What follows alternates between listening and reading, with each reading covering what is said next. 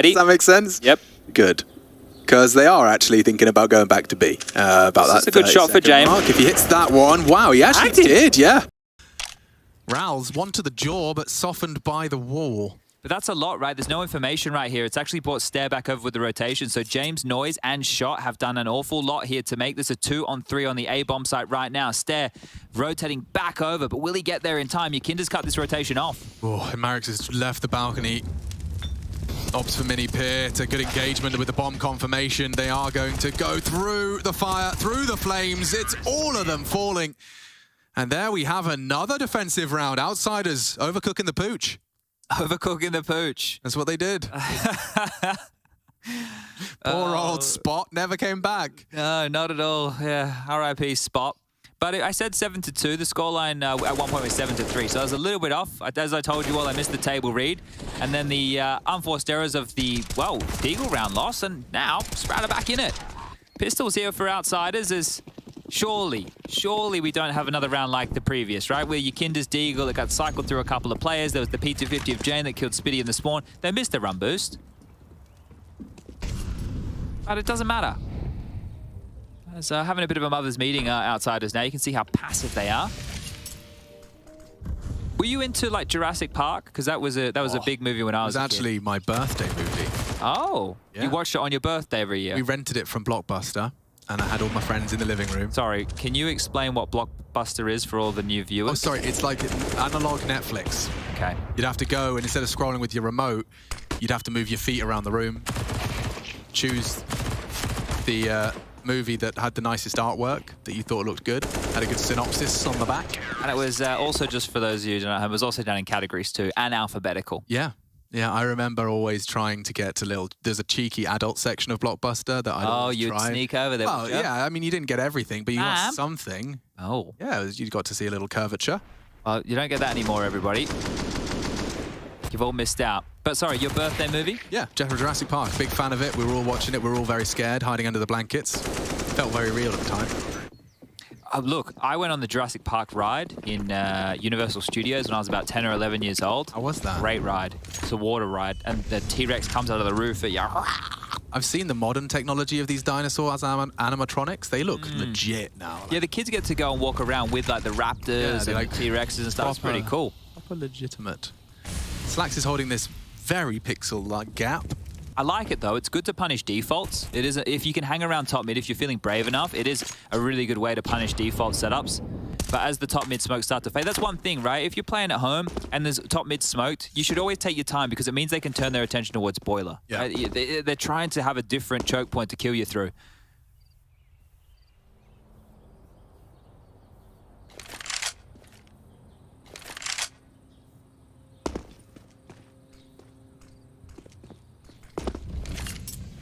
Every trick in the book, James got them all in his arsenal. So 50 seconds as they leave T-spawn.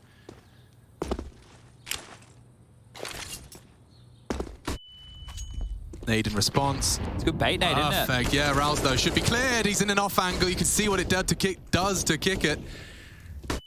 Have to try somewhere else. Or nowhere else. That's the bomb in the molly. And it's going to be smoked on top of as well. And another kill for Marix. Yeah, well, that one has gone nowhere. This could be 8. They could get 8 here, Sprout, out of this half. They're definitely getting 7. That's signed, sealed, and delivered as Jane bounces on back. Rouse pushes his lines into the den, but it's all going to be mopped up by Stare. And this is a real opportunity, considering where the money's at. Middling, we're talking about, 3K. We're talking about 3K. That's about it to spend to this final round of play. Mac 10s, Tech 9s, Galil. That's about it. Sprout surging. Could be 5 consecutive rounds here. What a comeback in the half this would be. Yeah, I mean, I'm not even going to start the conversation of a 2-0, but, Sprout started today without a single map won, and already that's changed over the course of Vertigo. If they were to take a series here as well, not only would they be dashing the dreams of, I want to call them Outsiders. The Outlanders. I just had out on my screen. I was like, Outlanders, is it? They're a bit outlandish. Certainly, wow. This is the all-in, the giblets, the peanuts, the pocket lint, everything they could muster. Don't know why there are any giblets in their pockets, but... You wanted to leave those in spawn normally. Usually, a wise maneuver. All right, well, they're ready to pop onto A, and this could work. This could very well work. This has got a foreboding feeling in my stomach. Already, Spitty falls. He's usually the pillar of this A site. Slacks to be overrun. So blind. He has no idea. Blind. He has no idea, and it already's come petering out. There's nothing from Sprout. Marix instead. I mean, Marix hasn't been cleared, but I have to know he's they'll in have pit, that right? conversation. Hey, we haven't. Nobody's acknowledging pit. Be clear, Pit? Anyone? They're acknowledging it now. We'll have to, but he does strike. Stere's not going to expect a second boiler, though. And oh my god, Flit. It's okay. It's actually fine. No stress. Everything's fine. I'm stressed. And there it is. 8-7 on the half. We're going to go catch our breath and hydrate. I suggest you do the same. And I'm sure Sprout and Outsiders could use a quick 2 minutes. Get their heads screwed on right. We need to find out if we need 3 tonight.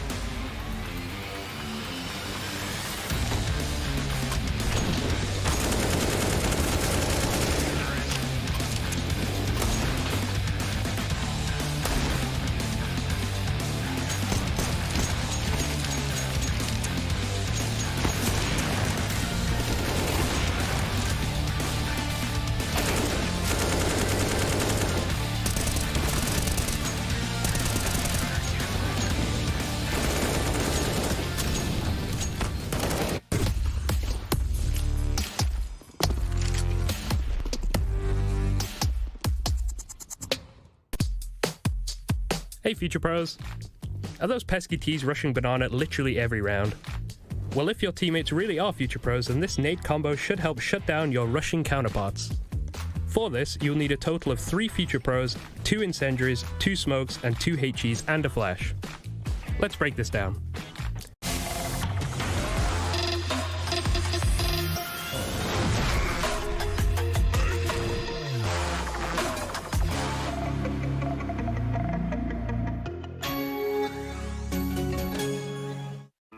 Future Pro number 2. Your job is to throw the deep molly. To do this, simply run to the corner of this wall, crouch down, and throw the incendiary while aiming at the top left side of the wall. Future Pro number 3. Your role is mainly just a backup player. You can sit in this spot holding a flash. If you aim along this line of the antenna, you can flash the whole of Banana without affecting your teammates. However, be ready to sprint to A if your teammates call any T aggression on that side of the map. Now that Banana has been blanketed in flames, both Future Pro number 1 and number 2 can throw their HEs.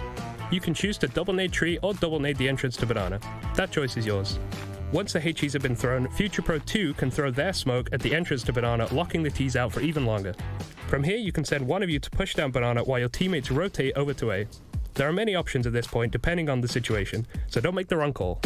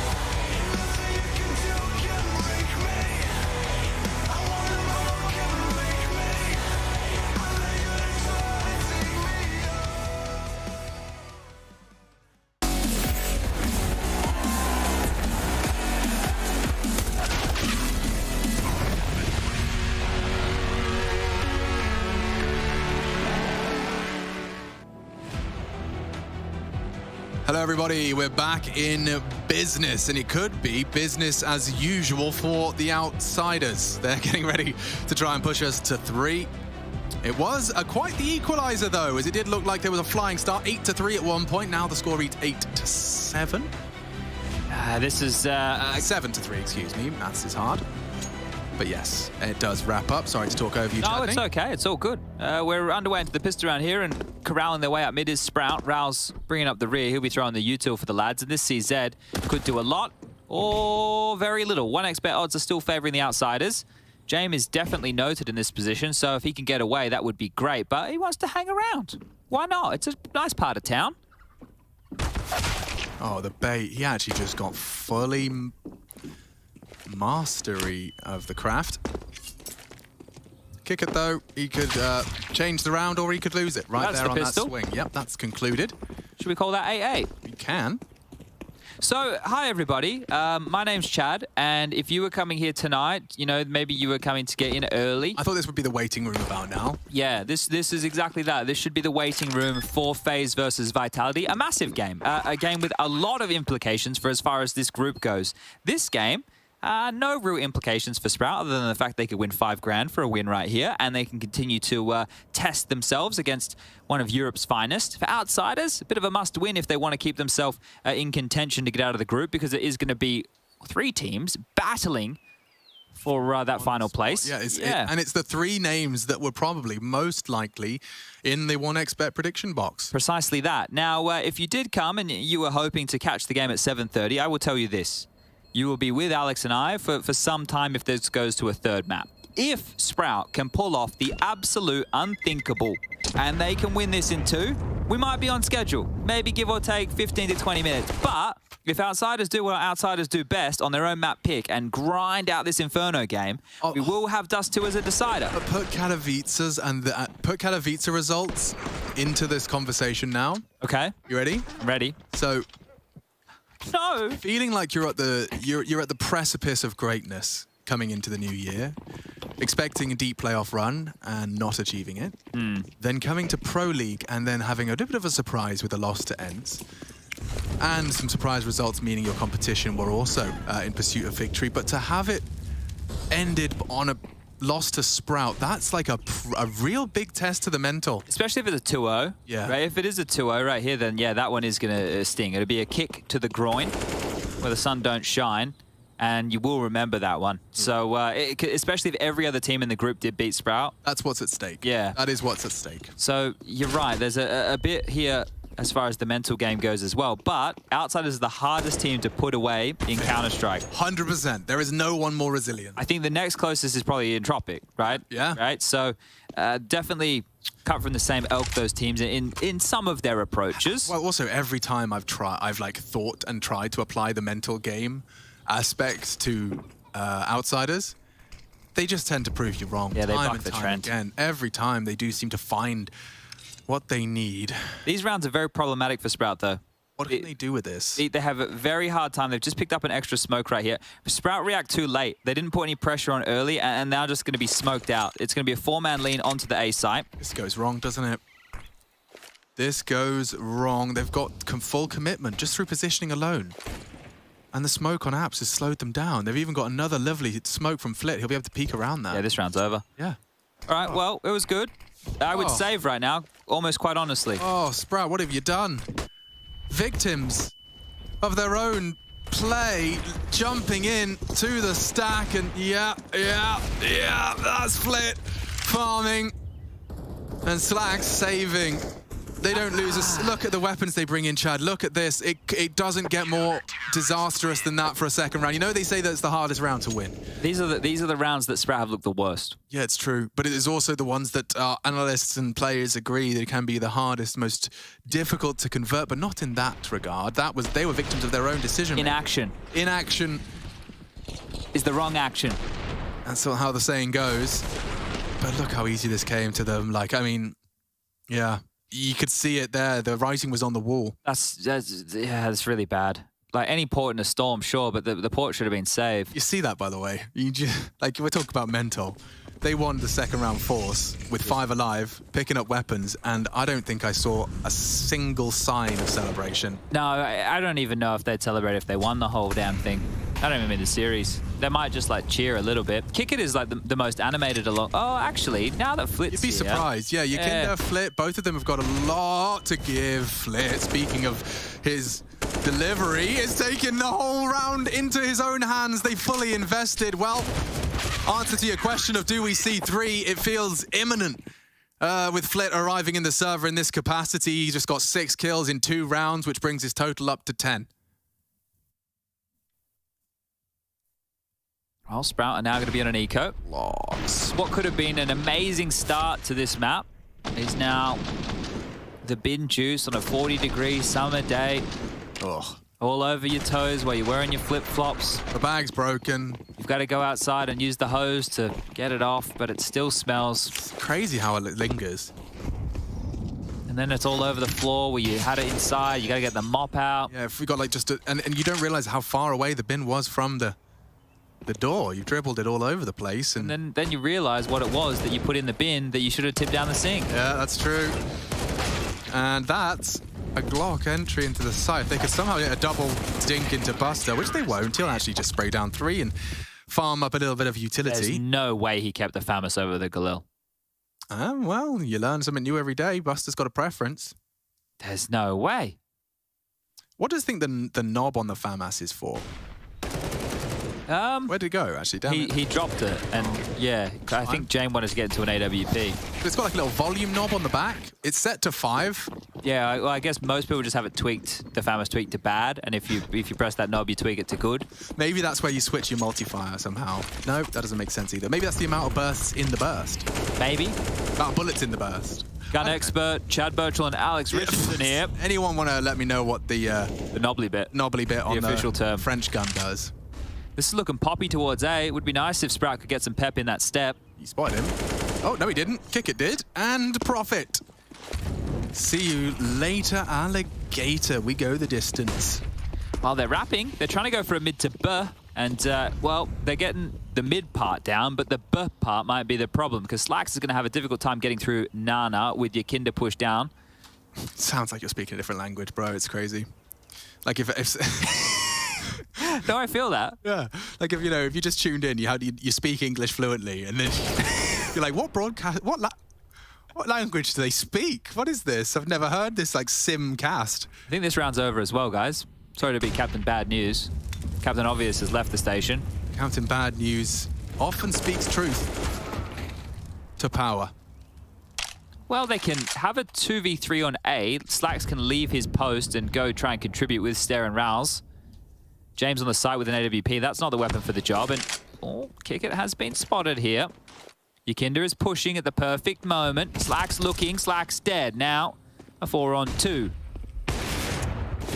Missed from James, but a nice little shot with the USB. Would you bloody believe it? Now just Rouse left in a clutch situation. Another 1-on-4, you think, Alex? Yeah, actually, he's due one. He's due one. He hasn't had enough, apparently. If anything, he's all out of juice. Is it just me, or does it just feel like this was this whole map ended in the second round? Yeah. Of the second half. Yeah, because it was like the perfect start into this half for Sprout, right? If they were able to convert the second, then it would have been the eco coming out in the third. We know that Sprout, they were able to take Vitality to overtime here, but their T-side depth going up against the brick wall that will be outsiders, it's not going to be easy. Not going to be easy. Watch this little bop by James USP here. It was tidy. We didn't get the bop with the USP, but you guys all caught it the first time around. It was just me that wanted to see it again. But right now, max loss bonus into the next 4 consecutive rounds. Going to be a bit of a partial investment here. Stevie tells me that the knob is for range finding. Oh.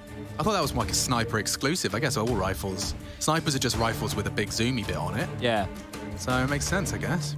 You should have come and played some DayZ with Rush. You learn a lot about guns in DayZ. That's not the kind of game for me. You know how impatient I am, and when Rush is sitting there going, okay, Alex, just stay in the bush. Just stay there. We sit here for 30 minutes and we might see a truck. That's true. We do sit in the bushes for a long time. Yeah, I'd actually lose my marbles.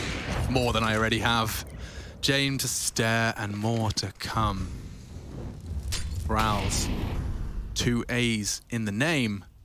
Can he find 2 frags in the game? That's the question, everyone. Rehashing a Goldie right there. Listen, I'm just really desperately trying to find anything to contribute as we watch this round get lost. 1 and done. Oh, I can see what you're contributing right there. Everyone's favorite. Lovely stuff. 13 on the board for outsiders. Those of you who can guess in Twitch chat, play a little game. Who am I? Who am I? Oh, that's fun. We could play that game. 13-8.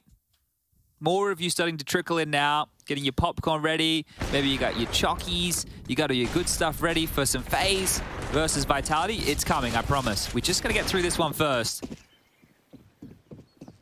And outsiders really need to get through this one because a win will be important. It's going to get us across to I'm sorry, I was just laughing. Third map of play. Majesty's a whole week late. You just put "Let's go G2" in the chat.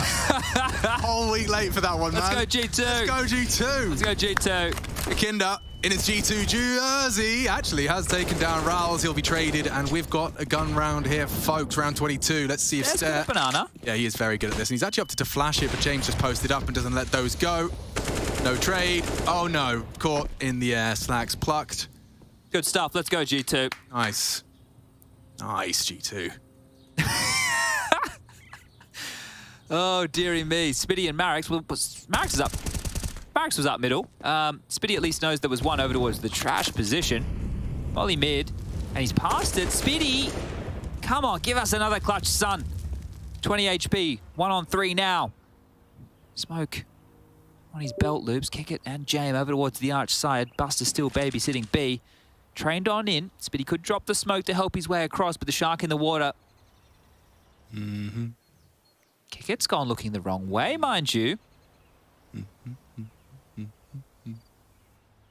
Yeah, that's unfortunate. It was the AWP holding the line. If it was a rifle, maybe he gets away with it. You could see there, preemptive, trying to get the jiggle peek and the pre-fire going on, but 14 now, just 2 more rounds required. Plenty of cash over there for outsiders. They could give away a couple here. Could drop guns for the other team, quite literally. So going to be another half investment with this max loss bonus. We're talking about 6 consecutive rounds, none of which have had a bomb go down. And yeah, it's just all going to boil down. I think Yanko and Casada are going to have a field day breaking down another anti-eco loss that Sprout have stomached here. It's just the details, right? You can't be giving up rounds like that in games like this. But I also think, yeah, I don't even know if it's their mental that broke. I also just think the outsiders have had enough. Buster set up and ready to receive. He has made short work of Marix.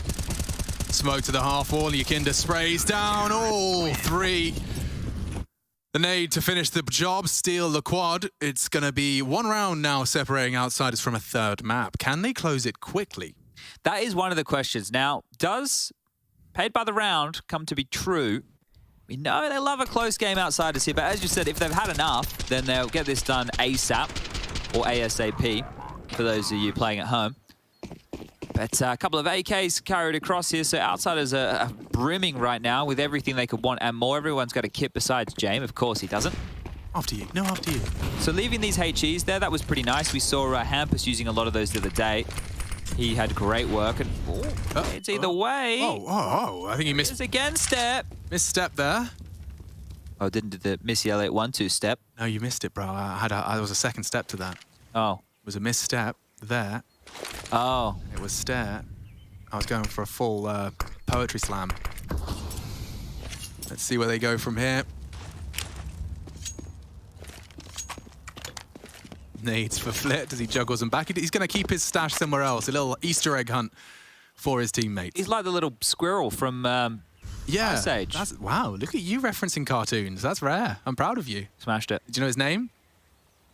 Little squirrel from Ice Age. No, I don't. Do you? Yeah. Buster's about to be caught off guard here. Watch this. Check this out. He's going to jump up. Stairs going to jump. Stairs going to show his head. Stairs going to go down. Not like this, boys. You had a number advantage. They're running into him. Maybe Buster wins it right here on his own. Come on, laddies. Spin or swing together. Rousers at least got the site open. They're spinning. Yeah, they have to spin to win now. Flax is the AWP trained. Blade Storm. 1 on the cross. Oh, dearie me! Miss. Why did you... Wait, quick changes in the bomb in the open?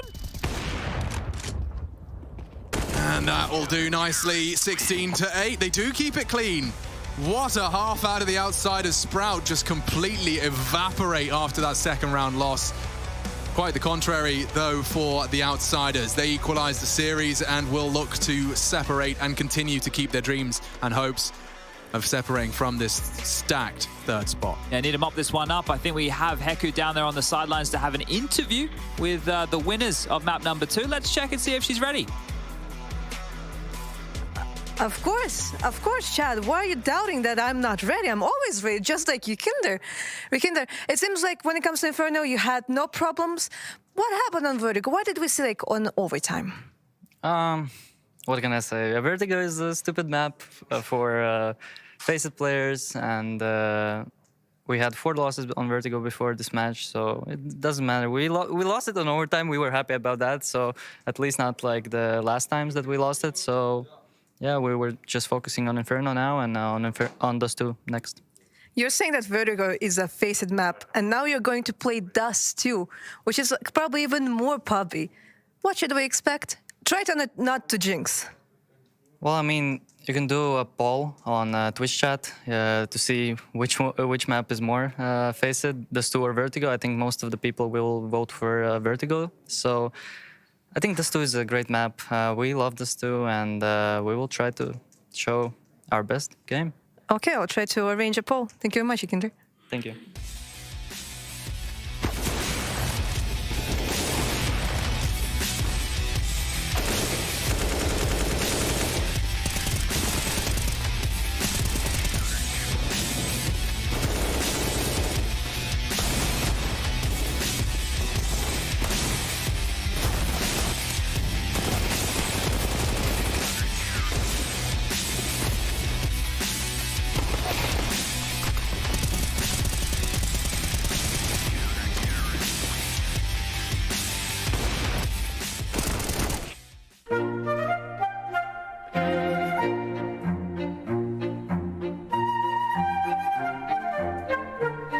He's going for the big gun. I'm going to go for this guy, okay? This could be a big boom. It's not a good...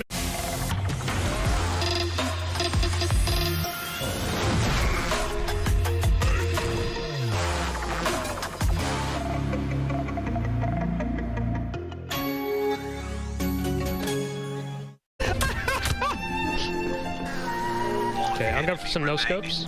Okay, see that. 360s. Nice. One fella here looking at you directly. I'm going.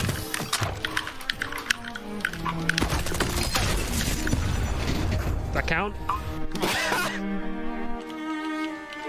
Okay, I just got pinged like crazy. Oh my god,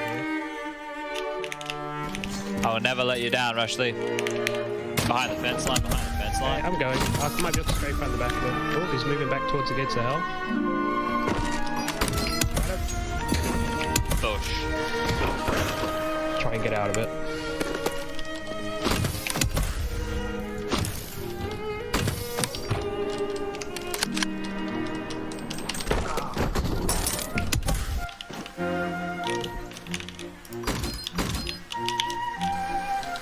Ah, I'm stuck. You got more to put on? That's it, that's it. Okay. Okay, I'll tell you when. Oh my god, 2 of them. I'll let you know when I'm ready. Alright, now. Beautiful, beautiful. Teammate here on that thing, kind of far. I'm just gonna go.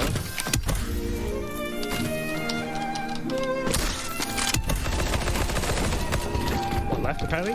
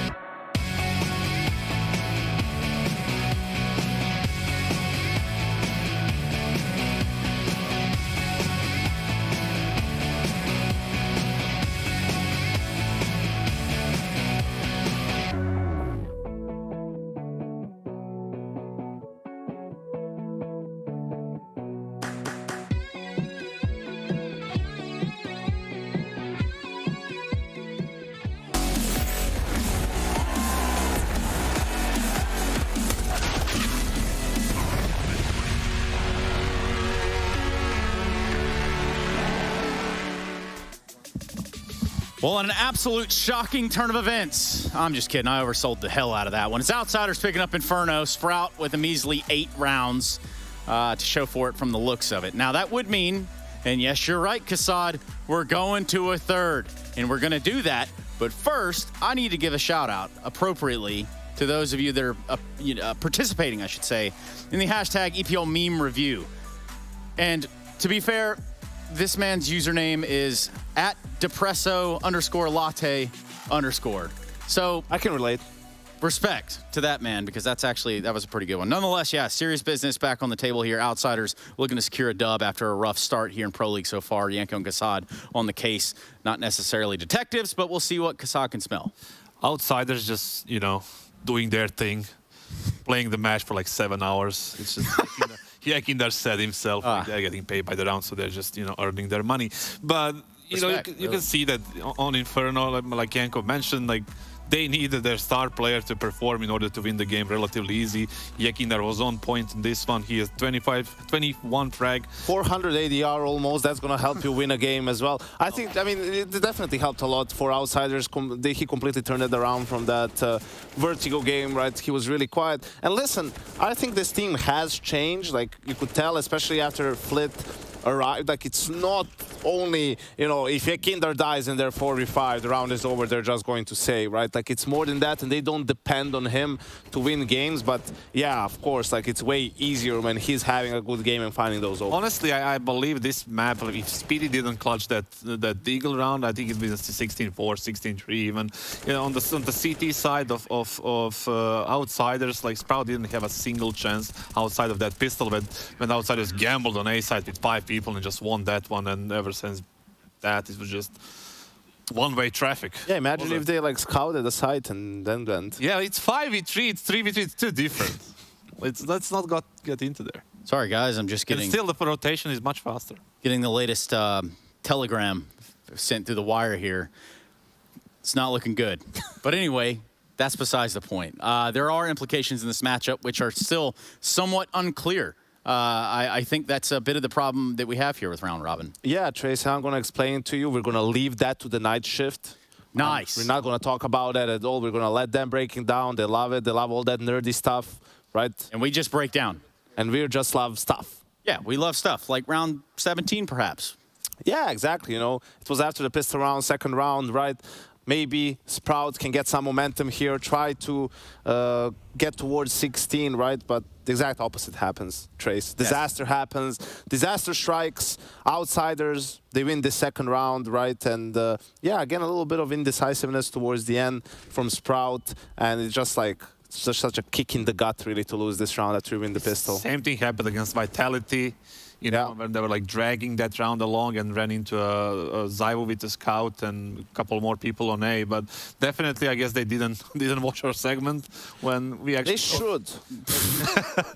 I mean, here is like they ran into a stack. Again, they did a proper flashes, proper smokes. But if you run into a stack like this on A side of Inferno, you are 9 out of 10 times you're just going to lose that round. Yeah. You're going to get smoked, even. That is just, you know, a calculated risk from Outsiders, really, right? Like, to go for that stack. And also, again, it's like, it's so late. The problem with this is, like, yeah, you do it properly, but there's like 12 seconds. If there's even if they got the entry and then there's an extra trade happening, they would again run out of time. It's like, you have to be They go into a whole spot. They didn't gain any ground on bracket, on top middle. Nobody was walking in, searching for like a kill, getting a flash. Just one flash to search and see like what's going on top middle. Maybe then you can drop a B-split smoke, see what's happening. Maybe you can scout it out then, and then make a decision. Oh, so you're coming. Maybe then. So you're coming to your senses. No. I'm just pointing out the situation that, you know, possible solution, right? So what you're saying is give yourself options. And also, you said it in a lot of words. They were just stuck in holes. Go for holes pop against pistols. It's like, why not wrap? Well, use the long range, right? Like, I mean, what we're not really discussing here was the 400 ADR by Yakinder we just saw on the graphics machine. Well, it's obviously wrong. That would mean like, you know, 4 kills every single round for Yakinder. But he did have a good one, and that's what they needed over there on the Outsiders. Yeah, absolutely. And more of that. They don't feel like Outsiders anymore, do they? Well, not anymore, because it's currently an even kilter scoreline, meaning we go to Dust 2. So what's up now? I guess. I thought that was like the end of the... I thought that's what you were going for. Right? Let's talk Dust 2 then. Let's talk about what this smells like. Working. Well, Dust 2, I guess both teams, we mentioned it before the veto, both teams, they want to play it, right? They want to get that map into like a best of 3, right? And it's... I don't know, actually. Okay, I'll try this for you. Us two. Okay, so the way this works is there are 5 players on a T side, and that would be the offensive side. And then on the CT side, of course, there's 5 more players. It's very hard for me to find a good point for Sprout because You're talking about Dust 2, man. What will happen if he asks you about like ancient? Dust 2 is the most simple map out there. No? Ancient? Okay, whatever. We're going to a break, ladies and gentlemen. That music means we've been saved by the bell, essentially. So we're going to go ahead and do that. We're going to go to Dust 2. We're going to try to figure this out, but no guarantees. So we'll be right back right after this.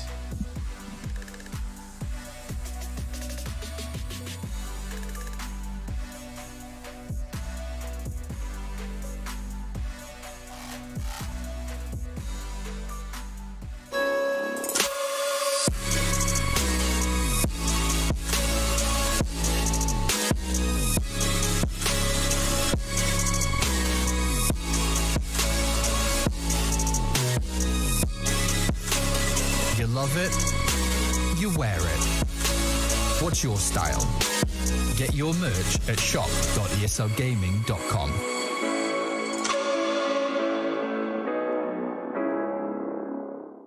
Choose nades, choose a smoke, choose a flashbang. Choose team badges to support your favourite CSGO team. Choose an ESEA Premium membership. Choose routes you know bring in wins. Choose pro video tips. Choose the fan club wars. Choose behind the scenes content. Choose good grades. Choose guns you know you can shoot right. Choose bingo. Choose the equipment you know is going to get your team the win thanks to heat maps. Choose the CSGO Hub Premium, the complete package to help you and your squad achieve all your CSGO goals. Name 3 CS coaches. Amiran, Remy, and Amy. Who? Amy. Who's Amy? Amy guy. Serban. He was a player. Really? He was a player in FPX. Really? Yeah. He's a coach, huh? At some point, yeah, but the last role he had was a player. It's okay. But there were so many coaches you could have said. What was the first one? Amiran. The coach passed in Never Junior. Okay. Amy, bro. It's okay. Name 3 things you throw on CSGO. Grenades, rounds, maps. That was good. Name 3 people that you are smarter than. Alex, Crims, and Keita. I could see that one coming. Name 3 players who've transferred teams in the last year. Transferred? Dupree, Magisk, and Monacy. Name 3 terrible video games. Valorant, Elden Ring, Fortnite, and Fortnite. Elden Ring, I said. What is Elden Ring? It's a new game, bro. Everyone loves it. It's okay. Name 3 things people shout on TeamSpeak. Can't say that. I've got nothing. Not safe for work. I don't know. Offline and online? G2, Gambit, Navi. They were all wrong. Gambit better. Name 3 teams who are better online than offline. Gambit, Heroic, LFO. Nice. Very nice. Alex, name 3 websites you visit often. HLTV, Twitter, Facebook. There are other social media platforms that are available. Name 3 items of utility. Smoke, flash, HE. 3 things Hunter hates. Cube, the... I got lost. How do you say opposite of cucumber, the other thing? Pickles. Like pickles, mushrooms. And losing in finals.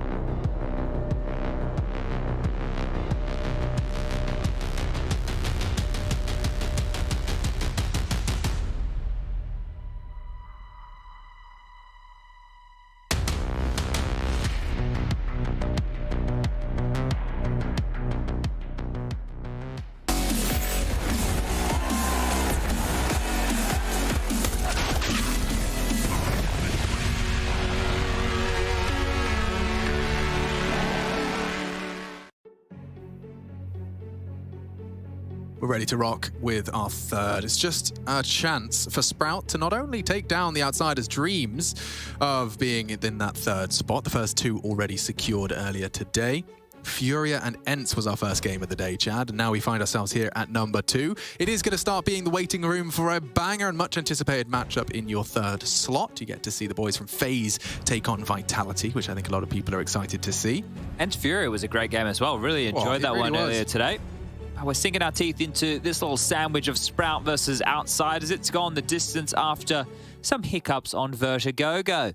But now we go into another orange map, Dust 2. The most prolific map in Counter-Strike history. I don't care what you youngsters think about Miragi. This is it. This is where we do the best. And we're underway. We're already pushing up mid. And the music, oh, it feels so right. Let's see if it leads to a Frank movie. Look at this. Yeah, I like that a lot. They've got a flash for it and they spot him. Or maybe not. They might have been clearing close. But now they definitely know. 1xBet odds have tipped outside of Sprout's favor. It has been with Outsiders for the majority of this. But they did inch ever closer. You really need to go A. Spitty does, Slacks does, and Marix does. So this is the perfect call. Very scared of long, aren't they? So setting up for this B pop, he got kick it. He can just smoke off doors and they can go here. And the fact he moves himself towards this little lock tells me exactly that. Smoke doors and go. Lurky smoke and push on the second. Here they come, bounding in. Stare needs help. Stare does damage and he's been deleted. Yakinda opens as he means to go on. Nice response from Rouse, more to come. As they do cross in, he takes another head. Slacks a quick click, kick it, doubles up. Now the chance to get the bomb down. It's Marix to surge in on the contact. Oh, flooding in. Nothing found other than bloodshed. It's Buster that deals with the issue. What a shot from Spitty. Rolling back the bloody years. He did it on the dig. Now he could do it on the Yusp. He goes to tunnels immediately. It's actually a great idea because they're still worried about him window. They picked up the bomb. They planted it. 40 seconds on the clock now and thinking he's going to get pushed as old Spitty. I think he's tried to cut enough noise so as to lead them to believe it's tunnels. Kit there. Stays silent. Kit does enable him to rock the clock a little more. James just looked away. He catches the timing. Spitty looking for the clutch. This is really something special. Kick it dancing with him, bullying him. And now the fight. He still has the bullets and he still has the time. Spitty with a real monster clutch. He has precision. Does he have the time? Yeah, should be just there. It seems a little bit closer than you'd like, but he gets them across the line. And if he moves quick, if he moves fast, if he does just like those shots, he'll grab the kit and carry that one through. Spitty. Whoa. Massive clutch right there. And dude, he calculated the time. Like, I don't know how much of that was just random chance, but you know, he really thought about it. Cut noise enough, and James, just as he averts his gaze, just he goes, you know, maybe he is tons. And as that mouse swipe comes through, Spitty comes through with a second banger. Beautiful stuff. Some big clutches here today from Spitty. Just as James looks away. Really well done. Really well done. Well, forced by back from Outsiders, they did manage to get the bomb down, so their purchase isn't too far off what Sprouts looks like. We got a Scout, we got an AK, a couple Galils, and a Deagle going against 2 MP9s, a Famus, and then 4 and a Scout, and a Scout on the other side. So a real opportunity for Sprout to trip over those shoelaces. On the T side, they really took too much time to get going on Inferno. The desk highlighted that one again. Really just making sure you're all aware of where the dramas are. Now, Yakinda's been put out on a bit of a rod here. Currently the only man close to mid doors. He does have support in Flit and Jame, who are trailing a little bit behind right now. Oh, nice little flash line up there from Jame. Flit will clear out close short. Now, Outsiders have looked all right on Dust 2. Mid to B. Yeah, and Spitty did have the perfect position. That's why we smoked both of the mid boxes. Oh, peppered up there by a nade as well. Lots of pressure on these B defenders of Rouse. Not the weapon for the bricks to window hold, is it? And that's evidence of it. Hoping to not be cleared is Marix, but Flit from above with a heavy and pointy elbow. And I can't believe I'm saying it, but... Safe? Yeah, but Sprout have lost another second round. It's almost in their interest not to win these pistols. That's true. Well, that is going to be the 1-1. Didn't take long for Outsiders to get on the board this time round. And realistically, they are, well, were the favourites regardless of what happened on Vertigo. You hear from Yakinda, they're like, oh yeah, you know, we lost 4 in a row. Oh, good shot. That might keep his teammates safe. I think it's just a bit of residual. Oh. Is that an AK, a rifle, a Galil? You guys want to pick again? Would you like to pick again? Yeah, Buster would like to pick again. Come on over, Kick It. Get yourself a gun, mate. We're looking after him. Spitty's looking too.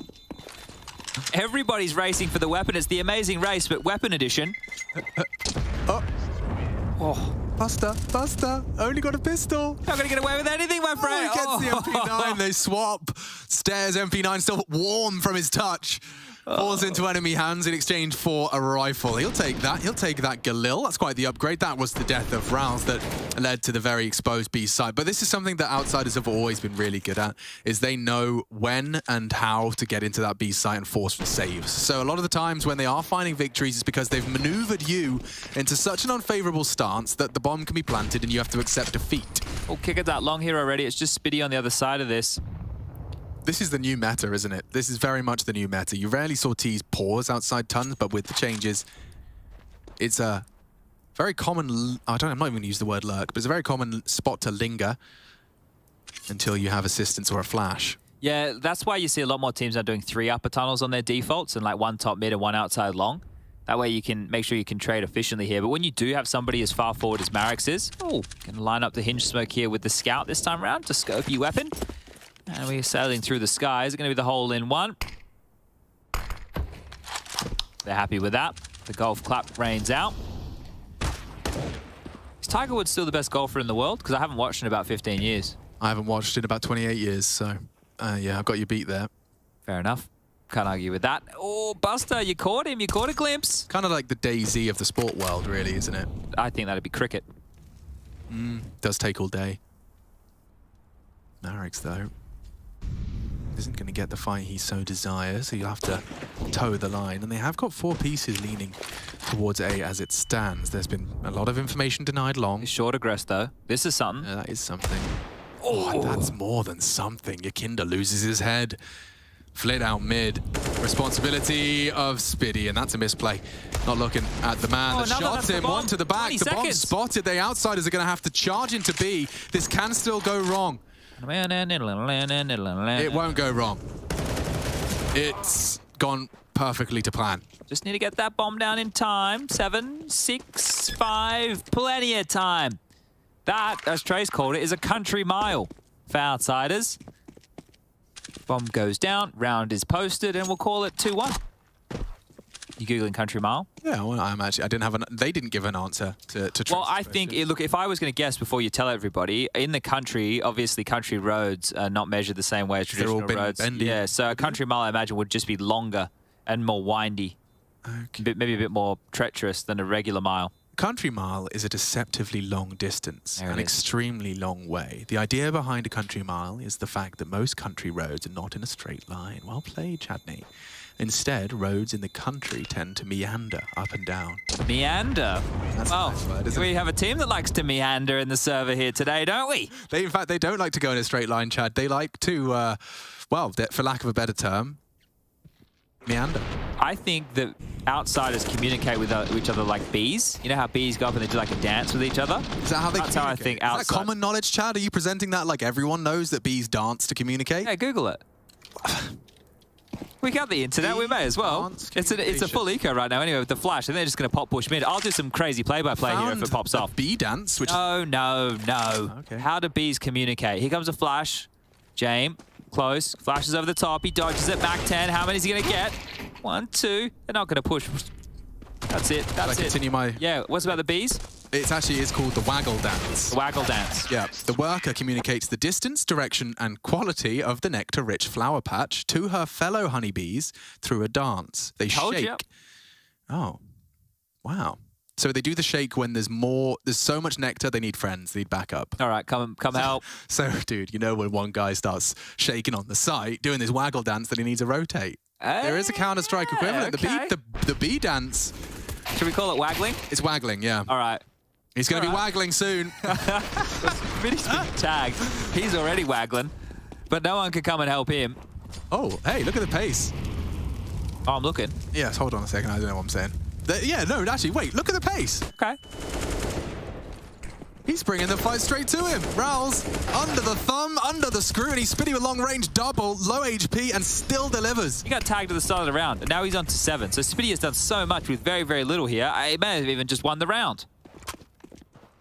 So the waggle dance. I'm joking. Sorry about that. Casters, stop talk. Cast game, please.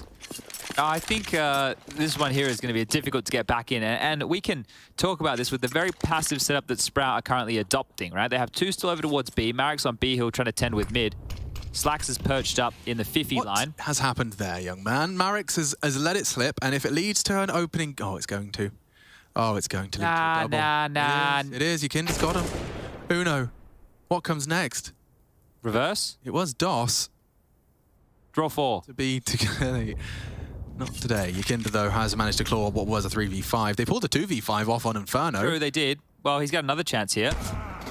Had another chance. Good stuff from Slacks. Liking what we're seeing. 123 ADR. That's the sim language back. Could just be the save call here out of everyone's favorite. James Time has been spotted on the Xbox. Mollied back and backpedaling. You can't even say that, can you? He's got like reserved, copywritten. Does he? You can't do its time. Oh, didn't you just do it? Well, I didn't do it properly, did I? I think it's the delivery. So we can say, "Hey, Alex, it's time." Like, you remember the guy at the Bruce Buffer? No, but the guy that would like copied everything Bruce Buffer did at that CS tournament. Oh, something about chickens in the air. Yeah, it was like a whole speech he just copied from YouTube. Yep. I'm with you. Did you see the French one they did where they had like a sniper cam and what it did? Like, you know how they have the, you may have missed this, they had the crowd cams and they did one that was like a sniper cam. So it was like a camera with a scope overlay and it would go around the crowd. Not the one. Not the one at all. Like, is there a second phase for these decisions to be made? I don't know how that got past anybody who was making decisions. But it's a timeout called here from Sprout. Barry's just chilling. He's in the background there, not saying a lot. I think Rouse is doing a bit more of the chirpy chirp right now. All right, well, we should be set for a proper round of Counter-Strike here. So far, Marek's and Stare, 2 of the new additions to Sprout, and have been some of the biggest conversations around Sprout. Obviously, Spitty does seem to be having a little renaissance of his own, but mostly our biggest takeaways have been that Stare and Marek's are international talent that seems justified over the course of our EPL. They've posted 2 map wins, one of which is in this series. Can they possibly string together a series conversion and ruin the dreams of the outsiders? Very competitive so far. Yeah, this is an important game, all things considered. Didn't think it would come down to this, but it has. Now, creeping up Cat. Slacks here with the AWP. The longer he waits, the more susceptible he becomes to multiple angles. They can peer up Cat, they can... Ooh! Get up Xbox, and the jump and the peak seems to be enough. He's hightailing it back towards A round, which is fantastic. But look how much utility outsiders have for this A execute. So many mollies, so many smokes. They could just set up the classic avant-garde utility for outsiders here. Yeah. They will show face middle as Yukinda starts his progress. It's a retake A. It's a full retake A. You can see Slacks and Stare over towards Long, Spitty and Spawn, Marek's and Rouse still over towards B. This is a 5v5 retake now that needs to go down towards the A site. Okay, and he's actually doing his diligence. How much do you clear long doors? Like, was that enough? RPK used to go full sweep, clear T spawn, but with Buster still Cat, he was supposed to call the rotate back. Now fighting Buster is in a prime position to do so much work. They've hit some shots, so is he. Takes one for the troubles. Kick it to respond and ruin this round. Oh, beautiful. Sharp shooting. Round concluding. It's just Stare onto Yukinda and not quite on the money. Slacks might go down here as well. He's already been cottoned off right now. Kickett's in the bedroom. They know where he was. Oh, nade. Going to be a little bit deep there, but could have been perfect. That's one, but maybe that's it. Oh, robbed. Hunted. And that's going to be 4-2 now as money starting to look a little bit bleaker over there for Sprout. They can't get out an AWP for Slacks. He's quite literally $50 short. He's got 4,700. It's 4,750. But this was good because the next man, the fact that they had Kickett come to be the second lurk, that was really good. That was really, really good. Safety net upon safety net there. And then Yukinda will finish off the business. I hadn't even considered that Kickett's positioning not only enabled him to be arriving late long, but also housekeep that pressure on Buster. Really cool. Really nicely done. Yukinda's ready for the first, but it's up to Spiddy now to make it costly. An even trade. Buster on his own. Has to fight his way out of trouble. Spiddy denies, and we have got a competitive round taking shape. That is with Bomb now in T-spawn. James hasn't moved a muscle. Yeah, and they haven't taken long control because they've been smoked off, but Kicker and Flip will start to creep on through now. So the smoke has just subsided. They will be able to get some free real estate, but of course, they're going to be diligent about these clears. Someone could be up close and personal. If they're able to get this long control, they still have 2 smokes for the cross. Oh, they would have had 2 smokes for the cross. James, this might not be the one, unless they want them to go contact long. If they throw that smoke and they just walk all the way up long, it could be perfect. Yeah. Well, they're still looking CT. Yeah, the wide swing, here it is. Spiddy's one, and it's a nearly the double back flit. Oof, just needed to finish his meal. Was unable to do so. Left a bit too much on the plate. Jay needs to elevate, and that's the end of him. Back and forth. Yeah, they are trading rounds now. That's not. We haven't seen a single Sprout consecutive. That's what I'm trying to get out of my mouth. Yeah, I think look, these second rounds is the one thing that they're going to have to go back and focus on the most. You know, after this event, maybe something they can tidy up before their match against ENCE tomorrow. You know, ENCE love a good force by 2. Another timeout called here from Sprout. Just have a bit of a chit chat. AWP for Slacks was in his hands. He's got 6.2k, so plenty of residual for future rounds. They want to drop Spiddy a gun. I'm sure he'd love one. Maybe just discussing what the buy is on the other side here before they get underway with this. But James has been able to purchase an AWP flit with a Tech 9, AK in the hands of Yukinda. Still have to give poor Spiddy a gun, and look at those eyes. Yeah, those eyes. They're haunting me, those eyes. They tell a story, don't they? I think he went for a smoky eye. They've seen some things. They have.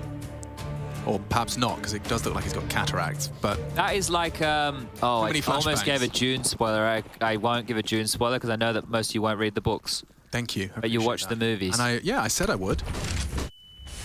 Both watch the movie and read the book. Neither has come through yet. Well, they do have long control here, and this time, if James doesn't throw out that smoke, they will have 2 smokes for the cross. You want to get Jamin towards pit, and it's always interesting to see the type of buys that outsiders go for. Like, take a look. Yukinda has 950 left over. Kicker has Kevlar and a Glock, and Buster just has a Deagle. Like, I love how they manage their money. It's so outside of the box, and they're just contacting long again here, using the space given to them. Just trying to milk every competitive edge you can out of low buy, quote low buy rounds. James on his AWP. Oh, nice. What a grenade. Nice nade, and that was onto Yukinda as well. They're trying to run boost him across or even boost over the smoke. That's kind of a nice approach, but the smoke that's thrown out by Slacks. Yeah. They're going to have to go now and up the ramp into the AWP. Still has vision. You can't go while that smoke is up, really, unless you wide swing and hit the Ferrari. Oh, this is great, Molly. This is a perfectly timed ramp molly. And Jay might swing wide on that. Oh, confirms they haven't crossed. Just warning shots. 2 across to Goose while he's distracted. And that's the boost. Pays off eventually. Look at this. Acrobatics. Yeah, constantly getting him up for the line of sight. He's still banging Gandalf for some reason. We're going to have another smoke from the CTs to allow progression. James tempted in to plant or to peek to cover the plant. Oh, wow. Another boost. They're winning it just like that. Spiddy and Stare have nothing to contribute. And they might even leave without a single casualty. Oh, this is mean. Buster! Finally, someone falls, but there'll be absolutely no complaints from outsiders here. The kill for Stare. How many more does he want here? Two players invested, Chad. They leave with the round and a full shutdown of Sprout. They won't even save. Yeah, it is pretty crazy that they got so much out of that. But that's the thing with all the long control, Sprout is giving them space to go for those type of maneuvers. You know when you watch ENCE, they're in like T-spawn behind you, ready and raring to go. It's the AWP of James to lock things down, and that's where you traditionally see James. Sit in the mid doors, scoped on art, ready to kill you on the rotations, but ready to kill you on the save as well. 5-3. This is a good opportunity for outsiders to start stretching their legs now. Yeah, so I think that James was just spamming that in case that there was someone else there to pick up that AWP, but the blood was, well, from the first kill that he managed. So extremely cautious, some might say, but just the patience there. It's frustrating with how patient they are, right? It really is. Like playing against Art because he's so aggressive and plays through the smokes. Oh, nice one there. This is why you like to keep this boost up, maintain some vision towards lower tunnels. Flit's already confirmed it's clear as well, so no funny business to be had. Hey, nice bait. And they have the AK out of this. To an AK. Can Sprout find one back? It's the same strat. Buster late B. Long again, and this time it's a bucket load more utility for outsiders, so it should be a little bit more of a simple approach. They're allowing Yakinda to contact up again. The thing is, if he just steps out, he's going to greet the AK. I don't understand with all the utility why that's the play. Yeah, now it gets awkward because Stair can catch Buster. Oh, he's not ready for it, never mind. Neither of them are ready. Wait, are you really going to let him slip through the doors? He wants James to get him. James wants a frag. He fires off the bait shot. You see what they're doing here because Kicker goes down. Marix knows this is some fruity loop, whole grain cereal counter. This ain't the Vita Pops, I'm telling you that much. No Vita Pops. That's next game. Vita Pop in Faze, perhaps. Rouse can go long, right? And they should be able to find another AK here, right? Because they managed, unless it was hidden. So Rouse with one. Marix is onto the USP, and this was an eco. You may as well give this one a crack, boys. Oh, you may as well have given this one a crack. There you go. Pressure alleviated. It doesn't matter. Outsiders with the weird round are going to get things together. This is all part of their craft. Their bread and butter. It is brilliantly manufactured disarray. Yeah. I wonder how much of it is like premeditated. Oh, I don't think Yakinda planned to swing. Well, he definitely planned to swing. Oh yeah, I mean, I don't think he planned to die. No, we usually don't. Believe it or not, it wasn't part of the strategy. It's just so odd to just like you had so many nades. I'm painting this pretty picture of they can go long and they can do an execute and they can use everything they've got. And then they make it as hard as they can. James talks a lot. He is a prominent voice within this team, and I'm sure him and Kickit just bounce off each other. He did find a lovely opener as well. That was Spitty trying his luck on a quick cross, and the bait was naughty. Like, just essentially, I reckon there's a contract somewhere where Buster's not allowed to outfrag James, and he was getting too close. We've already had an opener in this one here, guys. Slacks is dead, so trust me at my word right there. Trying to pick middle against James. It didn't work very well. Oh, well, it means Marix gets to have a go on the old Zoom banger.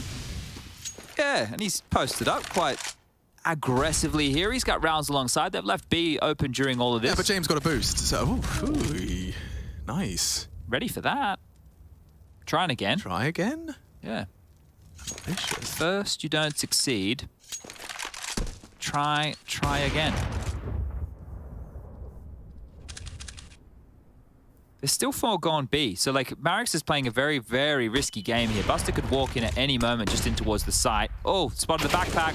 They know that both now were outside the site. Buster can run in. Oh, yeah, Marix has got so much to do. So much to do. And it's Yakinda that does it for him. Lovely play for a 7th. Locks them out. Getting really exploited now, aren't they? Yeah, just the little details to this. You give up that opener, they are really going to make sure that you feel it. Well, it should just be these 2 M4s trying to be held onto, but they're automatically caged, and VP, jeez. Outsiders did this well the other day, I think it was, where they made sure they held off on the plant, and they're doing it again. So bomb planted now. And they've already got themselves 2 to arrive from long. James running around the world here, just so he can set up something to help out Kick It, I believe. Yeah, I think it's just a flash for the doors. Pop flash in. No one close. They are getting pressed, though. Spammed. That's going to sting. Oh, that's really going to sting. It gets worse, Chad, because Spitty's no chance. Yakinda controlled taps for his 11th frag and extending their lead. Looking to win out the half here in round 11. And they should be able to quite convincingly right now. There was only a 2,400 loss bonus into this one here. It's 2,900 into the next, so if they take a full save, that was the opening pick right there. So James has been alternating which side they're doing that stack on to pick mid, sometimes just to watch lower, sometimes to go for the pick like that. So Slack's immediately punished, and we saw how frustrated he was in the previous gun round. Well, he's just stomached another bad one right there, so he's going to be really starting to feel it now, hot under the collar. That's the 1-2 punch of your mental, is you have a bad round and then you're the opening death. And that's just when, you know, the pros or the great are separated from the good, being able to shrug that off when it's inevitable for everyone. You know, everyone at some point will be the man who loses the clutch and then loses the opening kill. Well, a B250 and 2 Grenades have been purchased from Sprout. 5-7 as well. Whoa. Yeah, really splurging here. James totem pole. Boing. Bang. The official terminology. I think if you have an AWPer as good as James, it'd be almost criminal not to boost him in Suicide every round, wouldn't it? Yeah. I mean, it was funny playing Dust 2 with Maui. Oh, yeah? Yeah, he's a gamer. Oh, he is, yeah. Proper gamer. And just listening to the conviction by which he's like, boost me mid, I'll get the pick. Yeah. Mid dead. Yeah, It's just so reliable. Very satisfying. Sprout are back to the weaponry. Let's see what we get out of this. Slaxter's glass cannon, but at least he's got the AWP back out to play. Let's see if he can find himself a bit more success this time round.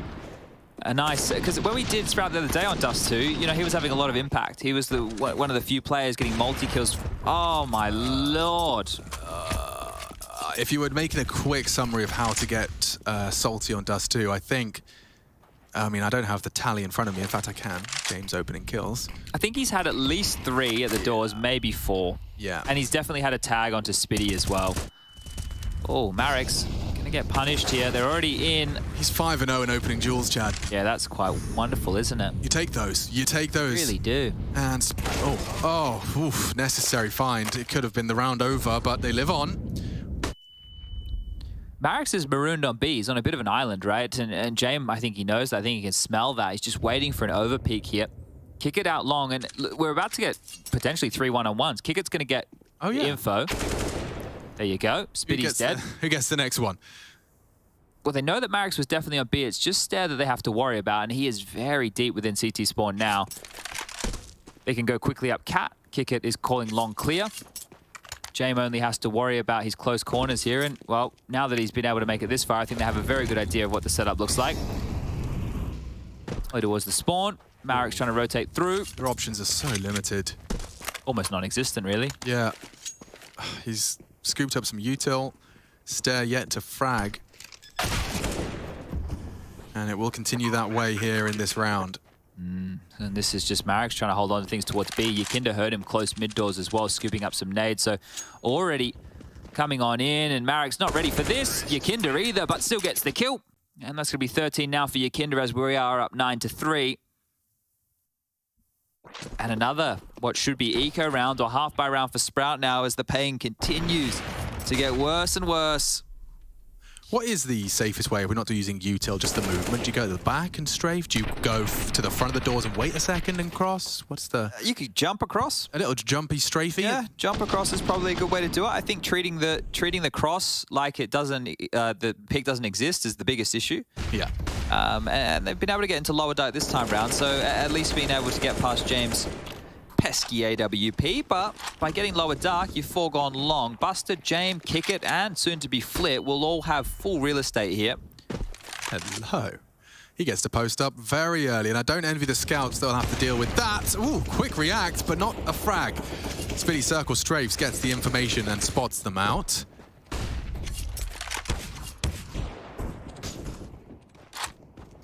Tag onto James, actually. Quite a good find, especially if they can build off of the back of that. Flit is anticipating a mid-react, and there is nothing to be concerned about just yet. So they're going to hightail it all the way back through spawn, leave James in pit, who might get a kill any second now. He is jumping and jiggling.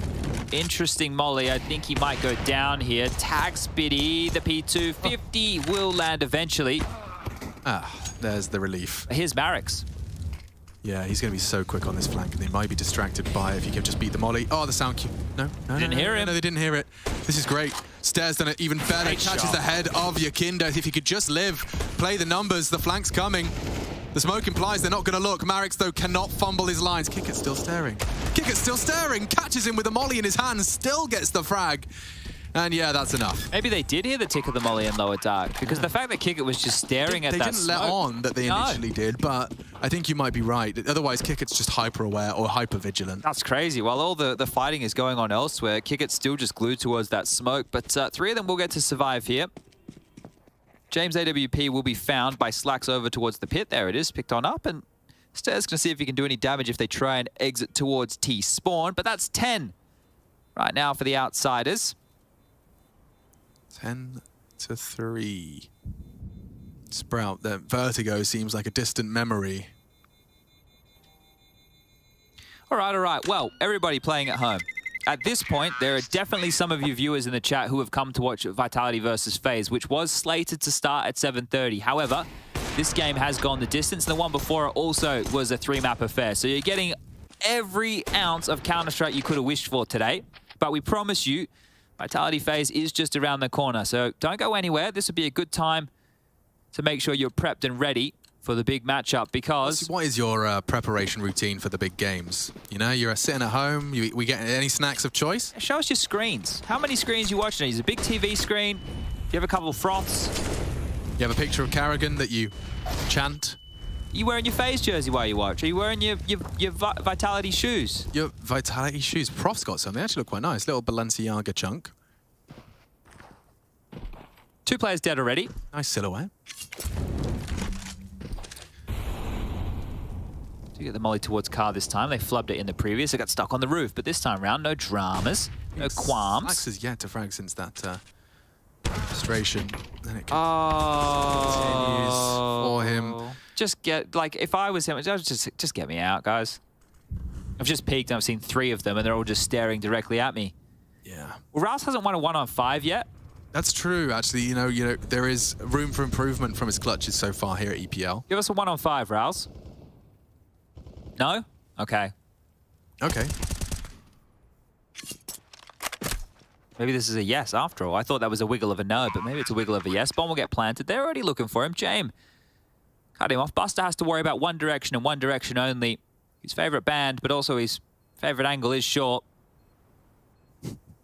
Oh, are they going to knife him? Do it, you kinder. Well, Rouse had a little bit of a glance, and we got some beats going, because this is how well the game's going, guys. But don't worry, we still got 1 round left in this half. We ain't done. We're not done just yet. The music might tell you otherwise. Big TV. We got 1 more. Mate. That's a good list. Big TV and a mate usually gets you in the right frame of mind to watch some counter. I feel like the song could have been good for the last round. Let's enjoy it. Do you think can we have a musical round? I don't know. We've never had a musical round intentionally before. What about an intentional musical round? Because we can just play out Sprout. Like, please, DJ, play them out.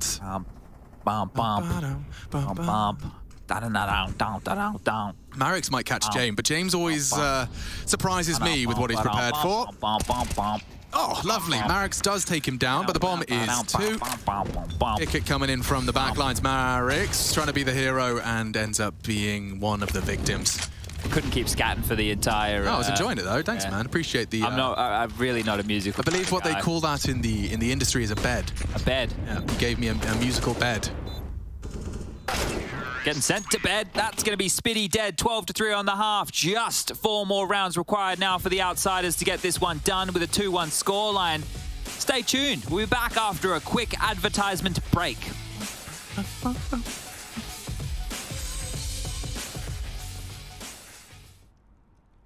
One would probably stay under window.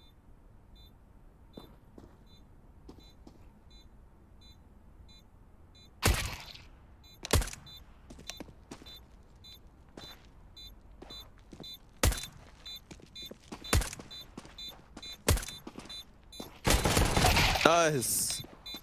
Nice. Harosh. You're wrestling what? Man, you are so beautiful. Pistol player. Yeah, exactly.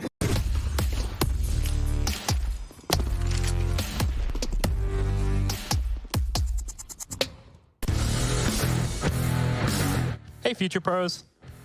Today I'll show you a quick and easy way to smoke CT spawn from short as a terrorist. Your long players will love you for this one. To do the smoke, get in this corner next to this crate. Aim at the corner of this window and throw the smoke. As with all deep CT...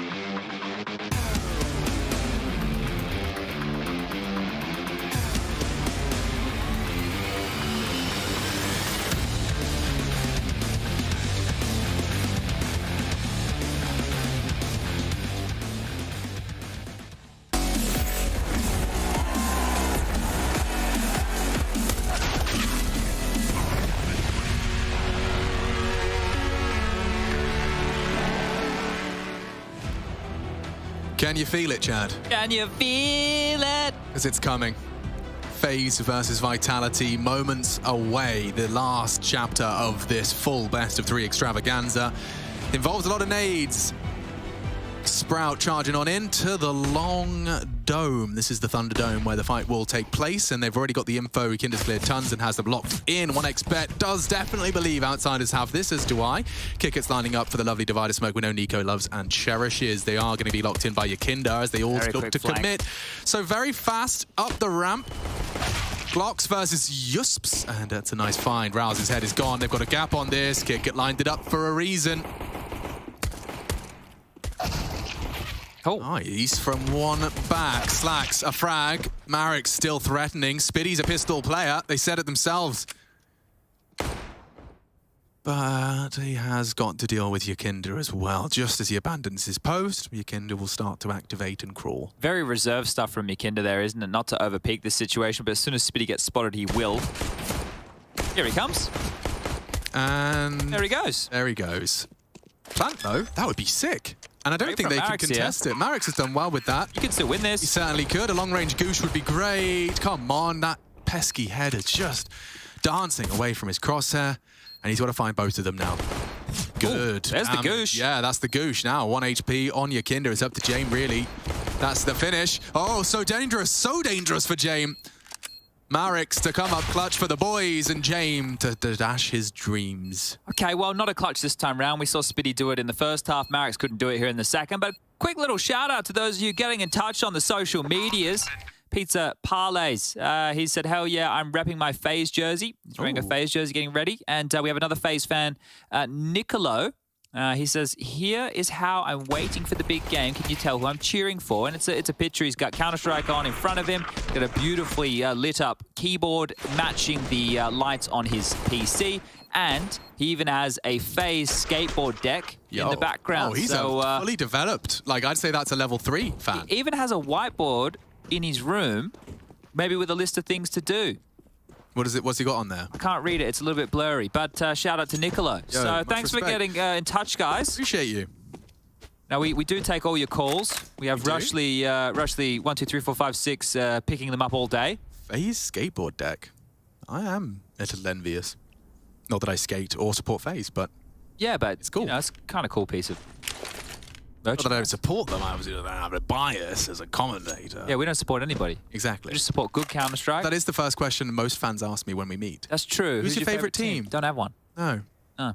I guess that's an unpredictable answer. Yeah, it's hard to have a favorite because you want to treat everybody equal, right? Yeah. You want to be as impartial as you can. Even though they sometimes do think we're a bit biased, I think it's like their inherent bias, which is leading into how we're representing like an underdog story or maybe a crazy comeback. It would be very rare that we would want a certain team to win or a certain team to therefore lose. But that inherent bias is, why we have to be careful. Yeah, that's true. Well, they're in towards the A site with one. Marek's is crossed. And that's the end of Rouse's Deagle dream. He does have... Spiddy's going to get cleared. He is. This is just falling perfectly into place, isn't it? There's not much of a threat. Marek's is the threat. He's got a chance for a plant. Give us a 1-on-5, young lad. Come on, young buck. And that's the end of that. Yakinda, 19 and counting, just rocketed up to the top of the scoreboard. 2,700 on the high end for Sprout in this one. All right. Well, likely that this one just continues to go in its current trajectory here. This is like the movie Core. How's that go? I think, wait, is that the one with Bruce Willis? Where there's like an asteroid heading for Earth? What's that one called? Armageddon? Oh, Armageddon, yeah. Yeah. Core? Where did I get Core from? I don't know, man. I'm intrigued. I think there is a vote where the Earth stops spinning and we have to drill to the center of the Earth. Ah, the core of the Earth. What's that one would make more sense. That is called the Core. Yeah. Yeah, that makes so much more sense. Armageddon is the right one. That came out in 1998, Armageddon. Might put that one on the telly tonight, actually. Not a bad shout. Bruce Willis. That's the type of action hero I wanted to be. Yeah. However, most people in Twitch chat don't know an action hero besides Dwayne "The Rock" Johnson. What about Captain America? Is he an action hero? Yeah. Do they know him? Probably. I suppose the Avengers franchise is run simultaneous to whatever I just said. My brain is... Fast and the Furious? Vin Diesel, he was my action hero. Triple X. That's true. Triple X was... I don't think he came back for the sequel, did he? No, that was Ice Cube. I watched them all. That was pretty deady in the Triple X universe, actually. Then, they don't know Vin Diesel or Ice Cube, I reckon. Vin Diesel's done a couple of bangers. Pitch Black. That is a very Chronicles good of movie. Riddick. Oh. Riddick is actually quite good to watch. Yeah, definitely worth it. Teach you how to count here. That's 3. Here comes 4. And then I believe the next is 5? 5. If we learnt our primary numbers, primary colors, yes, and prime numbers. Yes. I wanted to get there. Yeah, you got it. But if we're not talking about any cucumbers, mate. No cucumbers. So if we learnt those, we could, like, you could be like the Count. You know, remember? Yeah. Oh, what? Yeah, we're like Sesame Street. Yeah, we could do that. Oh, and then we could put on Counter-Strike for the kids. I don't think I'd be the Count. I'd be the dude that lives in the bin. The dude, what? Oscar the Grouch? Oscar the Grouch. You'd be Oscar the Grouch. I don't know. I'd be Oscar the Grouch. Fine, so who am I then? I'd Count. Or Big Bird? I'd like to be Big Bird. I always wanted to give Big Bird a cuddle when I was eating my frozen sweet corn, watching the Sesame Street. That's the last round of play, perhaps. Stairs says play on, because he's caught himself a CT. Buster has a look. You can... running, of course. Yeah, way more than he bargained for. Is he really allowed to get away? Oh, so dead. Good flash, though. Very Perfect good flash. It just pops in front of his nose. Rouse sets him up for success. Not such an inspiring Molotov. But you can see that they clearly made an on-the-fly call here. They want to do something quick to punish the picks they've found. And it wouldn't be B. I mean, this is actually the classic outsider's reaction. You'll see them actually fill the void that you've just found picks on. Maybe they're in tune with that as well, as Rouse has corralled his boys over towards a long finish. I just don't like how they're going to fall into this trap of waiting for so long. What are we waiting for? Well, as the saying goes, hurry up and wait. But what for? Well, they're waiting for the go on long, and they go now, and this was actually going to circumvent any danger that may have accrued. So likely to see just a 3-on-5 save here if the stack towards the B bomb site doesn't find anything. And as we continue to march forward through the seconds, it's becoming more and more likely. Spitty leading the charge here, so I'm glad that he has a bit more pep in his step. Stair has dropped all the way back towards T-spawn now, and we will wait the 40 seconds once the bomb gets planted until the next round of play.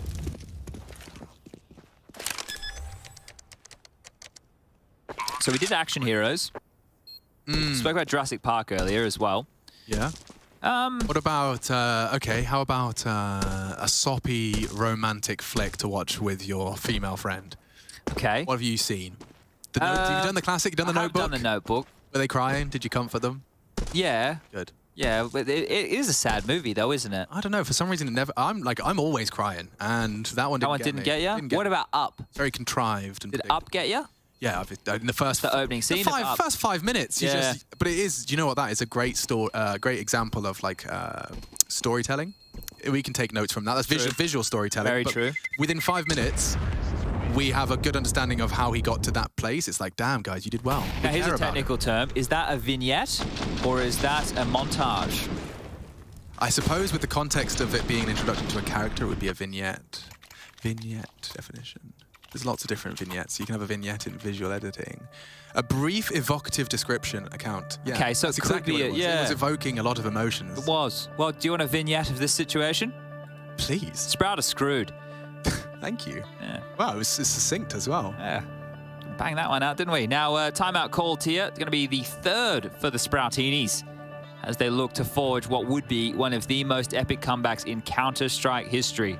Plenty of them on Dust 2. Let's take a look. Stair has a great long spawn. I don't know if they're going to set up Slacks with a boost. He's at the very back of the pack. Jam into the AWP, 4M4s. And this could be it. See how this one shapes up. Jumping back into the breach. They are screwed. We've had the vignette. Let's see if this is the round they get. Poor Slacks doesn't get a boost. He has to do it the old-fashioned way. Yeah, no totem pole for him. Oh. Hey. Takes a shot back through the door. And already Flit has repelled the invaders of Long. No one home. Cool cam, but it does look like it's just going to have to be... Oof. I mean, yeah. I want to scale up Cat a little bit quicker here or something, right? You lost that opening death long. You knew that there were 2 players there, and they're still worried about players around short. So not really using all the info they have. It feels like they want to go back towards long as well. Is Speedy going to do a late Xbox smoke from here? Or is he just... Oh. Guys, 1 close long doors. Is Speedy just watching the push? Because this would be a filthy angle to be watching the push from if you're Speedy. You can also do an Xbox smoke from the same position. But posturing top mid is Rouse and Slacks, and they're the ones who need to force the issue. Flash out mid, Yakinda blind. They're leaning Yakinda more towards A, the fact he resides in CT spawn right here, right now. Roughly 50 seconds on the clock, and as each one ticks past, it is looking like it is a done deal. Still will be 3 teams alive fighting for the final spot here. So tomorrow is really where all the action will go down. Obviously, the result of the Faze Vitality game matters too, but we won't be able to simmer out that last spot for a little while. James playing long like that. Yeah, he knows what that means. He's about to get run down. This is the worst case scenario for an AWPer. 20 seconds. Charging into the lion's share of the defensive resources. They have to keep running. They have 15. to keep running. The smokes, they're waiting for them. 10 seconds as they do make it to the site. Yakinda leaping out 8, long. 7, 6, 5, 4. Oh, they're going to plant. 3. Damn, doesn't work. Happy New Year! Okay, 3 on 4. 3 on 3. Oh, actually, on second thought, upon reflection, well, when is Yakinda going to go? They don't have any utility to make this one happen. They're going to save. Well, they're going to give it a crack. They kind of have to now. Flit is so committed to this. Yakinda can still sweep late. Yakinda can start sweeping. Oh, and he's so low. Flit has done so much. 3 kills. The round is... Oh, he gets around the corner. Saved by the bell. Kit present, and we have a GG, a quick one. 20 rounds is all it takes to conclude. Sprout down and out.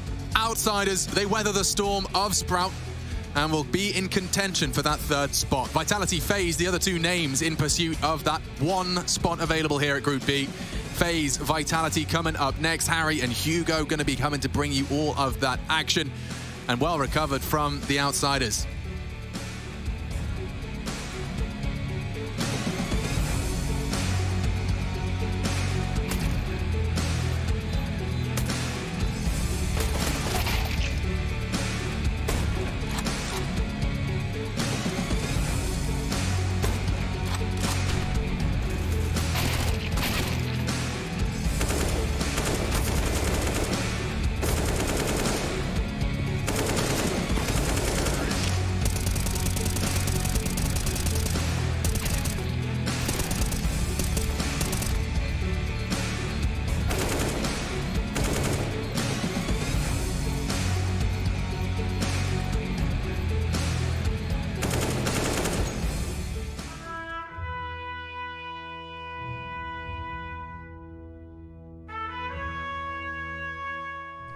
Yeah, it's already dropped. Yep, I'm going. 2 of them here.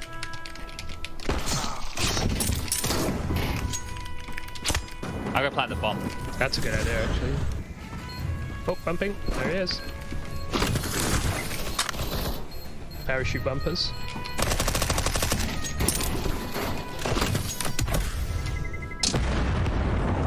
Oh, you killed one.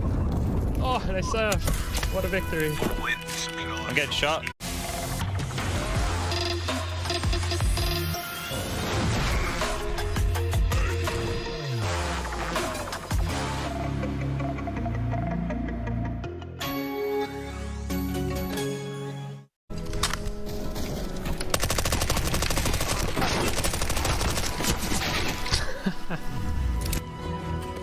Bumps here. Over here, I'm going. I'm getting shot at from behind, but I'm going for this guy. 2 guys down here where I'm landing. Rush. Coming. Yeah, I'm on the other. Nice.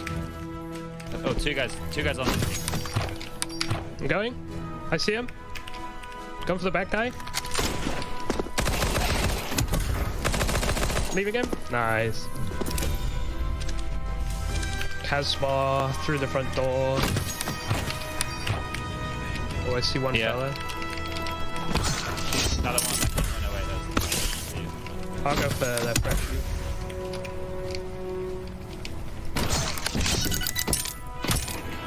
kind of okay. I have to reload mid-air though, which kind of sucks. Oh, I'm dead.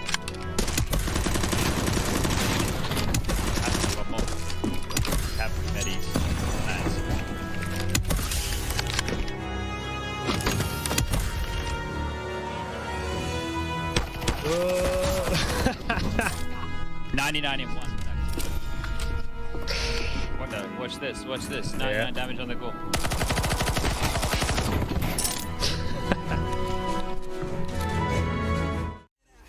Gotta work harder. It's fight or flight now. Getting it up now. Going the move, go for the goal. Lead up the stadium, you know how it's done. Stand up, up. Go what it takes to fight back, back. Don't stop until you back out, out. Keep fighting, God. Show them how to make a miracle. Stand up, up. Go what it takes to fight back, back. Don't stop until you back out, out. Keep fighting, God. Show them how to make a miracle.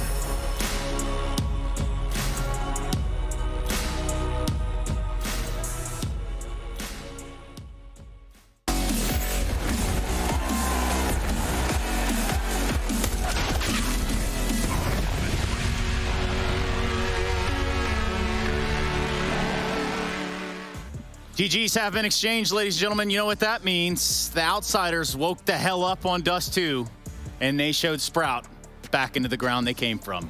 And of course, for us, it's Kassad, Yanko, and myself being Trace here. With just the second best of 3 of the day, we do have another one coming your way, so make sure you don't go anywhere. It's a spicy one. It's Vitality versus Faze, Trace. Woo! Vitality Faze. Hot damn. Must be my lucky day. Anyways, definitely not my lucky day. And if it were... Why not? Did you have a brown jacket before? Yes, Kassad, thank you so much. After the first map, like Sprout wins, he gets a brown jacket. on it or what? No, I just kind of, you know what? Get out of my face. Guys, I look at this, I could tell you a story about, oh man, what an outrageous comeback. But the Outsiders, in theory, probably should have been winning this one from the get-go. It wasn't really a comeback per se. It was just Listen, Trace, we have a round for you that describes perfectly what happened, right? Okay, great. Okay, Please. so it's round number 8. You can see the score is 4-3 in the favor of Outsiders, right? They're in a sort of a half-buy, Jame on the op, right? Like, it's a mixed match type of a buy. They take long, and they do a great job of just slowly, like, kind of suffocating Sprout and their defense. You can see that Slacks through a one-way smoke or just a defensive smoke to play around. That's what Simple does, but they were so patient, Outsiders, that eventually he just feels uncomfortable. Like his smoke is starting to fade. They're not coming. What are they doing? Where am I supposed to go? They just get the kill on him. They punish him, and then they play the after plant really well. They're ready for the boost. And after this round, Trace, Stana Saranta. Oh my goodness. Sprout only won one more round, and that was in the second half. They didn't win a single CT-sided round after this in the first half. It happens again and again and again. They lose to these half buys, they lose to these mixed buys, Trace, and that's just not good enough. There's an ancient Serbian proverb. Maybe you guys can help me out here. The donkey one? This is going to be not the donkey one. No, this has absolutely nothing to do with the donkey. The bride? Donkey and the bride? Kassad said it best. Sucks to suck. Well, Sprout doesn't suck. Well, I mean, they don't suck, but they definitely lost. The thing is, like what Yanko explained, as soon as Jame kills Slacks on that like Gandalf position, their best player, right? Such a He did a great job there. It was true smoke. Yeah, he's just unlucky, right? These 4 games. Yes. Yeah. You know who is lucky? Guys, check this out. Yakinder. Outsiders just took another map and they closed the series against Sprout. Congratulations, Yakinder. You said to make a poll about like Vertigo and Dust 2, and I made it. And I got 72% on Dust 2. But which means like you're like, yeah, okay, like I will listen to you like that. You still think it's Vertigo because I mean you are the pro player. But if your team doesn't like to play puggy maps, why do you permaban Nuke? 72% are lower than level 10. So, we don't play Nuke because somehow in life it happened that Avantgarde didn't play Nuke. I joined them, they don't play Nuke. I played Nuke before, Flit played Nuke before, so maybe you will see Nuke in the future, but not at the moment. Probably not at this tournament, right? Yeah. Well, we don't know much about your team. Like, I mean, I get to interview you, and recently I started interviewing James, but I wanted to know a bit maybe about Dustin, because even when it comes to timeouts, we see that he's not super vocal. Is he the type of coach that kind of helps you out for, like, to prepare for the games? I don't know. Like, Dustin is a mental strength, a mental core of our team, who motivates us and allows us to move forward as a team. And obviously he does stuff in-game, but mostly he does stuff outside the game. Well, the next series that is going to happen today will be between Faze Clan and Vitality. Which team are you going to support? I personally root for Faze. Obviously, Twist and Broky are my friends, and I know them pretty good. From Vitality, I don't really talk to anybody, so overall, I think Faze is a better composed team than Vitality at the moment, and I think Faze will win. Awesome. Thank you very much. Thank you. So really, you just got to be friends with Yakinder, and he might pull for you. But ultimately, that would be a cool addition to the Faze clan. He'd make a great analyst one day. He did it a little bit, yeah. At him joining Faze, right? Yeah, instead of Rain, right? Is that happening? Well, I thought JK... Well... Oh, we're live? Yeah, so... Right. So, Trace, talking about the implications of the next game, right? They're up there. Is that what you wanted to do? Let's do this. Let's bring up this this graphic so that you can see Sprout at the bottom. Sprout is guaranteed last. Fury is guaranteed first. ENCE is guaranteed second. Outsiders, Faze, and Vitality are all playing for that number 3 spot in the group, Trace. And we have Faze and Vitality playing next. For Vitality, they just need to win a map. Even if Faze wins 2-0, they're through. Even if Vitality loses 2-1, they still have a chance. Faze has to win. If Faze loses, they're out of the playoff race. So it's a must-win game for Faze, and it's a must-win map for Vitality, and then they still have a chance tomorrow. And it's a must-needed break, which is what we're going to have right now. Normally, I'd like... They made us work today, Trace. Oh, hell yeah, they did. Normally, I'd ask Kassad to throw us to a break. So, yeah, what the hell, why not? Come on, Trace, I'm not going to do your job anymore. Just tell him. Are you going to pay me? Just tell him, go to a break.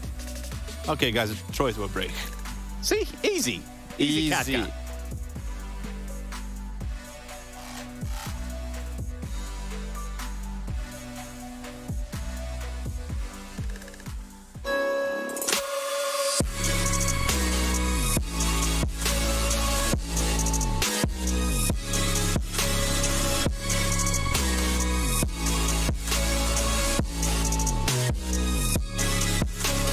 You love it, you wear it. What's your style? Get your merch at shop.eslgaming.com.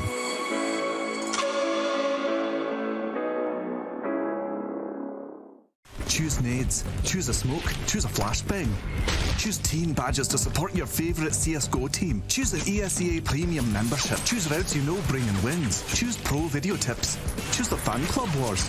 Choose behind the scenes content. Choose good grades. Choose guns you know you can shoot right. Choose bingo. Choose the equipment you know is going to get your team the win thanks to heat maps. Choose the CSGO Hub Premium, the complete package to help you and your squad achieve all your CSGO goals.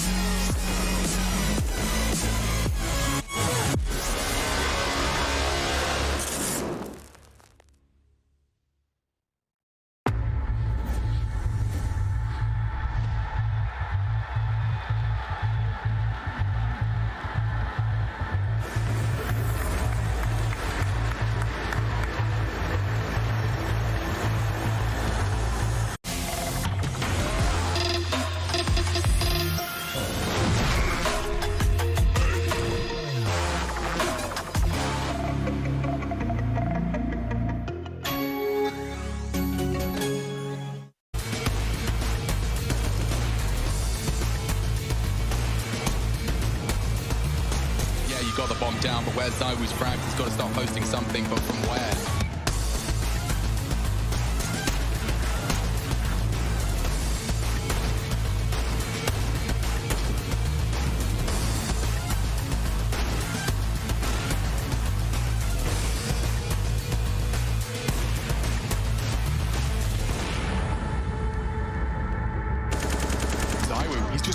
big gap under the smoke, and it's enough to catch Boomich in transition.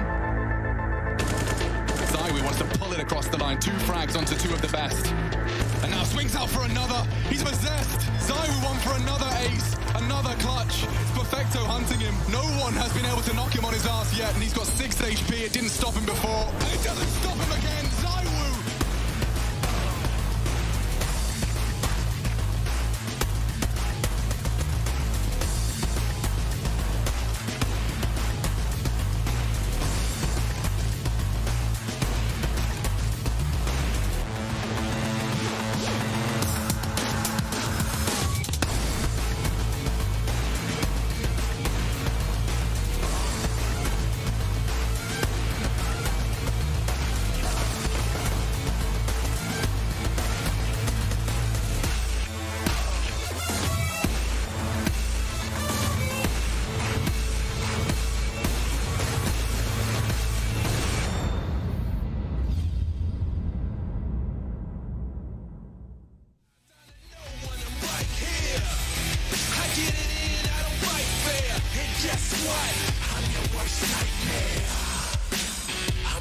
Nightmare. Are you prepared? I'm your worst nightmare. I know you're scared. I'm your worst nightmare. Are you prepared? I'm your worst nightmare. I know you're scared.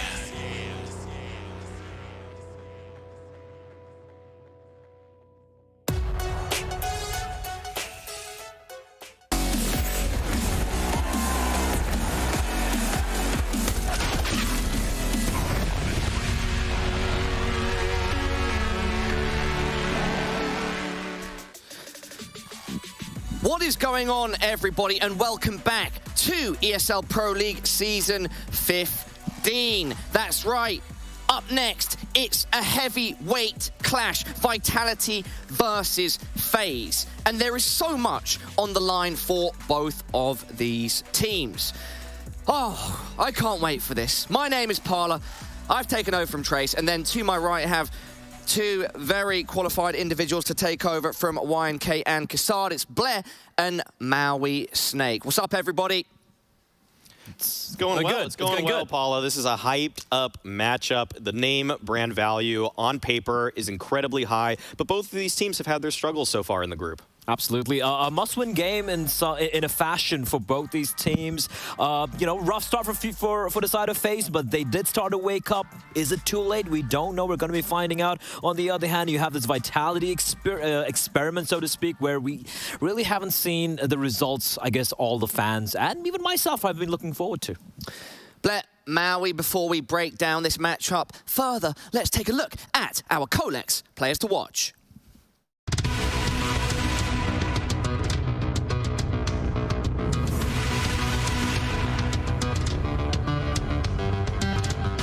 Magisk is the Danish powerhouse that now fortifies Vitality.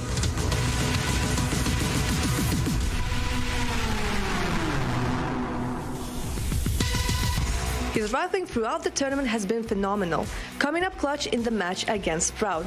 He's being the anchor for his team, topping the scoreboard after every match so far.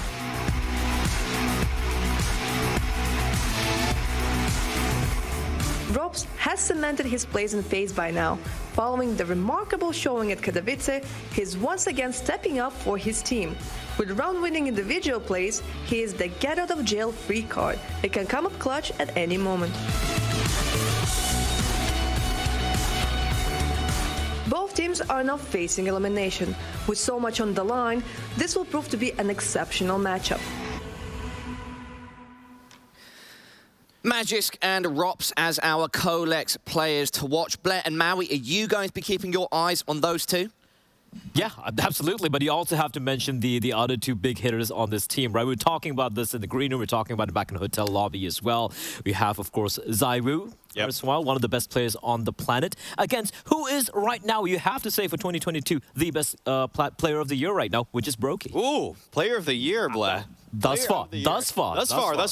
You know what? I might be willing to pump the brakes on that statement just a tad, but I will say that Brokey, actually, top 5. Top 5, I could easily give that one up. I could give top 3 up, too. I could give top 3 up, but I got to dig in a little bit to find out. But yeah, Brokey right now has been sensational. For Faze, in terms of his worldly performance, the MVP caliber that he showed at Katowice, a lot of people were asking, could he deliver on what he did? Just barely sneaking into that HLTV top 20 at the final spot, number 20. But this year, yeah, I think we can see a star in the making, a guy that is really punching in his ticket to be one of the best. Absolutely, and you can see it over here in the head-to-head as well, right? ZywOo, look, listen, we know what this guy has done, right? One of the greatest players we've ever seen in Counter-Strike Global Offensive. But for me, Brokey is just like how he's been kind of workhorse opera for the side of Faze. He was kind of the stable player when they were having these tumultuous periods during the online era.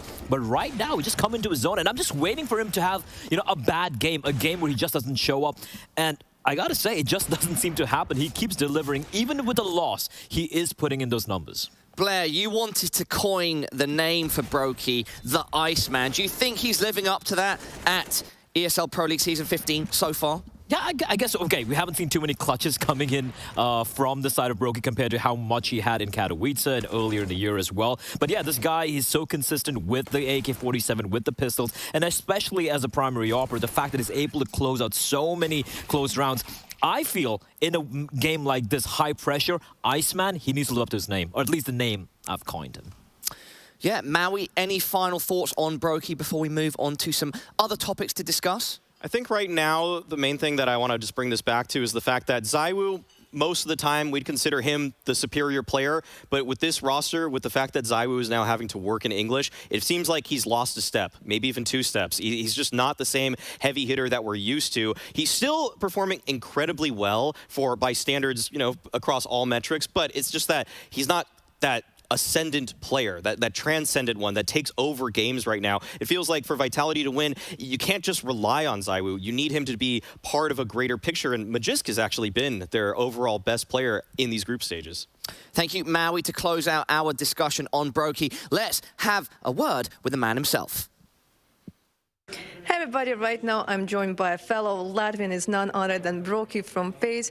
Brokey, you're usually pretty cold-blooded, but right now you're 1 loss away from getting eliminated. Does this put some kind of pressure on you? No, not really. You'd never experienced pressure? No. Okay, well, I wonder, like, when it comes to Kerrigan and when it comes to your coach, Robin, did they prepare like some kind of special plan for the series? No, it's just a usual one, just anti-strat against the team, and that's it. Yeah, and you managed to figure out the problems with the comms that you had previously? Yeah, I mean, we had some weird feeling coming after the win in Katowice, so we lost the first 2 games, and now we're trying to get it back. And you're going to win this one, right? Yep. Thank you. Thank you. Just... A man of few words, a man of a world-class interviewee there. Yeah. Heku trying her best, shout out to her. But sometimes it happens. Maybe he's too focused and locked in. Guys, I want to talk about some general themes. Let's talk about Vitality. Can this lineup really work? I'm not sure at this point. Maui, I know that you have hope. Blair, let's start with you and then head over to Maui. Look, they made it very clear what the long-term plan is for this team, right? It's not something they're looking to find success immediately in the next 2 or 3 months or something. They have a 6-month plan where at the end of it, maybe they'll start reconsidering some of the changes here if the results don't quite show up. I see some good signs from this team, Maui. Like, I look at some of the stats in the group stage thus far. Sure, right now they're battling to stay alive, but they have the best flash assists in the group. They have some of the best nade ADR they're putting in. I think it's a lot of Zonic there, right? Yeah. And you have Magisk really shining. But I have to agree, if you're not able to set up ZywOo to be the star he can be and he has been in the past, something's missing. Paula, one of the pastries you have every single morning came together similarly like this Vitality lineup. A Danish pastry made by a French baker, but is actually called a Danish. And you know what? It took a long time for that to get going. He had to travel around. He went to Vienna. He had to go to a couple of countries to actually put that whole thing together. And it was actually a mistake that it ever happened. But either way, Vitality are in a position right now where it's just taking time, Paula. That's my main thing. It's taking time. And maybe there's going to be some speed bumps along the way. It wasn't perfect the first time he made that delicious, delicious breakfast item. Clip it, clip it. That's a brilliant metaphor. Again, maybe it's just going to take some time to see if this roster can really gel. Talking about Faze, you know, going from the highs of winning IEM to the lows, can we call them the lows of ESL Pro League? How do you think they can come in to this matchup and secure a dub? Look, it's even more rough for Faze because you will be comparing this performance around the group stage to their IEM win, or Katowice win, when things were looking rough, yet they were able to deliver, pull off an incredible fairy tale win, so to speak. And now you're going up against, well, you're battling for life, right? So that it's very high, some highs of highs a couple of weeks back, some pretty low performances here. But I feel they are the favorites here. Like, they suffered losses they really shouldn't have, but there were some close maps, some close games over there, and it looked like things were kind of falling into place yesterday. Caveat being it was against Sprout, but I'm gonna say, like, this should be Faze taking this. They should be feeling comfortable about this. All the individuals are firing off. Rain was having a pretty good day yesterday as well. So as long as the individuals click, as long as they stick to the game plan, I feel like they have the edge here. Maui, I need a quick prediction. Just say one of the team's names. Just gonna say Faze then. Okay, it's three of us on the desk with Faze. We've got to get into this matchup. Our casters, Harry and Hugo, are ready. Can't wait to see how this one plays out. Oh, yes. Thank you very much, Parla. This is going to be a great matchup. You know, I barely got to cast any Vitality since they emerged in this form with the Danes added in. So, you know, I'm kind of losing my virginity to this one. It's very exciting. Hugo, I want to know how you're feeling about it, though. You know, like, both these teams have been a little underwhelming, we'll call it, thus far in the Pro League. Well, we came into this group and we wondered, oh, this will be the game of the entire group. This will be the fight for top, perhaps, with Faze coming off of Katowice with Vitality. You know, we're wondering how long it's going to take for this roster to be the tier 1 top 3 team in the world that we expect them to be with this kind of team. I was very surprised to see them, as with everyone, down in this 1-2 bracket, but at least this game holds massive complications, massive implications in who's going through the group, who's fighting for that 3rd spot. Harry, I want to know, who do you think it's going to be? For my money, I think it's going to be Faze. I really do. I think Brokey has been incredibly consistent, right? That AWPing presence for the Faze squad has been great. Same can't really be said for ZywOo over on the other side. But look, we got the Vetoes coming through the pipeline now. It's a bit of a classic to open up. That Dust 2 second for Vitality coming down the pipeline is pretty interesting for my money, right? I think Faze have looked very, very good on this map. Well, yeah, very good, maybe a little disingenuous. They've been able to play it, right? And it's one that they can try to push you around a little bit on. So I don't look at that as like some guaranteed lock-in for this to be a 3-map series.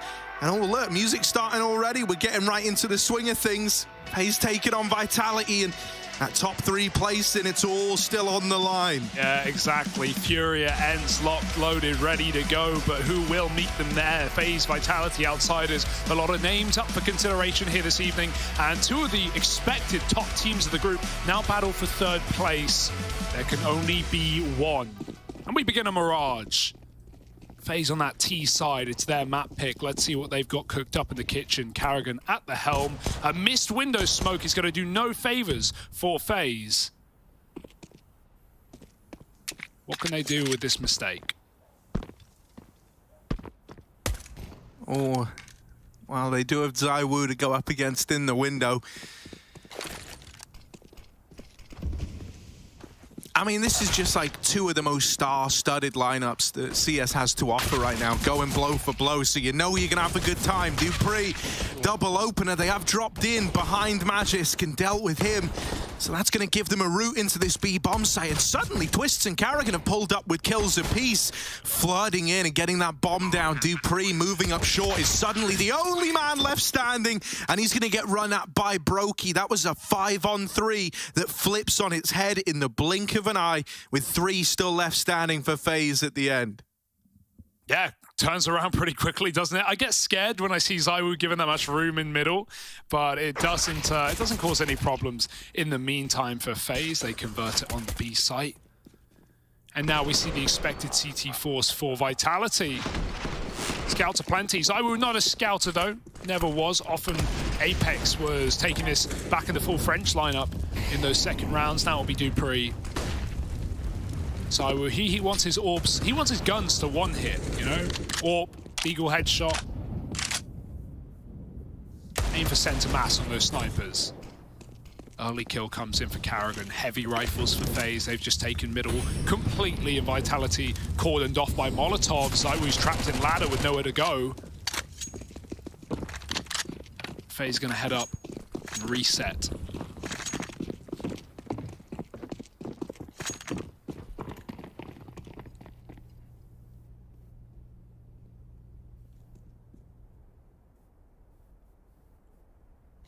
Yeah, it might have been a rough old group for fans of Vitality or Faze.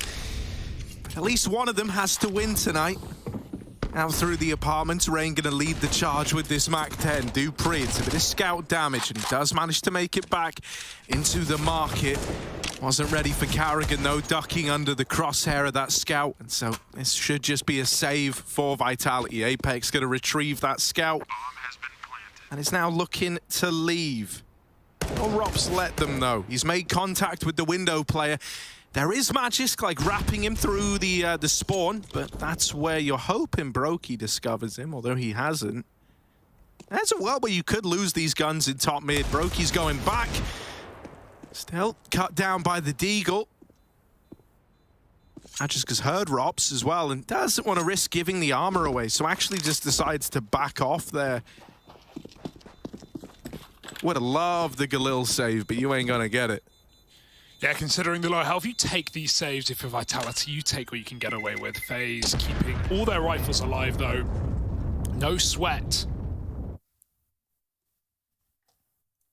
Speedy start, decisive B hits coming out for Faze. Already Preston getting set. The Vitality have to watch this bomb site. You've got to keep in mind this is a map that, you know, for the Danes inside of this team has not been frequented in the past. It was Astralis' permaban throughout their years of dominance, and so we have certainly seen Vitality with some struggles on this map since forming the roster. Losses to everyone. Trying to break the curse, break the streak right here today. Full smokes on the A site for Faze.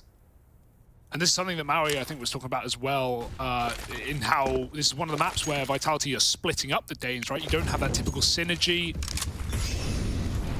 partially due to the fact that these players are, I don't want to say weak, but just, you know, it's not as comfortable as the other maps in the pool. Apex scouting ramp, they're coming. Flash over the top, he's blind, they're out. And a missed shot means Karrigan takes his head off instead. Trapped under a Zywoo, won't be here for long. The rifles are cleaning up on the A site. 3 kills for Karrigan, and Vitality waiting for their buy round. Karrigan started the day off well, and normally that makes Faze look even stronger, right? When he himself is having an all right go at it and not having to direct a lot of the attention inwards, he can just focus on getting the most out of the rest of the gang. Faze always look a lot more dangerous. Double fist bump for Twists. I love that. Running the Akimbo fisty setup. Better than Jill Beretta's. Some would say cheaper as well. Yeah. You don't want to catch Twist's hands, I can assure you of that. It's only hands, doesn't cost an arm or a leg.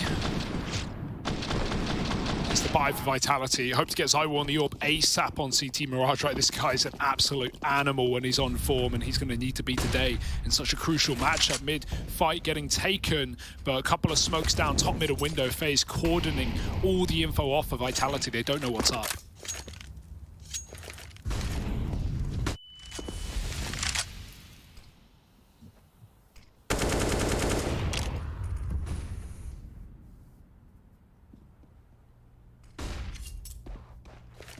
Yeah, nice and slow into this first rifle round.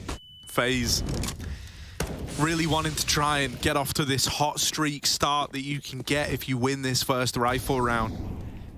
They're going to bypass Zywoo over here at A. There's an aggro ramp set up for Vitality. So these players in the A site are going to be very far removed from helping out over towards B. That means we kind of need even trades at least out of this site hold. And Dupree's doing it all solo right now.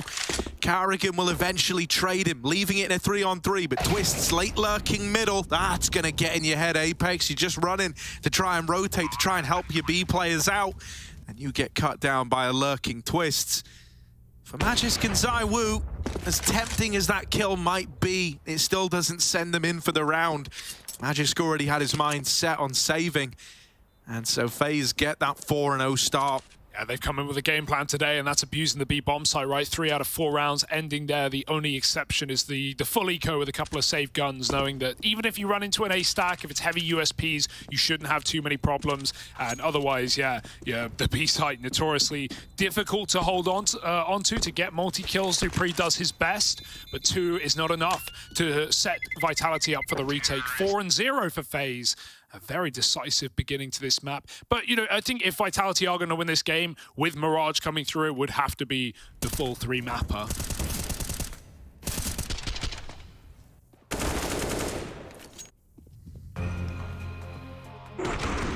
It's been kind of interesting, you know, like ever since Astralis, you know, got pulled apart in various directions, having to see players that often lent away from this map have to add it to their pool. I mean, hell, the actual Astralis squad themselves in the beginning of the year, this was actually like one of their better maps, as weird as that is to say. It was one of the only ones they could really rely on actually winning. Yeah, they were even picking it in series, right? And I think obviously a lot of that is coming from Blame and Config. You know, these guys have frequented Mirage, especially back in the Complexity lineup. It's never been a problem for those players. You got Blame to assist in mid-rounds. We know he's a really vocal guy. So, yeah, there were definitely, you know, good reasons as to why that worked out for them.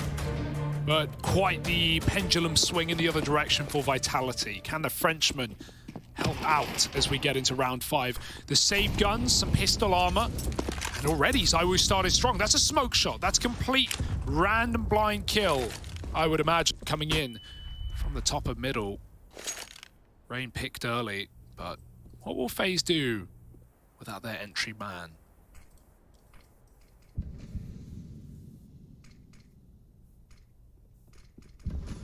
They're gonna pretty much full group over here outside of A. Magisk is a tantalizing opportunity to get that legwork in over towards this side of the map. Will Twist be ready for him as he walks on up towards the ramp play? Carrigan, late lurking middle, slowly but surely heading conward bound. That deep smoke's kind of brutal. Really sucks the momentum out of this, and over the lip of that smoke, Magisk is going to spam out Brokey. Carrigan, triple kill up through the con side, and Magisk is still left in a fight. Oh, turning away from Rops. Wasn't ready for him. It's all on ZywOo. Carrigan has done this round alone. I'm going to need to see those Carrigan kills. He just 3K'd up on a mid-lurk, and there were 4 players on the A site. ZywOo, the insurance policy at B, the man made to multi-kill, and he's not going to play into it. He can go for this retake, sure, but no kick currently. And they've already split. They have a crossfire. FaZe are giving away nothing to this sniper. ZywOo wants to make it happen nonetheless. Moving in, silent and deadly. Tetris to the back of the site. Rob's not seen, and he headshots ZywOo. 5-0 for FaZe. I don't know what went on, but whatever distraction FaZe had at ramp, however they drew those players over from connector, Carrigan exploited it. You said he was starting strong just a couple of rounds in, and look at these entry kills. Back turn for Apex. He spins, but not in time. And with those smokes down, Carrigan moves through them like a madman. He keeps it going. 11-0. It's beautiful, isn't it? It is beautiful. Out for blood. How long can he keep it? I don't want to say it. Oh, no! What have you done? Why? Why must everything we say be punished immediately? Only kills of Vitality are getting a smoke shots right now, though. Is that a good thing or a bad thing? I can't tell. Still coming up in their favor. 5-on-4. So was last round. Didn't mean much, did it? I tried to live unjinx it, and even then I just couldn't. Once you've said it, once you've materialized it, Harry, it happens. All right. Well, this time they don't have Carrigan to triple entry, so it's not going to be as easy for FaZe. They're going to go to what's been working, grouping at the B site. The bomb is heading A, though. Could end up being an underwalk and just try and repeat the heroics of the previous round. Vitality with a little bit more at B this time. 2 players, a more standard start. FaZe will walk under. It's going to end A. They've got time for it as well. Both the smokes, you'll notice, one of them on A, one of them stuck under. Rain can throw a top con and walk through it. That's how Carrigan got away with his triple last time. They're going to boost up window instead. Bomb coming out of ramp, 30 seconds. Vitality should know what's up. Oh, that's a big one for Twists, cutting down one of these players in rotation. Now, none of that will come to matter if they don't get into the site itself, and they still don't know about dupreeh. Tucked in over in Palace, out of ammo on Magisk, right into a bit of a hole. dupreeh's going to nail the shot. Well, now they know about the orb, but that's not going to make it any easier for Brokey. Getting the bomb planted at least gives him a chance, but there's the swing. Masuta seals his fate, and Vitality do come in with their first round. It was about time. Even then, it's pretty scary, right? Another 4-on-5 that Faze make tantalizingly close. Brokey in those clutches is such a lights-out player, but not able to get going in the start at least. Vitality, nice to see them on the board. Didn't want them to get rolled here today. Would have done no good for anyone. But Faze, of course, even the double molly window and one misses. Nice wallbang for dupreeh as well. May not be a Mirage player. Knows his angles. Who doesn't? That's still a lovely shot. You can write that off if you're Faze again. You're very happy you got the damage. You keep Vitality's money on the edge of reset. And Faze want to capitalize. Double orb now. dupreeh, ZywOo boost up in the ladder. Going to get too involved. Faze, far more of a default round, right? Just holding everything. They can wander late mid if they want, but at this point they'll expect the catwalk setup with enough timing having passed. The only surprise is that there are two players there. Vitality are trying to expect this mid to be split that Faze got away with in some earlier rounds, and as a result they're playing retake on A with ZywOo. You know, what has been nice for Vitality is the setups have been different every single time. They're trying to keep Faze guessing, they're trying to make early reads as to what Karrigan's going to get away with. And this is their best one yet, but the question is, will it end B? Doesn't look like it. Little mini run boost rain. 1 for 1 is fine on the back of that. Apex knocked out of the round. This triple B lean for Vitality starting to get disassembled. Will Magisk get back to the A site in time? That's the big question right now. Smoke's going over. Just the one to cut off jungle. That's going to force Magisk around towards CT, which has now been smoked as well. Moving out through ramp is Karrigan, leading the charge.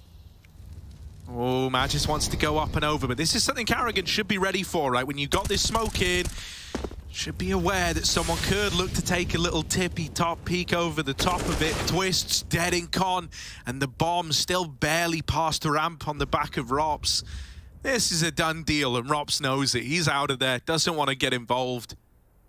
And so Vitality, a much cleaner round. They kind of needed one. Yeah, if Rops could get one kill, it'd be so big, because then he could drop a gun over to either Karrigan or Rain. They're going to likely rebuy around this, but it won't be pretty on 2 out of 5. So that's a shame. Just too little money for that one.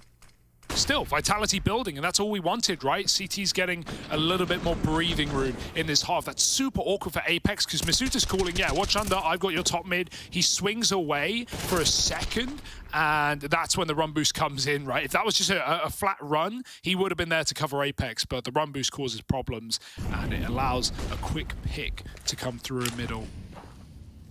And Faze, they don't buy it here. I like the reserved decision. Just going to go for standard smokes on A. Save the guns for later. Try and let Rops activate as the hero rifle out of Palace. Everyone else running rampant on ramp. ZywOo a shot before the smoke blooms. Faze now completely blind everyone, but Vitality were ready for this. It's a retake setup, and the gap at the bottom of the smoke almost gives them another. Oh, Magisk looking like he wants to come through.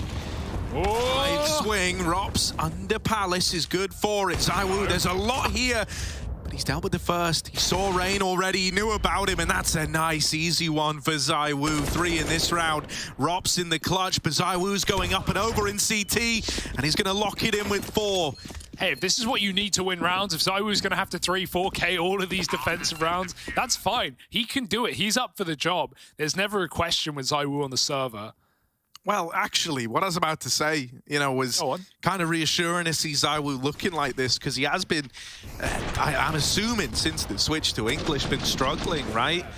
The numbers are not ZywOo numbers, not every game. In fact, not most games, but if we can you know, get him back to form, if you can get the old faithful ZywOo, Vitality gets so much scarier. Yeah. Fast out middle. Rifles are back for FaZe after that little deco buy. dupree's going to get boosted up Cats. That molly shouldn't take him in this position. He'll get smoked just to play it safe, looking for a head, but none come through. Rain picks Magisk instead. 5-on-4 for Rain. Or for FaZe, rather. And Apex, he wanted to go for a mid-peak. That molly's going to delay it. Can call for a flash in the meantime.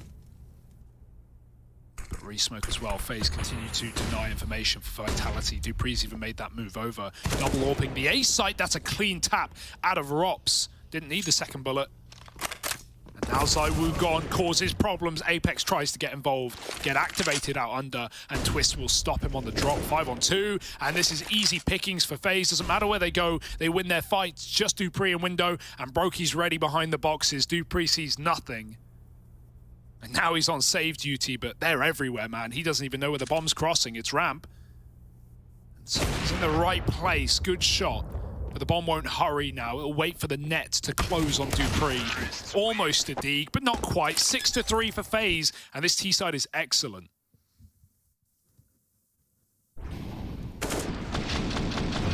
Karrigan's still leading the way.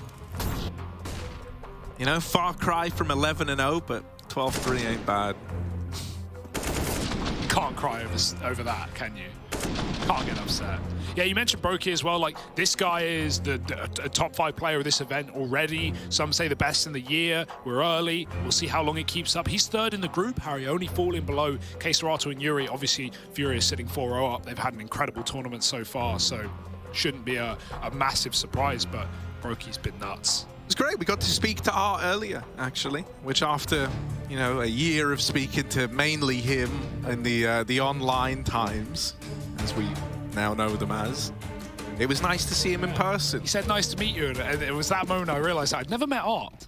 No, it felt like I had. No, I know. It felt like we know him. Him and Vinny, of course. Boys. No more Vinny anymore. Here we go. ZywOo up, over. Rain plucked out. They don't know about Karrigan. They don't know about him. And he gets as deep as he can before he takes that frag. Now out through connector. This is going to throw all your timings off. Apex is cut down. And yeah, it gets so awkward when a play happens like that. You have kind of a mental image of where players can be, what kind of spots you need to be ready for. And when Karrigan's that fast, it just throws all of them through a loop. Wonderful double opener from the IGL of FaZe, and they're up onto 7 now. I mean, they were still defaulting with the exception of Karrigan, right? And Magisk, he realizes he's getting con rushed again. It keeps ruining these rounds for Vitality, so he tries to get aggressive. He goes into ramp, and that's where the AWP is waiting. They play right into the hands of FaZe in that round, and Karrigan is just giving us a masterclass on the T side. Different paces every time, but the same results. Opening kills and closed out rounds for FaZe. 7-3 now. They're going to keep it up. ZywOo's 4-0 and opening duels himself. He's crafted plenty of 5-on-4s, only half of which have been won by Vitality. Oh, Robs waits for the bomb to go off to jump. It's classic, and it's perfect. That sound, no matter where you are on the map, it is all you can hear. That's rough, man. Poor dupreeh, oftentimes, you know, the last guy left standing, just relegated to these saves now, not even getting away with that. There's no denying that FaZe have got momentum on their side.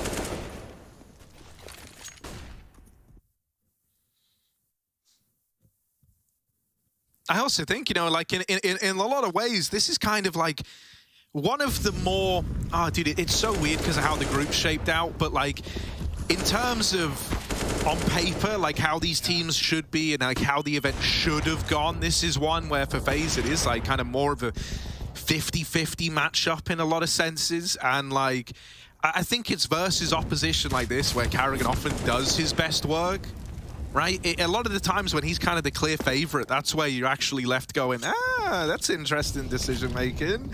Or like things just get a little bit sloppy. It's the idea of, you know, you play up to your level, right? And sometimes, like, you know, everyone says, oh, it's harder to play against worse players, quote unquote, right? Because sometimes you don't know what they're doing, and there's a certain level of expectation when you have, you know, so many players that have been top of the game for so long, like, you know, the majority of Vitality here. So it's, yeah, that definitely plays into it. Maybe even the level of familiarity as well, right? You come up against some unknown teams in the group, but then you take on, okay, a new roster, but a roster filled with players you've played many stage games against. I think Vitality need to... They need to try something new. It's been pretty one note so far, right? You can already get a kind of vibe for their responses to a lot of these rounds. They're normally attempting this short jump if they have the AWP in some capacity. That's something that FaZe have been ready for. You can normally bet that if they lose mid control, you're going to get re-aggression over towards ramp. That's something that has been pretty apparent to open this one up. It feels like FaZe already kind of have their finger to the pulse, and they know a lot of the responses out of Vitality before they've even happened. Yeah, I think even in these mid-rounds, they're getting really, really quick, and Vitality getting caught out of position on the A site a lot right now. And to be honest, I said it earlier, they've tried a lot of setups. Vitality have been retaking A, they've been double AWPing, they've been stacking mid, they've been stacking A. They've tried everything, really. Apex is going to start off. He's had a bit of a slow beginning to this map, but with cover from Magisk on ramp, he's freed up to do this. There's still a world where Rops drops and kills Apex before Magisk can, but... Oh, no, he picks his targets wisely. Apex needs that trade, and Rops will just survive. That's everything. 4-on-4 now. Bomb stuck in Palace. Broken needs to be very careful about getting smoke spammed. Molly on the balk forces Apex reposition, but he was going for it anyway. And FaZe even flashing their way back into ramp. It's now Twist taking over for Rops. Oh, a massive fight here. Rain won't commit to it. A lot of bailouts for FaZe, but, well, the kills will come to them. Flash, ramp peak at 50 seconds, gives Twist a 4-on-3, and FaZe can slow it down and let Vitality sweat for a second. Oh, they're going to just go back to what's working, where it's underwalk into A together. Maybe boost Rain window. He's even going apps. So Rain is just on a mission to seek information while Twist ends up on A to win the round. If he gets the kill, it's brilliant, right? It should force a rotate out of Vitality. Oh. They might even shift out of position, and he's got the info. Taps Dupree out of the round. Vitality at this point may as well hold their ground, right? They're just going to hold on to these guns as far as they're concerned, but it was always meant to be the A player. With 10 seconds left, you've got to beat them both. ZywOo's dropped the bomb. They need the kill. They need it now. He's so low. They've got to chase. Oh, ZywOo's done it. They're running at him, but there isn't time. ZywOo with one hell of a round, and FaZe. Oh, man. If you caught some of these rounds out of them the other day, the one versus Rals, the 4v1 clutch that he was able to win, that is a real kind of... real vibes of that coming through, isn't it? So discombobulated, man, right? Like, just not trading the kills, fiddling with nades with 10 seconds left. There was a chance to prioritize the plant, but you definitely understand going for the kill there. It feels like the right call. You've got to hunt, you've got to chase, and ZywOo comes alive in those moments. He has been clean. He has been the one guy keeping these rounds alive for Vitality. 14-7. My goodness. A very phased round. But not the end of the world. Still a fantastic half. Still 4 kills. Coping a bit, but now a B-rush. Now a disrespect round. Karrigan's coming in late on the ladder, but he won't be able to get far. Masuta with a double off the top of the boost. And suddenly, this round's thrown into disarray. FaZe have and had the site, but they didn't take it. Dropping in late. Now they're scared of the possibility of a player being in position. Broky might just have to stick it. Cat's taken. It's a good plan. If there were ever a 2-on-4 to win, this would be it. Rops and Broky as well. 2 phenomenal clutch players in their own right now, fighting side by side in a 2-on-4. They're ready for the apartments walk. Apex might think he has more room than he actually has here as he starts to creep on in. Rob's hidden from it, and Broky's going to take that kill. Oh, that's a collateral. ZywOo's finished the job. Oh, no. And there's Robs to close it. 9 for FaZe and a 2-on-4 out the pipeline. I don't know how that's just happened. Oh, my God, what a mess. Broky hit Magisk, and then ZywOo finishes it. He tried to save his teammate's life. He ended up killing him. Oh, that's just devastating. 2-on-4. Masuta couldn't do any more from this position either. And, you know, Vitality slow it down. They go cold. They wait for Apex's flank. Look at that, TK. So unlucky. And waiting for Apex's flank. Well, they were fully aware. Both Rops and Broky were watching the back of apps. They were so ready for that play. And every shot connecting, even the ones that shouldn't. FaZe. They've done a number on Vitality. Now pistols are out. ZywOo don't hit the Deke today. And 5-on-4, Faze is just going to collapse upon the A site. It's all they've been doing. It's yet to let them down. Apart from that one round. Apart from that one round, where it really let them down. But that's fine. You know, 1 out of 10. 1 out of more than 10, because there's been more than 10 rounds played, ain't bad. It's all good. Someone will get it eventually. There's Rops locking it in. And so, that's clean. Dupree, double up on the P250. Don't get ahead of yourselves. Can't quite get the AK, and now he is all alone. Or the AWP, he didn't get anything there. He's going to have to reroute, try and go back. Fakes the drop, but they're not close enough to hear this fake out either. And look at Rain, already the insurance policy. Come to collect the papers on the full flank. Making sure that if Dupree did get the sword, because Faze don't know, it's not gone anywhere. Still sat in the smoke. Dupree, I mean, from all the places they're hunting him, the one place he's watching is the place they're not.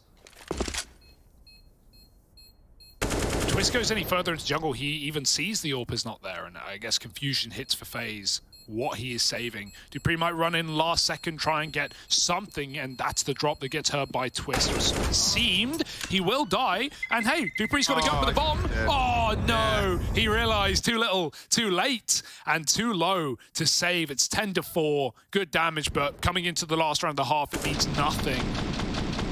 A masterclass continues as karrigan just won't stop finding opens on this A site.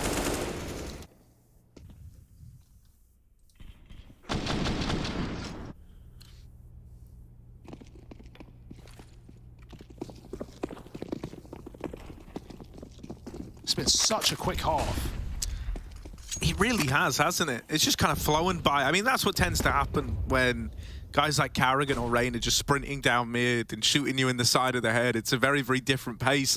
One that Vitality probably weren't ready for. This is a nice setup in middle, right? It's kind of giving them a bit of an idea as to what real estate Faze might have. And now when they see these smokes coming over, they know they don't have to worry about a late mid lurk anymore. So that's a little freeing. Now they can dedicate all their attention towards this A bomb site, and ZywOo is really, you know, sailing that one home with the T-spawn wrap. You know that everyone's in A right now. Yeah, they delayed the plant. They thought someone was going to come through the smoke. That's given time for ZywOo to get set up. Broky's timing's missed. He checks the flank, but now he's off it. And if they want to go back for the plant, Broky has to cover it. ZywOo's winning the round from this position, or at least he should. He's right behind two. There's the first. Broky dead, and ZywOo has stopped the plant. They don't even have the time on their side. Rain in a 1v4, and they're fighting from every which way. It's 5 at the end of the half. ZywOo carries Vitality on his back, but is there room in the pack? We'll have to wait and see. Faze with double digits ready to close out their map.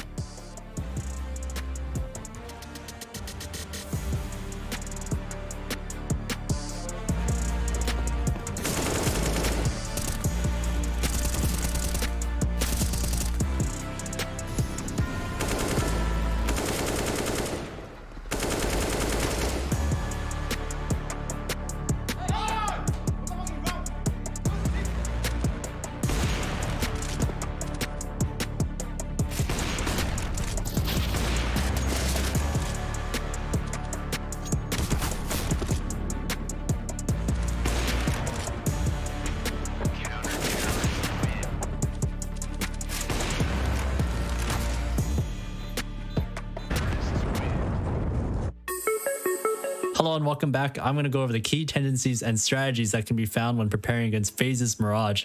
Starting off on the T side, we want to look at the key positions and who plays them. We should be looking out for Ross to be towards the A side, Rain to be contesting middle, and Twist as the main underpass B extremity player. Now the first thing we want to look out for are these double smokes for jungle and connector thrown by Rops. These smokes are often used in tricky ways, but the most common approach Faze have is to throw these smokes, have somebody fake B with nades, and then 2 people pop out of palace. Watch out for this potential double fake when these smokes are used. The second thing we want to look out for are Faze's 4-1 hits when Rain is solo at middle. When this happens, typically Rain comes up middle alone to establish control, while the rest of the team either hits the A or B bomb site. It can be a simple pop or even an execute. In the most recent matches though, whenever Faze do this 4-1 hit, they've preferred the A bomb site more than the B bomb site, so we'll see if that continues to be the trend. Now over on the CT side, we also want to know the basic positions of players on the map.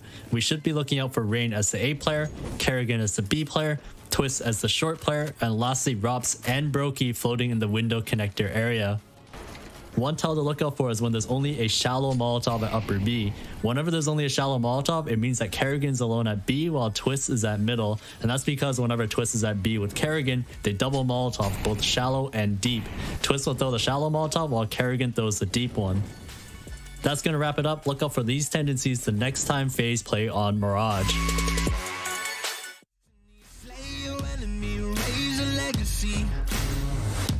No more apologies, trust your abilities, gather the energies. Pull yourself back together, been staying off track forever. Child of the nation, go seek redemption, time for salvation. Today is meant to be day of victory, time for history. Rebirth's a tendency, fight the entropy, channel your rivalry. You're praying for fortune to come, you're hearing the sound of the drums. It's too late to backtrack, go back, you're back now. Keep your feet on the road and stand up. You've got what it takes to fight back. Don't stop until you black out.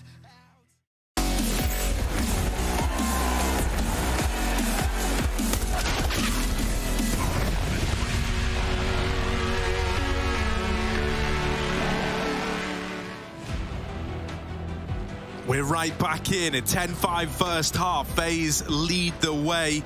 Couple of stray rounds here and there, largely thanks to ZywOo, who's at least looking good in this one.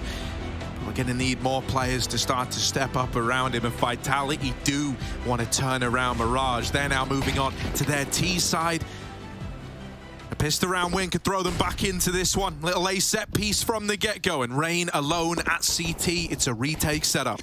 Just giving it up. Kerrigan with the kit 2 flashes, so they're going to have to peel off of B. The danger of this is you've lost jungle, and that's where Vitality are planting for. Such a difficult position to deal with once they have Con. Nice shot. Apex just walks into Rain, and a 5-on-4 ensues for FaZe. They're going on the big flank as well. It's going to shave some seconds off the clock, and aggression into CT is going to be tapered by Rops. It's all coming through from Ticket for FaZe. Nice tap. ZywOo, time to do it. Only one. Is that enough? This nice open plant with 3 lines of sight coming back in. Rops will backstab. Twist should do the same, and it's all come crumbling down unless Magist can step up. 1-on-3, they're not on it yet. Rain sticky, he needs cover. Twist has to hit this shot. Back turn, spinning top, and he's gonna win the round. The Beyblade of Rain will find a pistol for FaZe, and that is how you do it.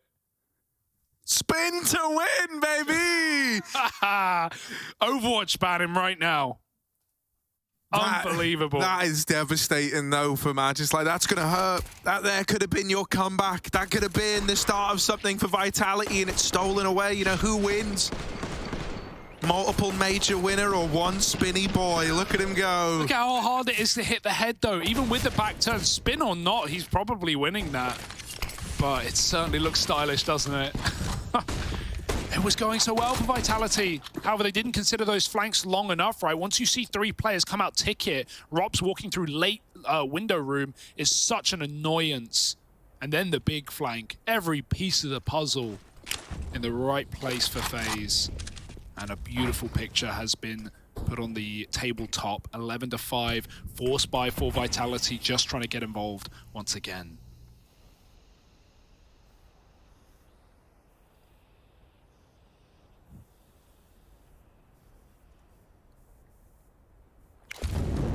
Oh, they are moving out. They're pretty deep. Bomb is actually on ZywOo, who's very much at the front of the pack here. That's a tag out of Rops' scout. We're going to need more than that to hold on to the round. This force is deadly. It's got legs on it, and with Rain dead, they start to spill in. They spot the jungle player. Magist giving it a tap. Twists out of the round all the way up on the catwalk. There's a big flank for Kerrigan. Oh, they turn, they spot it, but they're not able to deal with it. Dupree, that's a big kill. That's the full health Brokey removed, and a missed shot for Rops has now let Dupree reposition. Hidden down under. Out with the swing.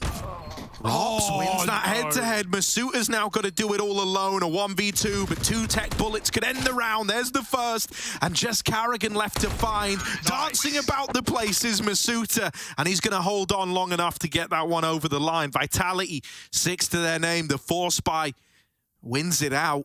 Oh, that's such a sigh of relief for Vitality, right? Like, this game is getting out of control already with that pistol round after a double-digit T-side. But if you start waiting for your first rifle round at, 13-5, oh, you don't have any breathing room. Vitality have given themselves a pocket, a bubble of air. Oxygen on a tank, but how many minutes do they have? Faze are going to force back, no surprise.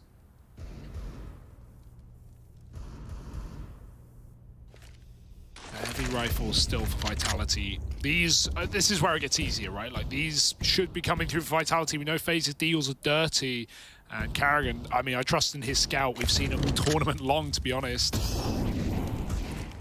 These rounds should always come down to Vitalities. They're splitting A quick.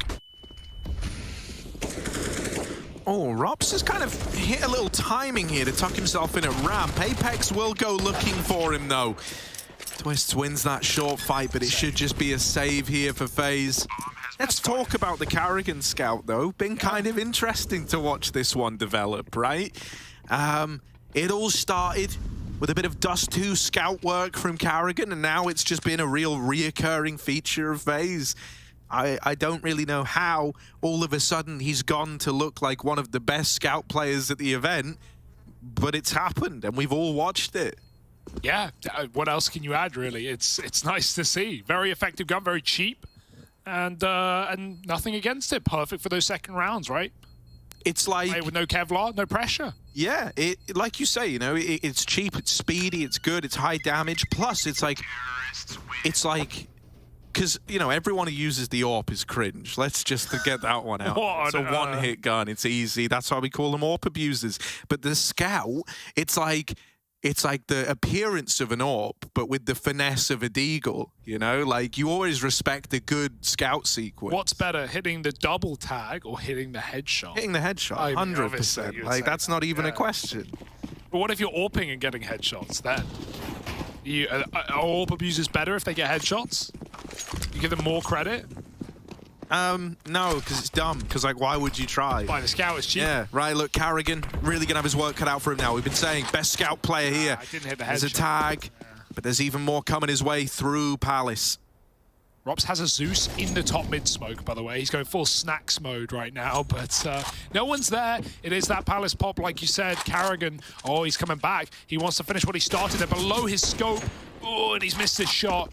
Apex, he's getting bullied, man. 3 and 15, hit early, just needs to live. Magisk was selling this on B, showing some face, throwing some nades, and it's kept 4 on this site for Faze. But, they're buying next anyway. They may as well look for damage, look for an exit or 2. If they can grab an AK, that'd be nice. But you'll notice Vitality are only sending out the pincers, which are the MAC-10, and that really is it. No one else should be hunting with AKs. Try and keep this round as clean as you can to allow for a comeback. And not much here to say for Faze. But Face.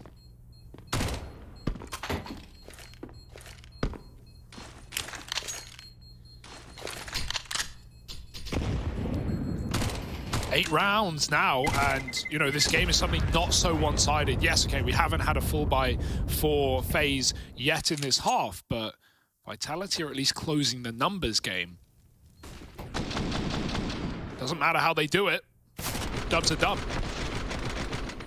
Yeah, I mean, it's kind of almost more impressive if you're able to come back from a big old deficit like this. So, hell, let's see if they can.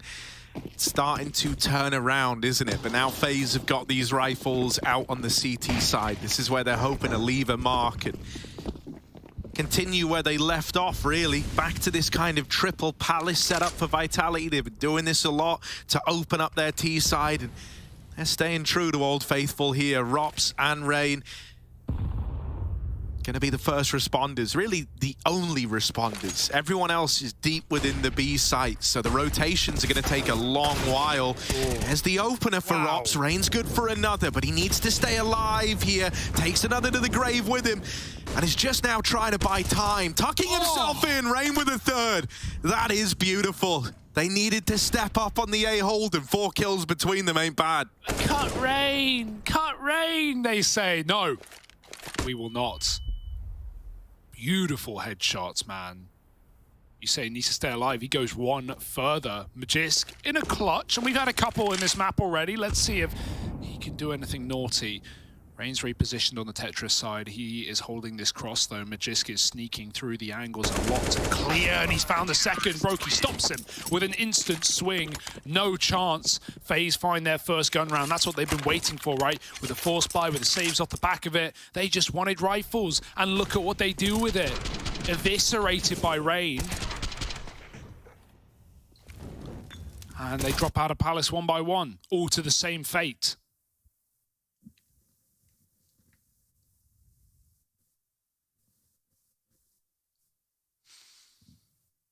Yeah, it's going to be, that's how it's feeling right now for Apex, right? Like, nothing he's done has worked. He's been getting picked early, he's been getting scout shot. It's been a hard game, and look, he can't get back involved when Rain's doing that to him. Rops comes out from under, and oh my goodness, FaZe have already set themselves up for a round. Someone needs to save them, and they will. Through the smoke, through the wall, Vitality in a 3-on-3. Blink and you miss it, this round's back on.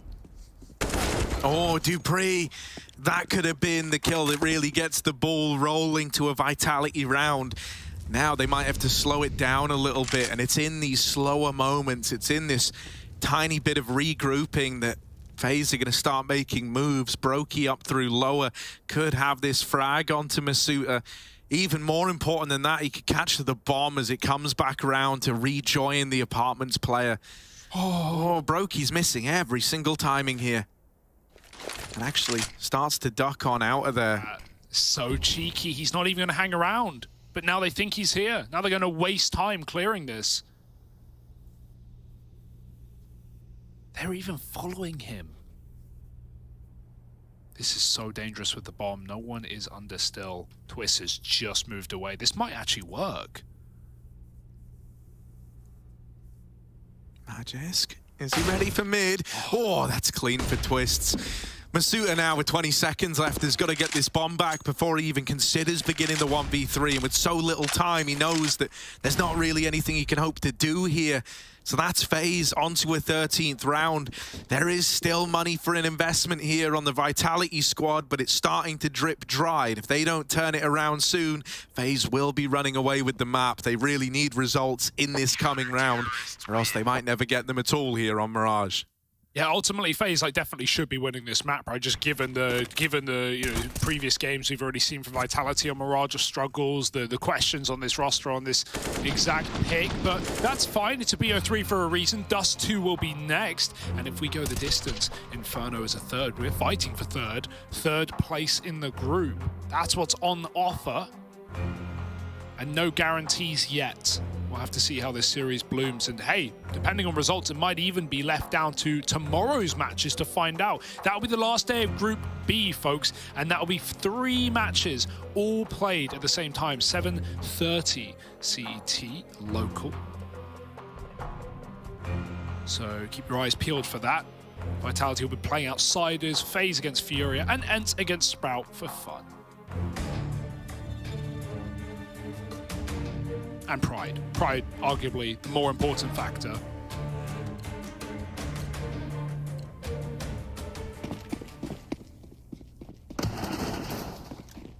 All right, back in. 13-8.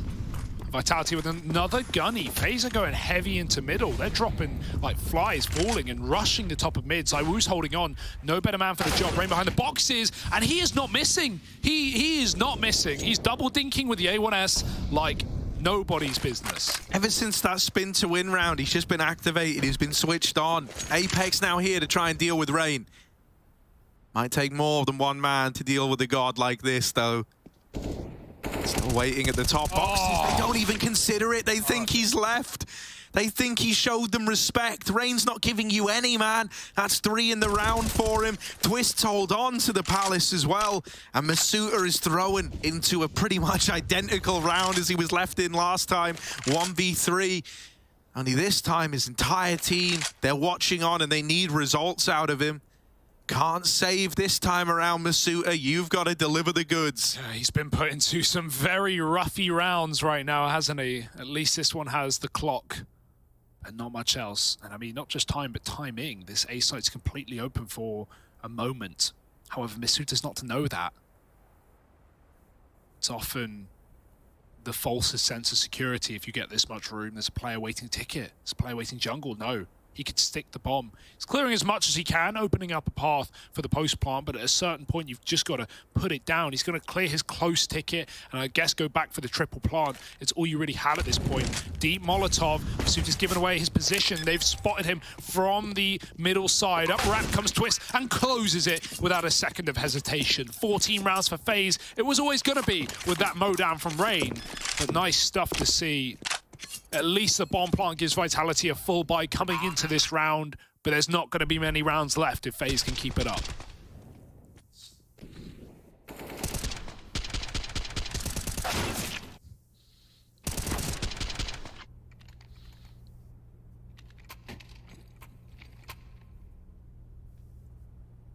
Yeah, they're left with a partial investment to try and deny 15 to FaZe Clan. Never ideal. Especially not with how good this FaZe squad have looked here on Mirage. Might just all in the A play. Standard smokes ready to go in. Look to block off some of these rifles. Rain. I want to know what his response is. Does he try go up and over? Does he try play ahead of the util? Peeking through, there isn't a CT smoke lobbed in. It's Robs to break the silence first. Masuta down and out for the count. They do get into the site, but they don't manage to get that bomb planted because Brokey uproots the entire round, pushes bench, and takes the heads off of 4. That's clean. That's a 5 alive round for FaZe Clan. Not even a dent made. It's just a superstar roster that we've always wanted them to be, right? Where everyone can go off, everyone can have a game. It was Karrigan on the T side starts, just looking like a beast on these entries. Rain's come alive, like you said, since that pistol clutch, and now Brokey's doing things like this.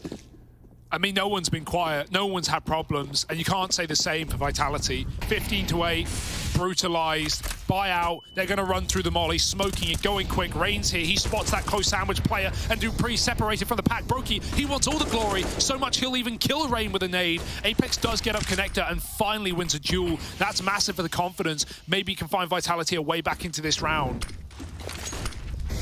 You'd like to think so, right? 4 on 3, haven't been in this position many a time, and the flashes are good to take it one step further. Boost up for Robs. He's scarred a little as he goes up. I'd love to know how Brokey killed Rain, because he was jungle.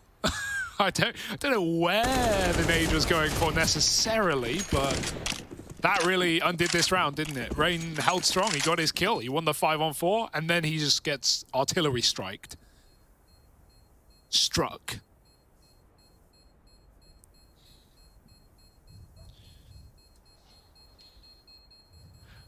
Vitality with a 4-up round, though, up to 9. It's their first in a while. This game bleeds on, whether FaZe like it or not. They have plenty of money themselves, though, and Zonic's trying to get the boys hyped, pumped back up. Maybe Apex, who's finally been able to come in with considerable impact in this round after a bit of a slow start. Maybe there's something here for Vitality. I hoped he would have had the replay of the nade. I still am trying to piece together what happened there. An apparition. Rain's forgot his... Oh, no, he's got... Oh, he did the Astralis top smoke, I think. Oh, no, he did a ramp smoke from spawn. All right. Pretty sweaty. Here's Apex running down middle, trying to replicate the demonic runs of Karrigan.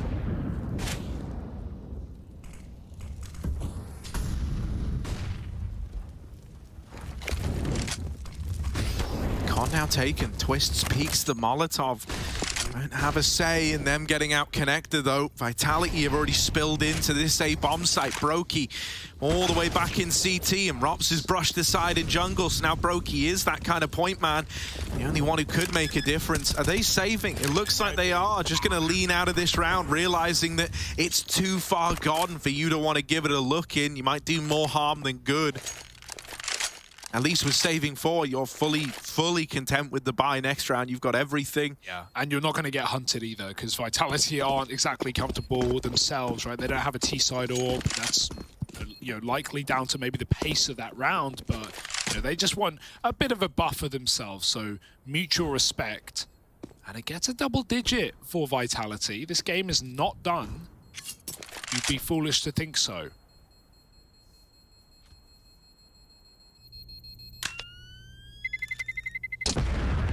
We've even got the team nade ready to go, Harry. Oh, okay. Delayed gratification is coming through. Gonna see just what Brokey's up to right now. Okay, there was his molly, and then his nade hit the stairwell. That's pretty close. I'll give it to him. You know, unlucky, I guess. Just unlucky.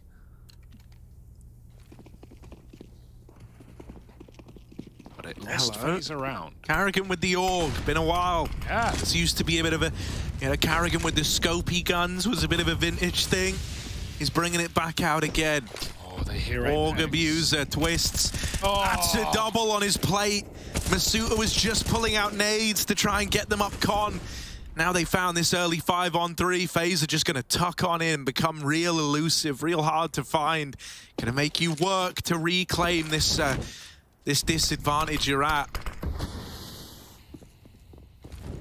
Madge is probably ain't even too mad about that smoke, honestly. Gives him a route to get the hell out. But he doesn't take it. He wants to hang around. He wants to try and sell the illusion of an A play. You know, if he's good to like get a kill, you might end up pulling one of these B players off. Oh, hang on. Now I know why you're laughing. Now look, Dupree and ZywOo down through lower. Pulling off the site, guys. Come on. Twists in con. Is he ready for the double lower swing? He's ready for everything, man. This guy was born in lower, molded by it. He didn't see ZywOo till he's nearly a man, and it's ZywOo who's blinded. 5-on-2, ready to shut this map out. Oh. There might be one man to do it. Twist. It's a dark night indeed for Vitality. Ace for Twist. Started under, ended con, and that is the map gone. Faze looking lights out, and we're going to have to head to Dust 2 to see what the hell this series leaves us.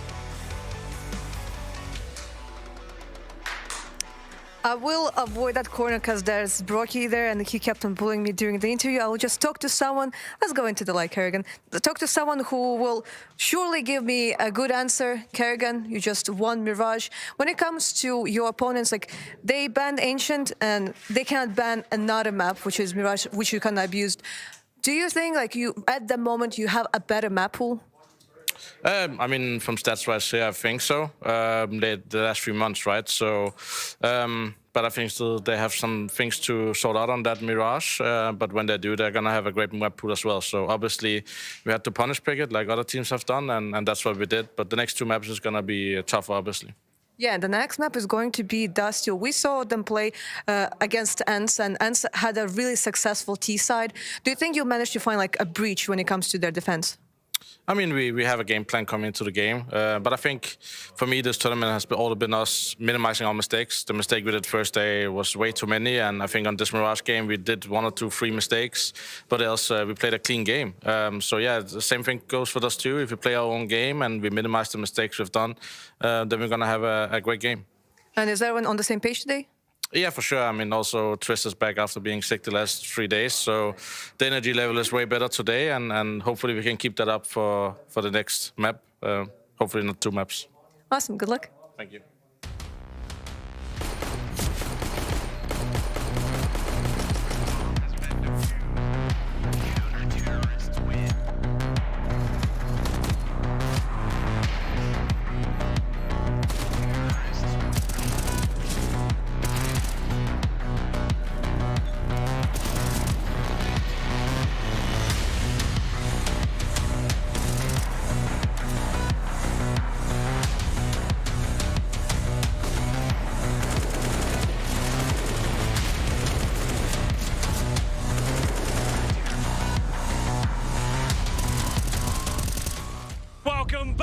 cathedral, ladies and gentlemen.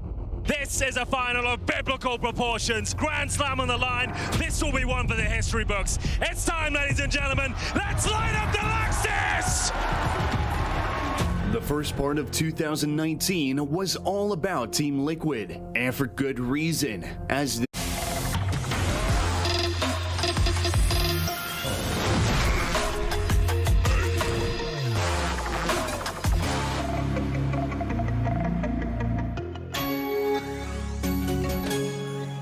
all in during the tournament and soon found themselves just inches away from the trophy and the prestigious $1 million Intel Grand Slam. Only Vitality stood in their way, and even though the battle ahead would be tough, Twist set the tempo almost instantly. WebBK doesn't want to let them go that far this time. He takes the fight to them. Twist even gets one at range, down to just 2. How does Twist find the second? He's got the bomb, he's got armor. Twist! He baits him out somehow! A third! And he's looking for it all the ways! RBK's gonna try and swing around the backside. Twist switches back to the Deagle instead. Confidence in his name. He's in his RBK is found! Team Liquid, that's what it means to them. Here's a 1 cologne under their belt and $1 million bonus. Unreal.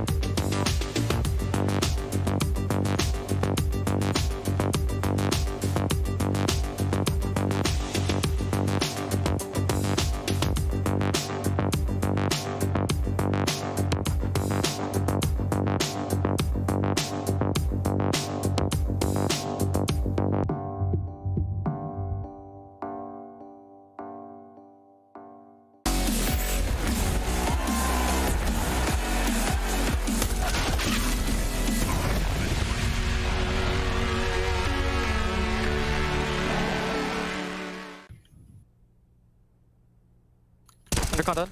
Bomb. Coming window now. One window was sprint. Palsen. Your turn. Nice. They say when it rains, it pours, and it seems as though Harvard Nygaard is finding his form once again, but in this tale of Faze, it also seems there's a pretty ace twist. Guys, welcome back to the desk. Faze go up 1-0 against Vitality over Mirage. Blett and Maui, are you impressed by the Faze clan? Thus far, yes. That was a very good outing coming out from them. We had the star of Zaiwu show up. Maybe he was listening to the desk segment. He really did deliver 5 of the rounds won in that first half for the side of Vitality. Even 4 rounds where primarily Zaiwu just popping off, right? 4Ks and 3Ks. But then when you have every star on the Faze line of popping off, including Carrigan, you're in for a rough time. Including Carrigan. Yeah, including Carrigan. Talking about every star, man, before you jump in, Brokey lowest on 15, Rain on 21. Very nice kill spread there. Absolutely, absolutely. And when you ask if I'm impressed with Faze, Paula, what I'm impressed with is Rain doing well, because it's been kind of questionable since he returned. Kind of his form throughout this year, even the last couple years, hasn't always been the best. He's doing okay all the time, but like it's not actually, like when people say FaZe has so many stars, Rain's not actually a star. He's actually not. He was maybe a star in 2018, but he hasn't been a star for a good long time. But if he can have pop-off performances such as this, then I mean, this is putting the doubters to rest in terms of that question. Oh, are they better with JKS? And you know, it's something that was a fair statement from a lot of people. They won a tournament with JKS. He had a lot of impact, but Rain is showing that he has, in fact, some job security. I mean, you just point out, look at his opening stats as well, right? 8 duels won out of 11, opening duels, so to speak. So yeah, living up to not just the stats, but also his role in the team, Paula.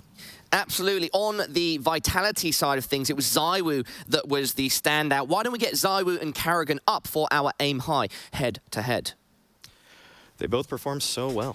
Especially the first half. Karrigan, the IGL, 16 kills for him in the first half, and then on the other side, his counterpart in the form of Apex, unfortunately, ending that first half with only 2 frags, Maui. But yike. Isn't it in one way quite funny to be comparing Karrigan and ZywOo? Like, I thought it would be Brokey, right? Brokey was supposed to be the comparison, but man, Karrigan on his T side, Maui, like 16 frags, and it was opening up the sides, getting so much control. And this time around, he wasn't throwing his life away; he was getting those kills. They might be the best 2 scout players in the server. We didn't see too much scouting from Karrigan this time around, but that's kind of been a funny story for him. But yeah, no, Karrigan, this is what I would call Karrigan's performance here is a strategic luxury. When you are an IGL that is able to open things up on your own, I mean, that's when calling just becomes so easy. You could just run a play for yourself, and if this doesn't work, if Karrigan's opener doesn't work, boy, does he have enough players behind him that are going to clean things up. It's like Karrigan goes, Karrigan, go kill. Well, Robs, you're up next. Oh, Rain, you're up next. And everyone's killing. Everyone's killing. Guys, don't quote me on this, and you can definitely call me out on it if I'm wrong, but I do feel like historically Karrigan is one of those IGLs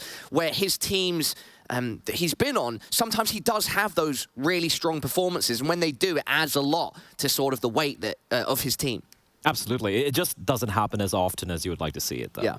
It's one of those things like every IGL, when they pop off, they're never setting themselves up for success, except if your name is Blame F, James. I mean, there's a couple people. Okay. There's a couple guys out there, and I'm not even throwing them under the bus. I'm just saying that it's not usually the top-tier IGLs in the world setting themselves up. Karrigan is throwing himself into the fray of things with just, you know, he's trying to scatter the defense. He's trying to make things a little bit confusing, a little bit hectic. It's not, you know, quite as consistent as someone like Art, but he's doing it for a purpose. He's doing it so that he opens up space for everybody else, and you saw in this game how everybody on FaZe just cleans up when he does do that. Now, ZywOo and Vitality did lose Mirage, but we have to talk about his clutch in round 12. Yeah, round 12, one of the few rounds they're able to win on that first half, right? So again, FaZe taking over the site. They were everywhere, man. They're pushing the extremities of the map, getting all these duels. But in the end, Maui, like ZywOo, sure, it's a 1v3 clutch here, and this is played brilliance, right? He gets a first kill. It's a 4K, mind you.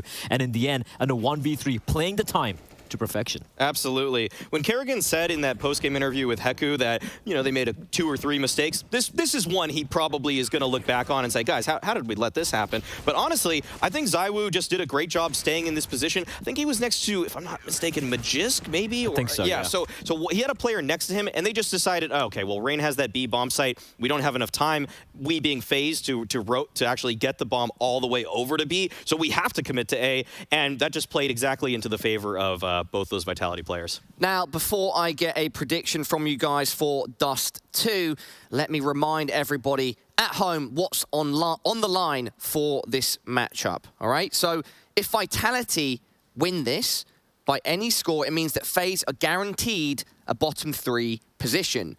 If FaZe win by 2-0, i.e. if they win Dust 2, that means that Vitality are guaranteed a bottom 3 placement. And then finally, if FaZe win 2-1, that means both teams remain in the running for top 3, going into our final day of matches tomorrow. So we've got so many possibilities, all with so much on the line. I'm super excited to see how it plays out. Guys, is it going to be Vitality or FaZe taking Dust 2? I feel FaZe are in a bit of a role here. They want that win, Maui. They want to close to 2-0 and guarantee themselves at least a chance. Don't get 2-0'd, Vitality. You heard what Paula said. It's elimination if they do. I'd love to see Vitality bounce back, but I'm not sure they have it in them, Maui. I think it's going to be FaZe 2-0. Everybody at home, what do you think? Do not go anywhere. You'll find out the result shortly.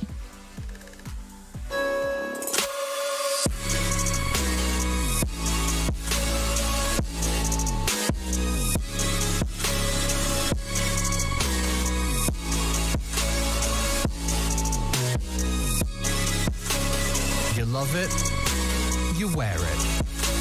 What's your style? Get your merch at shop.eslgaming.com.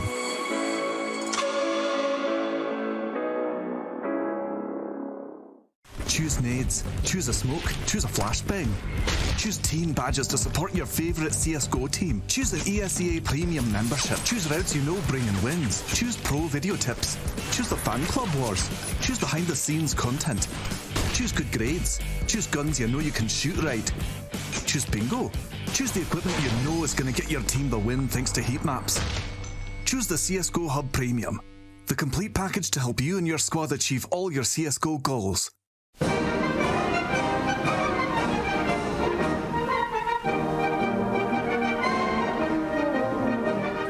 Go for the back guy. Okay. I'm on the back guy. 2. Oh, I didn't heal. I had 2 medis. There's so many little ants down there, actually. Oh, this is gonna be hard.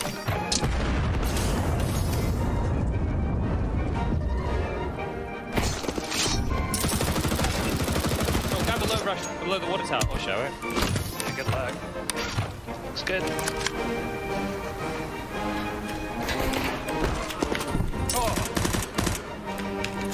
Oh my goodness.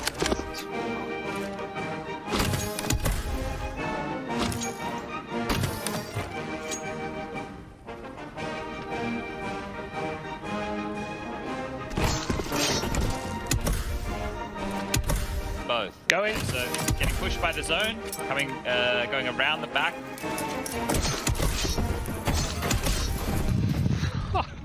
Yeah, I caught that on can to count. Yeah. I'm just gonna go here at the red heart at the back. Okay. At this red heart rush. The big rock. Going. In the water one. I got the water. In between the rocks. In the smoke. A knife. I was just waiting. I lost 50 HP and didn't get where I needed to get. So. We'll put that one in the blooper reel, I think, right? 2 lighthouse front door.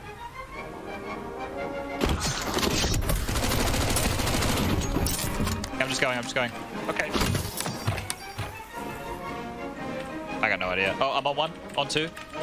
Coming. I'm going for the goon. Close to me. Oh.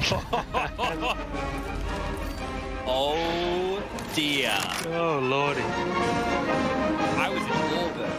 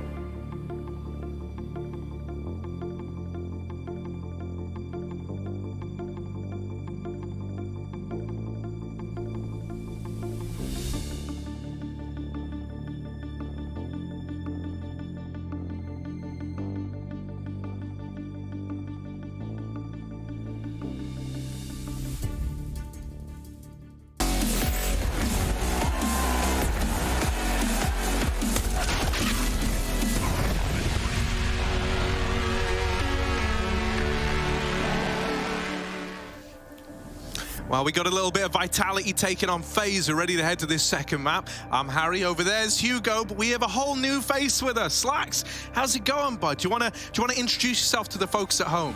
Yeah, so I'm Fritz Dietrich, my Slacks, the AWP for Sprout, and yeah, I'm happy to be here. I'm hoping for a really good match. Dust 2 is like one of my favorite maps. It's the AWP's playground, and I'm hoping for some good shots here.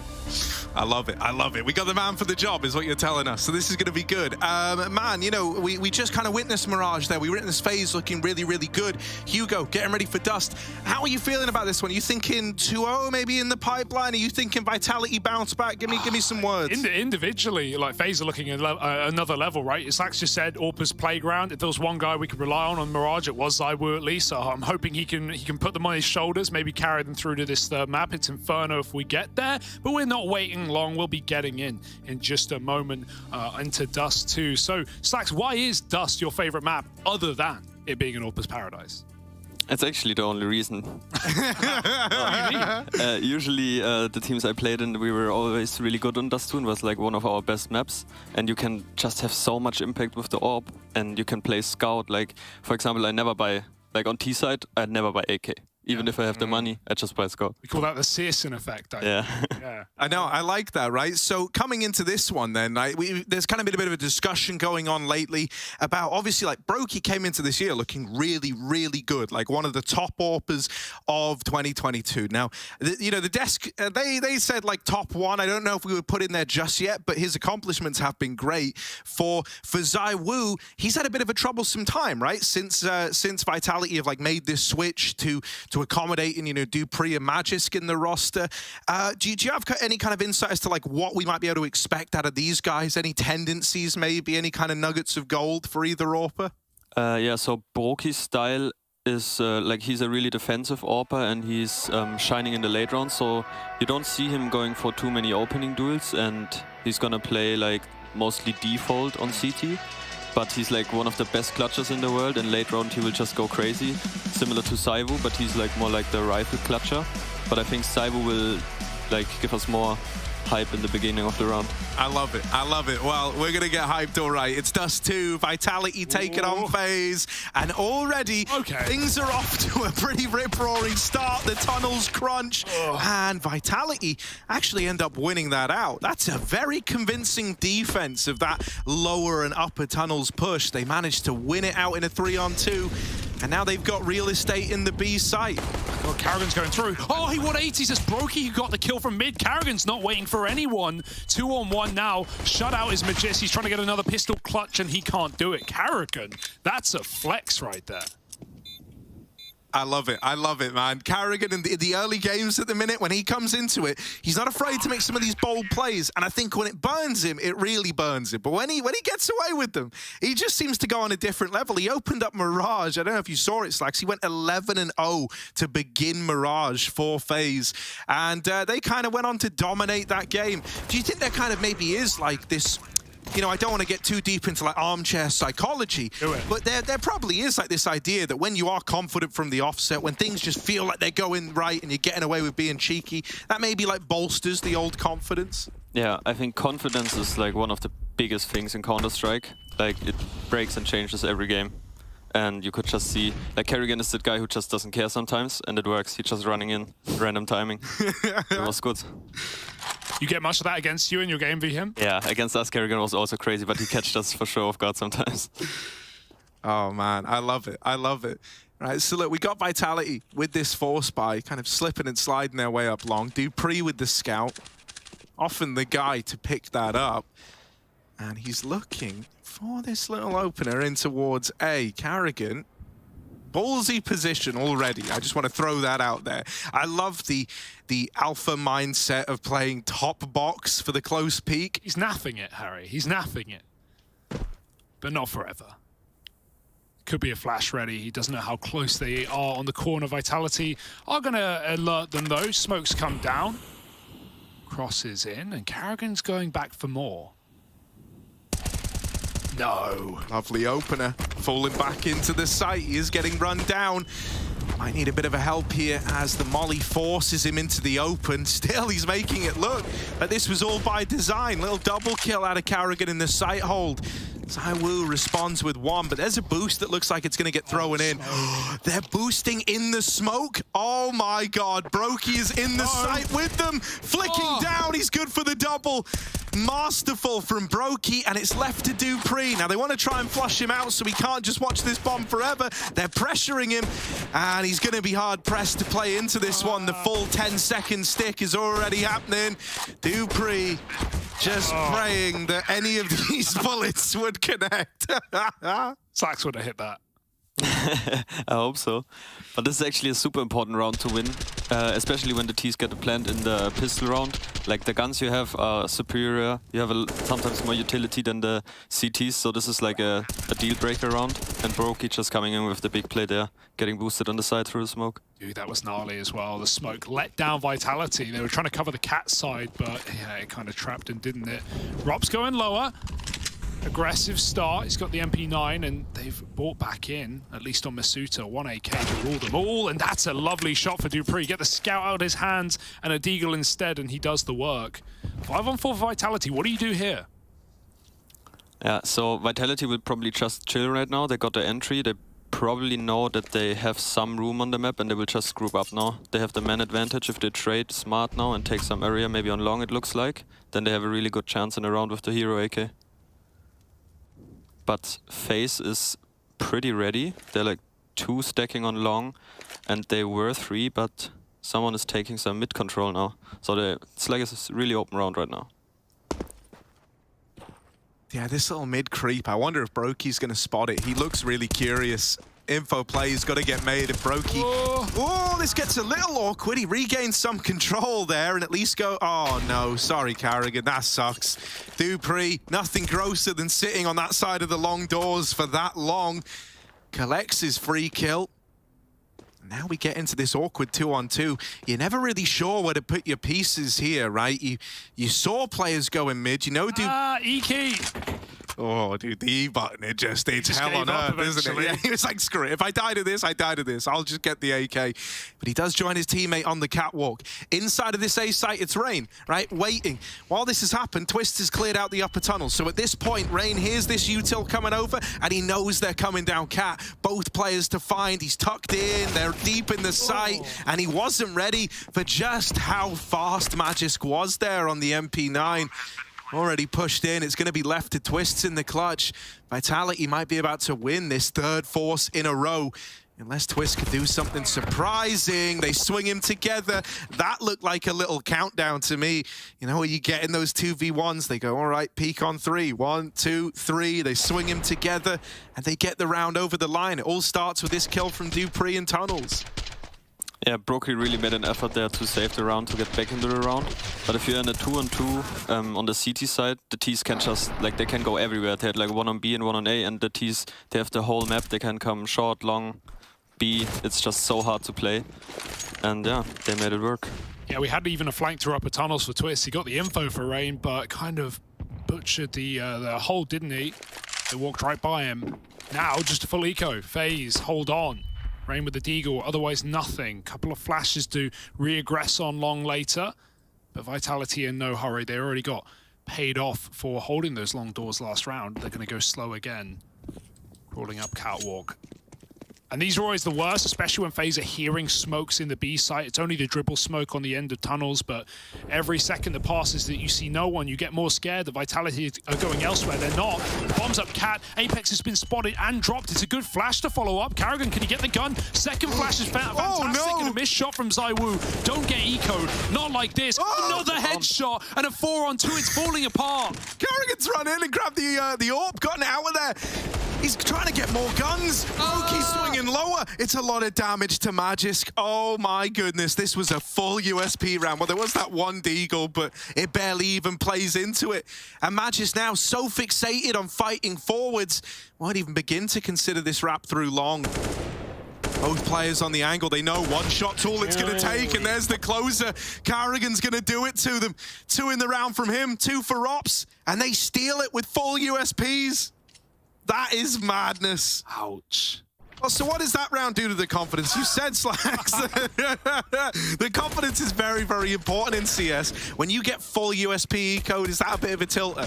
Yeah, especially if you look at Vitality's money, they did not only get eco, they have to have eco themselves now, and they're not going to have a great buy with everything in the next round.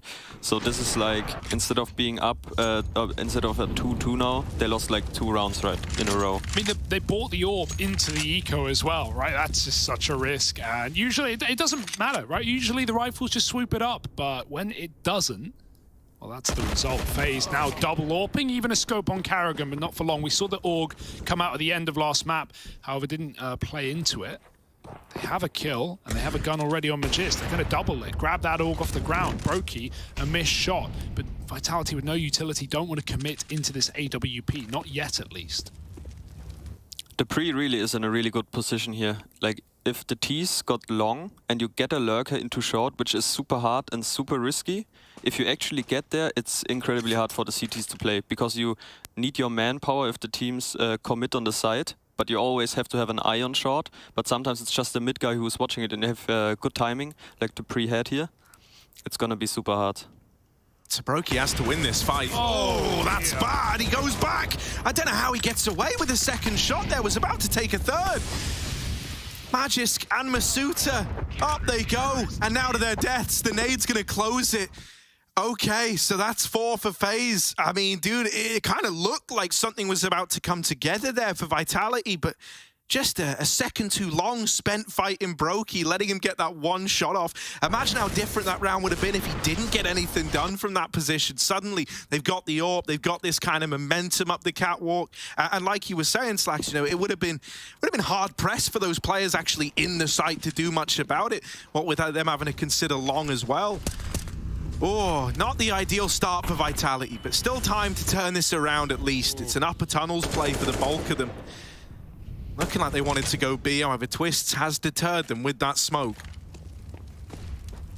Yeah, we just saw Robs try and throw himself up mid. They didn't even stop him. He gets to double back, even blinded, and escapes through the door. Rain, that could be a nice nade. Tags up 2. Vitality crawl out mid late, still getting pressure by utility from Faze. Gotta worry about everything. Rob's playing anti-flash, the orb covering his back, and Vitality are in no hurry. Faze really has a really good setup against mid now. They will probably try to fight it. Okay, they actually decided to not do it. Don't always want to be the aggressor, don't always want to be starting off. See what Vitality do, let them burn their util. They're sneaking out long, that's quite the angle. You're never clearing that one. Free kill for Karrigan. And Vitality, they're even getting crunched from upper. Turning around his Twist, checking the corner, gets him killed. Magisk was holding on, there's still an AWP. Where there's one, there's often 2. And Magisk is ready for the re-aggro. It won't happen though, instead they go cat. Oh, I wonder if Apex is going to attempt this jump into CT. Looks like it.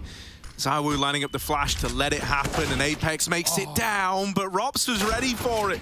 Oh, Brokey gets caught trying to watch mid. At least Rops reclaims one of these frags through the smoke. That's given FaZe a reason to give this round a go.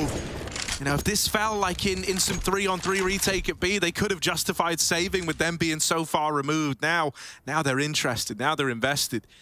I want to see if they can get this one past Vitality. Bomb down. ZywOo with the AK, Magisk on the AWP, needs to win this fight at tunnels, and the flash does not connect. It's a freebie for Magisk, and he goes on to get it over the line. 4 in the round from the man, and a second on the board for Vitality. This flash was actually super unlucky. You always have to flash high just because of the box. It was right under the box, so it didn't blind the AWP on the second. So it was, yeah, unfortunate for Robs. Yeah, with that flash landing, very different round suddenly. FaZe fall in a 3-on-2 retake favored, but yeah, good awareness. That's definitely a comfort from your team as well, right? FaZe see the utils coming out on cat. Very common to see Apex do those spawn drops as well, and Robs doesn't fall for it. But the round will be won by Vitality, and FaZe's money on the rocks now. I'd love to know, you know, from your POV, the changes to Dust 2 have obviously been a thing for a while now. Can you give me an idea of like some of the options it's opened up to CT sides now that you can kind of work middle a little easier? Yeah, so I think the strongest strat, which you can only prevent by the boost in Suicide is if you have the 2 top spawns rushing lower, because you will meet as soon as the T's end. Like if they don't have the best spawn, you will meet them exactly when they run into tunnels. So you have insane duels and will catch people off guard most of the times, or it's just a good fight and you have like the whole area, or you just have some setups with somebody in lower and short, and then there's like so much you can do right now. But Vitality and Faze, both of them are teams who play kind of like old dust most of the time, so you don't see them playing too many aggressive things. I think the only one who does a little bit on the Faze side is Robs, who likes to play with his orb sometimes when he will pull it off. But usually they're not the aggressors on the CT side too much. Yeah, we have that second AWP as well for Robs. He's back plat B, no armor, so wants to play a headshot angle. Flash out mid, and it's perfect. Rain was perched on the box, not for long. Vitality get a 5-on-4 and they disengage, not committing to any setup. They're just happy with a kill. Carrigan can't push long. He's already been punished for this before. So he's just tucked in close. Vitality might reaggress late instead. The question is, what flash should they throw? Is it going to be one for the close corner, or are they throwing it high? If that's the case, Carrigan might be able to dodge it. Corner smoke first. Carrigan not blinded by that flash. He's waiting for the perfect time to strike, and they won't check it. The spacing's not there. The second man in, being the AWP, who can't trade. Carrigan escapes back to the pit. There's only 30 seconds. A bomb has to reroute. It's going catwalk instead. Yeah, this gets a little bit awkward now. Robs winning one of these mid-fights could be huge, but the bomb's been able to get past, dodging the AWP in mid and joining the catwalk push. Twists set up at ramp. He's also got Brokey ready to swing out Goose. Carrigan's attempting to pull the attention away. Brokey nails that shot, and Twist is here to back him up every single step of the way. That was a lovely staggered defense there out of the FaZe clan, right? Aware that they've shut down the long component. Also, Hugo, you touched upon the spacing at long. That kind of feels like it's, you know, playing into this idea that you know they have double AWPs. You don't want to get collateraled in the long doors. Instead, though, it actually ends up kind of being the perfect spacing for an MP9 to get away with one and then just get the hell out of there.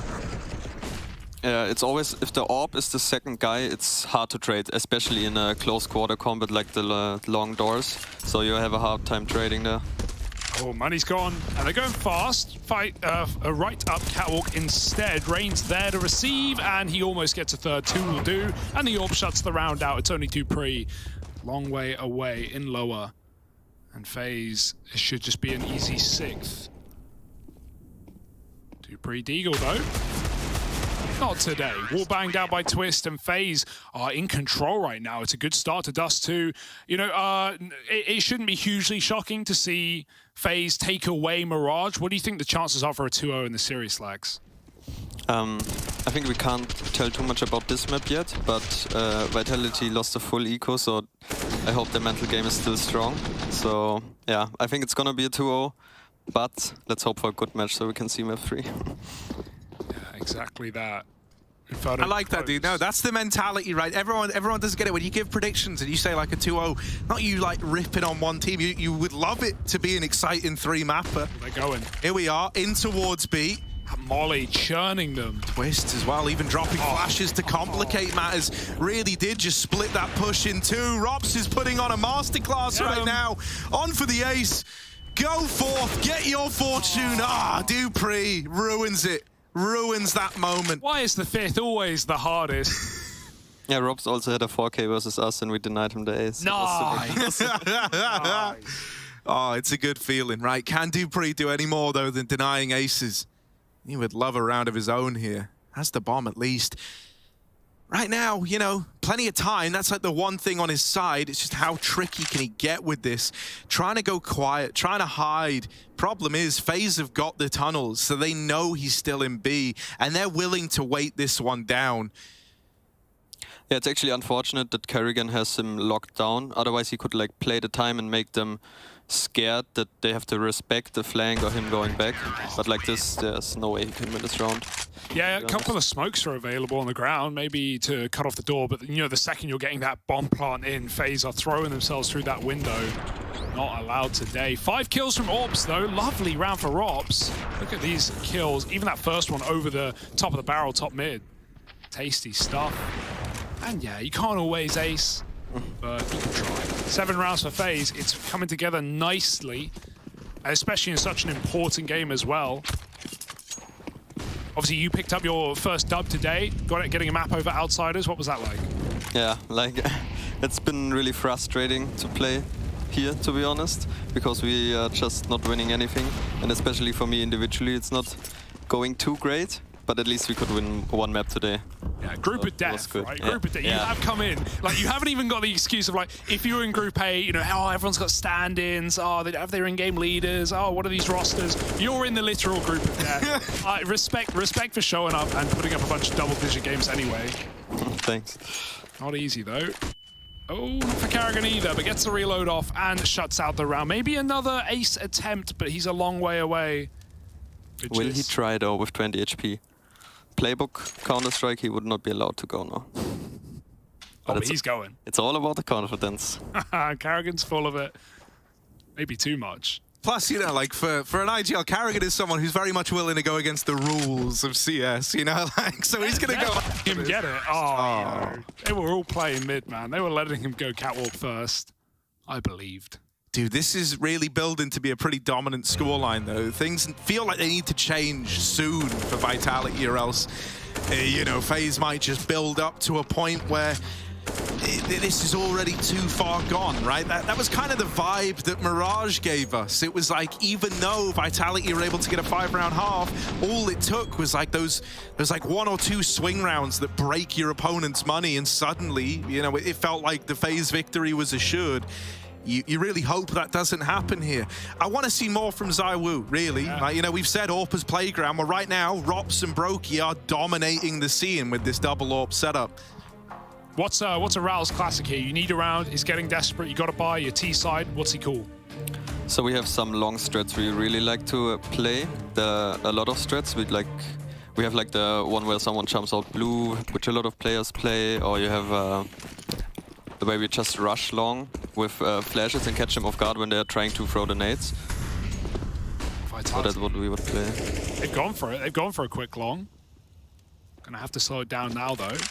Give Magis some room on B. No one's aggressing, but I say that, and Twist is getting curious. So this is a really good reaction, and what a lot of teams are doing. If you lose long, you kind of need to make some ground that you can't get flanked. And Twist got lower, so they have a really good position here. And they will probably sync it up with the upper push as well. Mate, it was never even needed to sync it. Twist is just like, screw it, I'll go do it alone. Oh, that's good damage for Karrigan. Playing over the smokes again. Yeah. This is so ballsy. And they're all so low from the util. They're just getting shredded. Molly's burning them, nades tagging them. ZywOo all alone. Oh, my. Smoke spam. I don't think he saw him. He's just shooting. That was a back turn there. They were about to block each other in the Molotov. And that looked like one of those, like, like, you know when we had to watch CS TikToks at one time, Hugo, and it's like people just sat there full blind and then getting 4 knife kills. Looked like ZywOo is on his way to some sort of highlight moment. But Twist steals it all away, steals all the glory, doesn't he? Hey, really nice response there to the A push. Like, they're cognizant that they're going up ramp, and so they just litter it with nades. Would you call this trolling? MP7 in a buy round with 9k in the bank? If he doesn't have a good plan. Okay, they have eco, so he wants to farm money. I don't think he needs any more money, but I respect the attempt. Going through the long smoke. Karrigan, I kind of like it. I guess the benefit is you're not giving them That's what I was going to say. Yeah. Like, you give them an MP7 at long, it's like, oh no, look out. They might have to shoot us 14 times to get the kill. And it's also like running through the corner smoke towards blue is a really good play usually. It works a lot of times. If you get good flashes, you can kill the whole team there. The flash has got Karrigan back though. Vitality do have an AK in this round, so gonna put it on ZywOo's back and see what he can get done. Now they are boxed in. Masuuta's going to go back to check for Rops, and he is ready to go. 2 kills on Masuuta, not going to increase anytime soon. Rops, oh, does get tapped out by Dupree. Now there's a chance, Vitality, even if they light commits along, they've thrown the seed of doubt into FaZe's brain. It's going to be the full wrap as Magis stays here. If there is a smoke dropped, he can throw the full wall solo right now. That's going to keep FaZe on the A site. They have no one in B right now. They should be aware of it being a possibility, so I think he will soon have someone rotating over there. But maybe the double smoke will throw them off. timing of the smokes is separate, so you hope Faze realize, but right now B is free. Twist is cheating back though, good timing to check it. He's seen them come out the tunnels, 15 seconds, there's no faking now, and headshot on the spray. ZywOo doesn't make it in, dupreeh, or does he stay or does he go? Can't stick it, Twist just headshots him again, and Faze are looking ridiculous, saving a deagle. Ouch. That's brutal. Out of all the ways for that to go, that is very much the roughest. Magisk was never hoping to save. At a bare minimum, you wanted a plant, so he at least gets the money out of the round. Now he's got Deeg armor coming into this next one. That's gonna hurt. Hey, he could have gone back long. I hear there was an MP7 over there somewhere. You wanted something. Good awareness though, like you said, going back late for Faze, it would have been easy to, you know, fall for it with 2 smokes, but maybe there's just one call coming out like that could be one player. Forced out long again for ZywOo, needed that pick, can't get it, and going all the way back is Brokey, won't offer up a 5-on-4. Long is taken at least, but Faze still have catwalk, they're back in lower, they keep pressing here, Rops is even AWPing it now. This is just madness. Easy peasy. Vitality got long, but Faze has been playing super good ever since they don't have long, which was like many rounds, but they won every round. So I think they are fine with not having long right now. Yeah, I mean, you know, they've been so willing to like battle for mid and then kind of lean into these like, I don't even want to call them short side retakes, because normally the bomb isn't even going down. They just keep a lot of utility till the late round. They're chasing Brokey up Cat, but he's a one-man army, just holds down the fort with this AWP, and then you go running into another one. That's another round where 4 kills come through for Orbs immediately, right? Vitality, they're not even getting to play into this. It's just ZywOo, 1-on-5. He can pick Karrigan, but he can't win the round. 40 seconds in Faze. They're in top mid, they're in T-spawn, they're on the bomb. There's nowhere to go. ZywOo, deathmatch mode, and they check him, don't they? 5 kills from Orbs for Faze. What the hell are you supposed to do here? Dude, this is meant to be Brokey versus ZywOo, like clash of 2 AWPing titans, but as we all expected, Rops is actually the best AWPer in the server right now. Madness. Yeah, Vitality, they have a hard time here. If you get long control and you can't win long, rounds on long, then they're trying it now with going short after, but if you don't have long as a CT, you're gonna play around the short area and then they're gonna have a hard time, and so far it's not working at all for them. So they probably need to do something about this annoying Rops guy down in lower, right? In fact, he's been getting away with this time and time again. Here he is. Rops. Yeah, there should be no excuse for no trade. And there's dupreeh. No trades needed. Opens up the round with the SMG. Yeah, a bit wide there for Rops. No chance to get out, even if he got that first kill. So there's a chance now. Orb's going to get given back to the legend of ZywOo, and he's looking for the B pick. There's a very tucked-in player in Rain. He is alone, though. Faze is still trying to fight for mid, pushing off of the catwalk after that Molotov, getting caught throwing nades. Karrigan catches Masuta blind, they won't kill him. But he's still stuck here, wasting their time. Meanwhile, pop out B, Masuta dies in middle. Rain, they don't clear him. There's a kill, doubled up, continues the spray. And Rain will put on 12 for Faze. This is domination, this is defeat for Vitality. That must be an infuriating round, because it feels like you've done everything as right as you can. You know, you got that lower kill, you've kind of restricted their info, you've left a solo B hold with, you know, the AWP having to kind of float that mid control between B and middle, and then Rain just does this. Like, I don't know, those rounds always look like they're going to hurt the most, because it's not even like you really made a big misstep. It was just another player having an incredible moment. I got to ask you, Stacks, who's been the hardest guy to AWP versus this event for you? Hard question. Because usually, most of the times the AWPers don't meet too much, because preparation-wise, you know what the enemy AWPer is doing, and the enemy AWPer knows what you're doing, so you don't meet too much most of the times. But from today, I think the one who abused us the most, maybe not me, but who abused us the most was James for sure. Yeah, James like, classic. That was a hard one today. I knew he was an infuriating guy to play against. He had like 6 deaths, 22 rounds in or something. It's so James. Oh, this is about to be a 13-2 for Faze Clan. My goodness, this might be a very fast 2-0 after all. Faze in pole position and showing no signs of slowing down. They've got a T-side coming up next. Can they put Vitality to bed?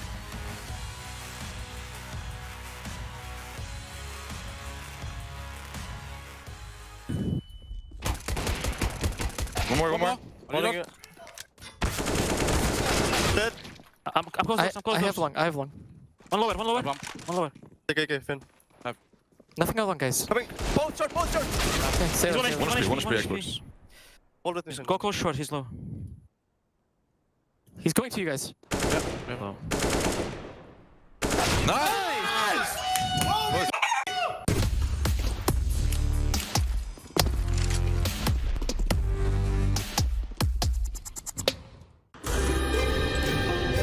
Hey Future Pros, some people hate Dusty. Anyway, here's a cool smoke that you can throw from T-spawn to land on the hinge of the mid double doors. Without going down a rabbit hole, you will need a scope to line this one up. To throw the smoke, get into this mini corner along the fence. Crouch down and double scope to find this smudge along the awning. Then simply jump through the smoke while crouched. By some miracle, the smoke will land.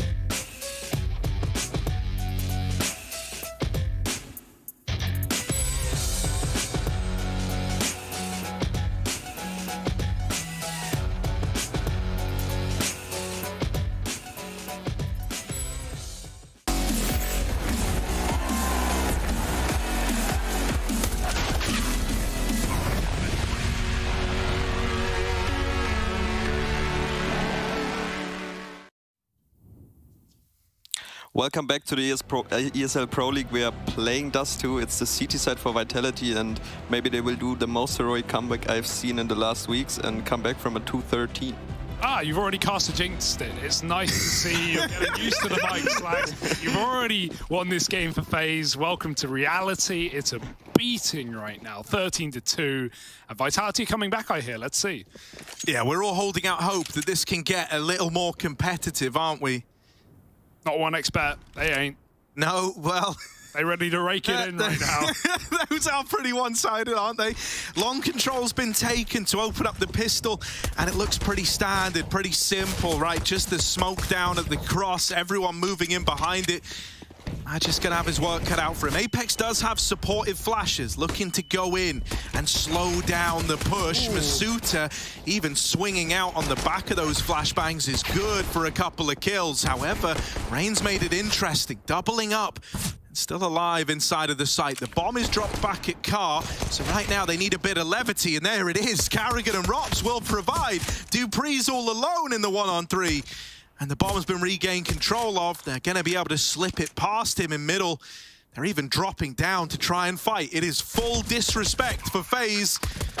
Well, Dupree. Why would I say it? Why would I say it? Robs even hunts the kill in CT, even though Karrigan's about to flank Apex in the elevator. There's nowhere to go. There's nowhere to hide. And Faze are hunting you down. A 3-on-5 turned around. 2 kills from Masuta, and it falls on dead ears, doesn't it? 14 now for Faze, and the end is nigh.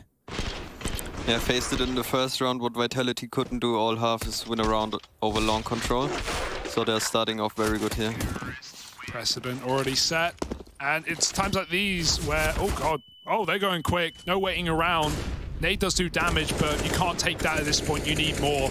2 kills for Faze already in.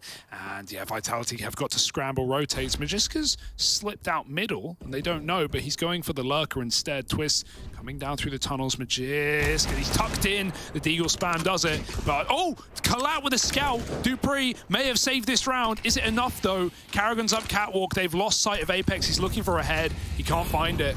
Molly just avoided by the early move. Just caught beat out on catwalk. Karrigan hunts him down, and Apex on 8 health in a 1-on-2.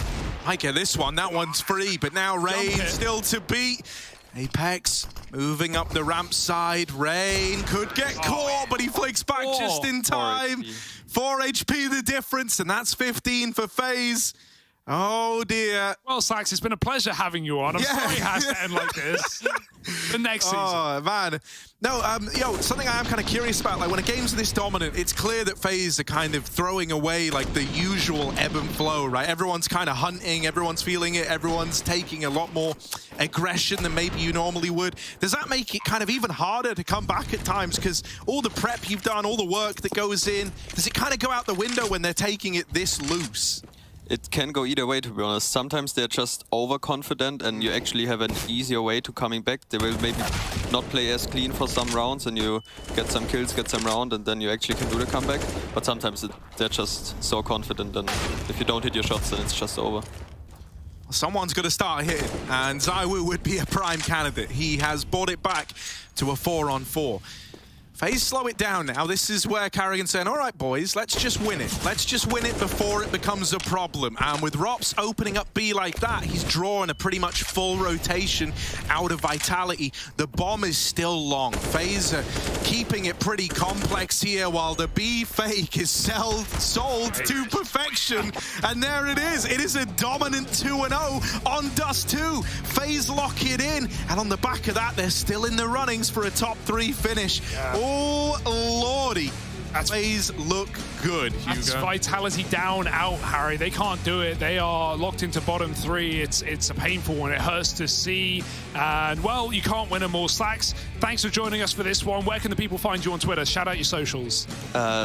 Twitter is SlaxCS, and the same is for Instagram. Thank you for having me. It was a fast one, but I enjoyed it either way. But there we go. Drop him a follow, give him some love. That was Slack's guest commentator and AWP star of the Sprout Boys. FaZe 2-0 this one. And we'll see you same time, same place tomorrow.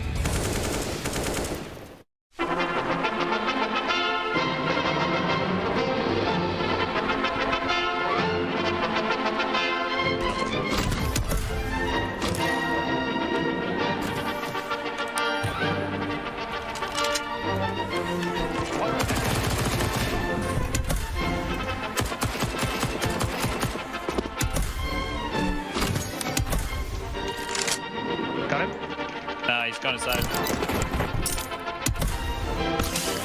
Good.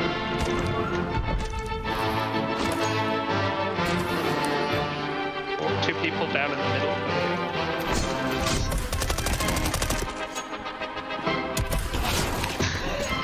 guys are moving. He had no idea what was happening. I'm fishing and going. There's two. There's one on the island and one on the island, boy. At the ruins here? Oh yeah, let's go. I'm on the... I'm going bottom, I'm going bottom. Cool. Ooh, someone bumping. Yeah, he's bumping onto one of the houses. Parachute on a house. Behind him.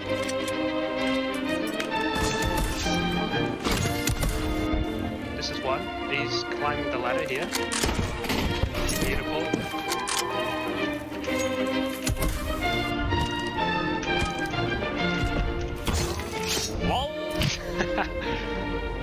Okay, I'm bumping that guy. Two, both the one behind you. Yeah, on that thing.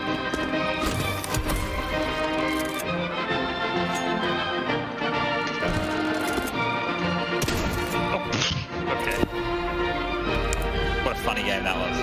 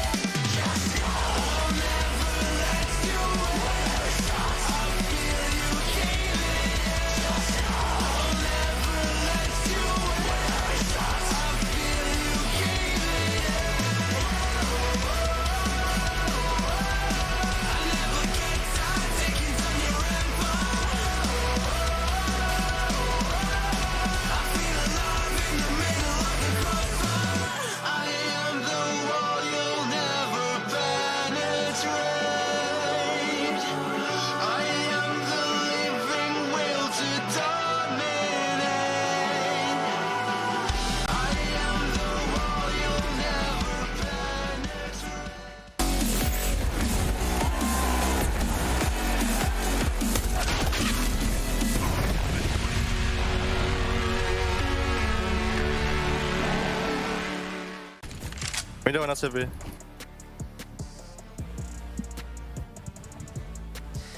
Vitality, the state of being strong and active. Unfortunately for this French-Danish roster, yet to live up to their namesake.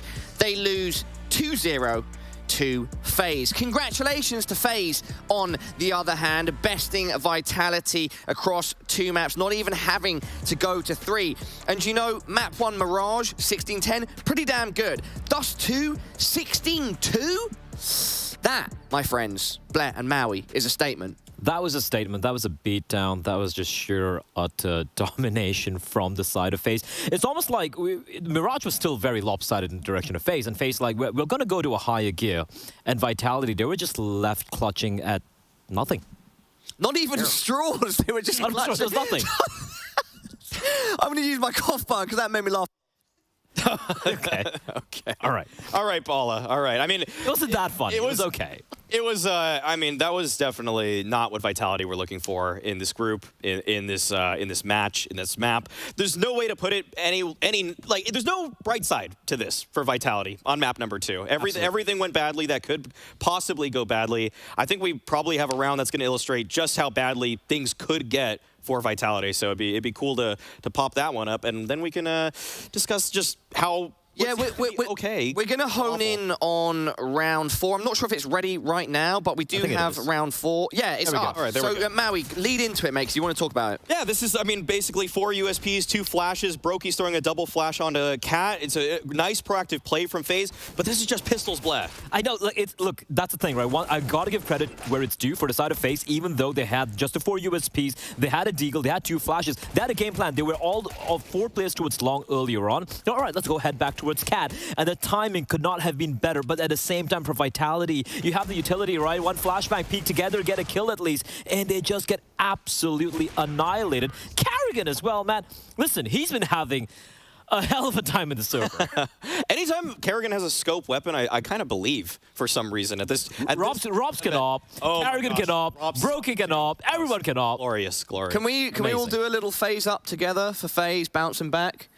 This is essentially me testing if you guys can do it. Congratulations. I can do it. Thank you. Face up. On Vitality's side, you know, what are the glaring issues here? Because I'd love to think that this roster can gel. You know, 5 amazing players, some of them historic players, a historic coach on a historic esports team from France, one of the biggest esports organizations there is.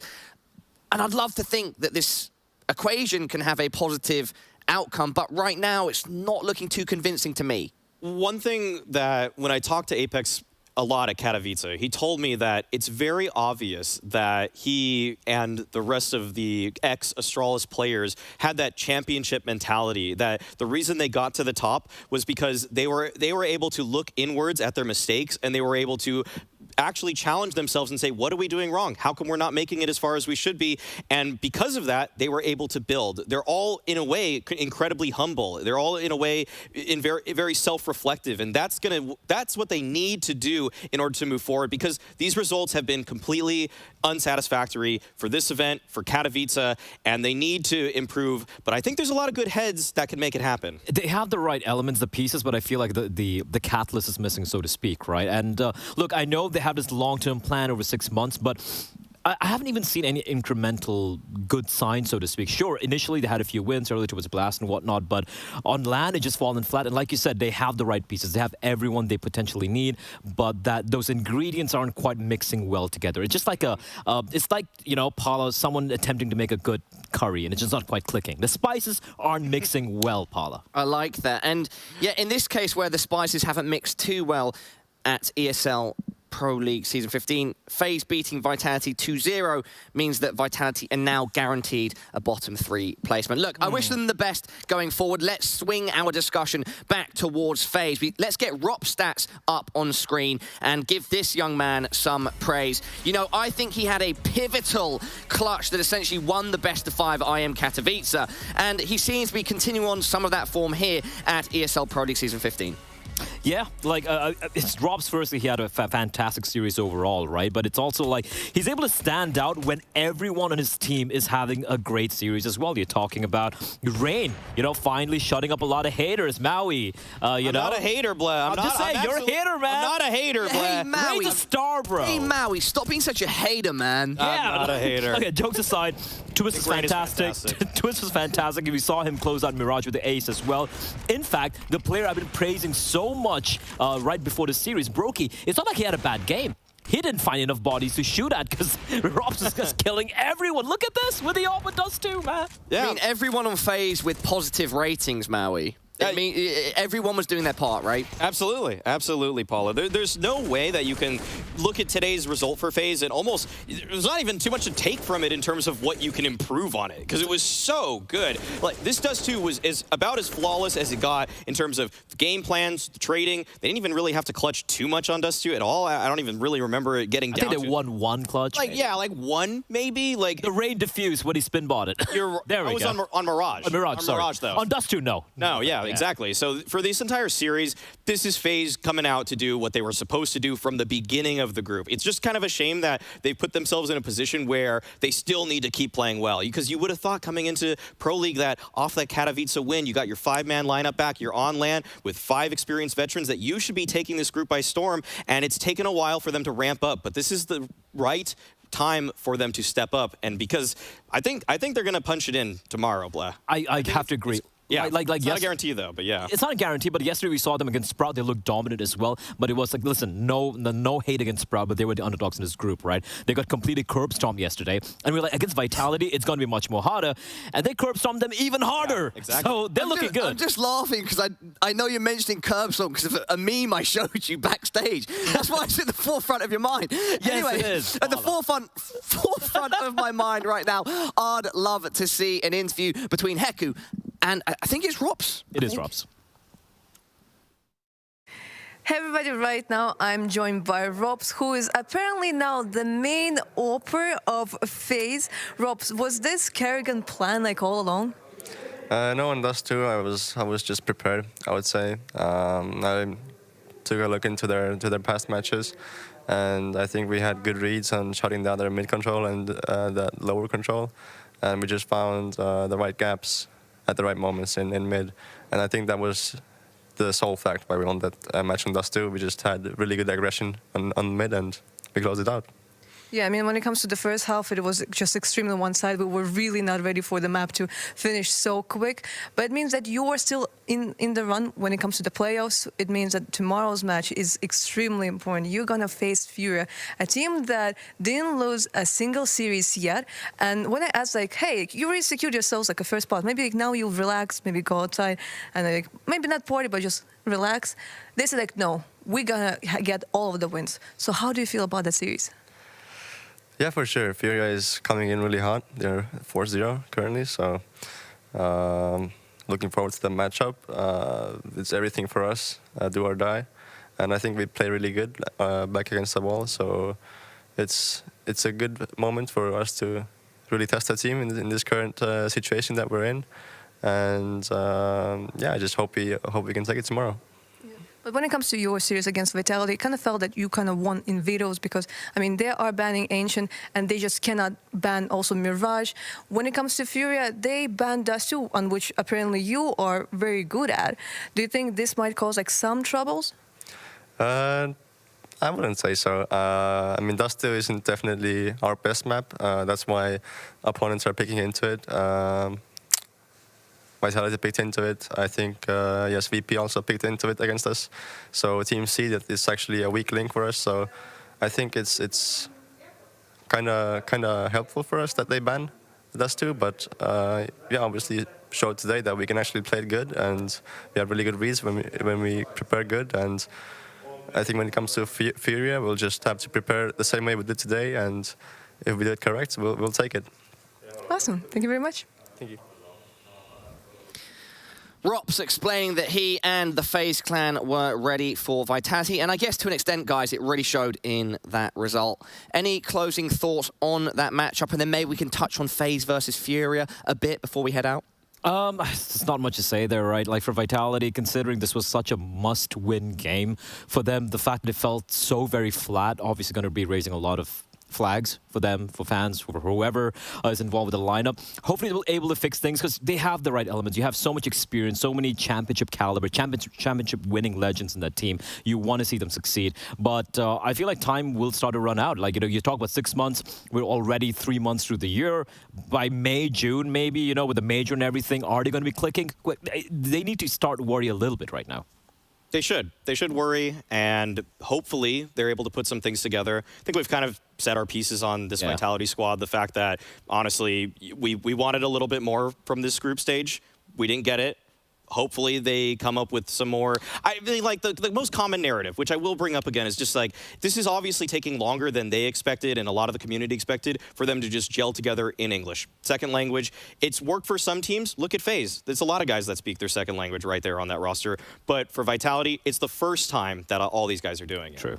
Blett and Maui, just quickly before we show everybody standings and close everything out, how excited are you for Faze Furia tomorrow? I'm very, very, very excited because initially, if you're talking about, like, you know, the Faze we saw in the first couple of days of the group stage against the Furia, we're like, yeah, this is going to be rough for Faze. But if you're going to be seeing this Faze in a server tomorrow, again, with a lot on the line to qualify, to get that final third spot to make it to the playoffs, and the way Furia are playing, and he started an interview as well with Art. Art's like, we want to go 5-0. Yeah.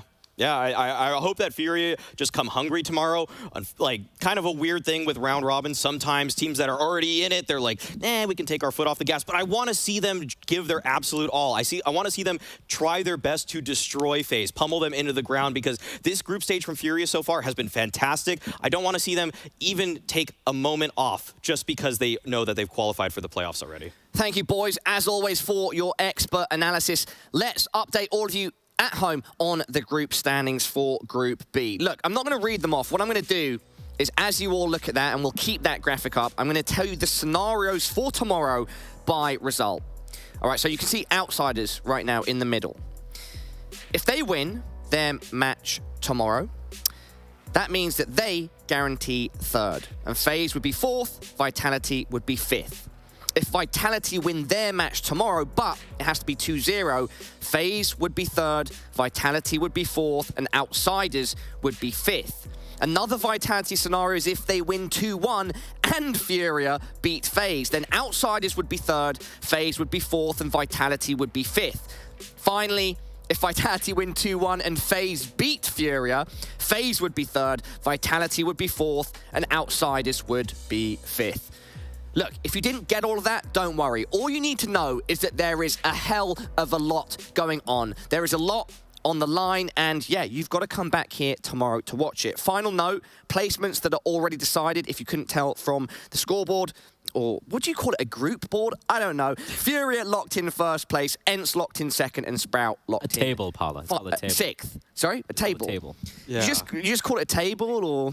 Paulo, thanks for doing that. I mean, just a little flex. You know, I took up to Calc 3. I took Symbolic Logic, passed those. It was fine. But if I had to do a round robin and try to read it after 3 matches in a 6-team group, I mean, I need you, Paula. That's what I'm saying. I need Oh, yeah, guys, I'm totally figuring out that. He is. He's doing it live on the fly. It's coming hot off the press. I didn't even go to school. I don't know this. From ESL. Shout out to the production, making sure we get the right information. And yeah, there's so much going on tomorrow. I can't wait for it. Before we head out, I just want to remind everybody at home about the hashtag Beniza. Oh, I've done it again. Hashtag EPL meme review. You can see Heku entered her own meme, which is a spicy one. You saw that interview with Yakinda. Interviews with Yakinda, they always spark joy. And then we saw her interview Brokey, and that one did not spark joy. Shout out to Heku. Shout out to Marie Kondo.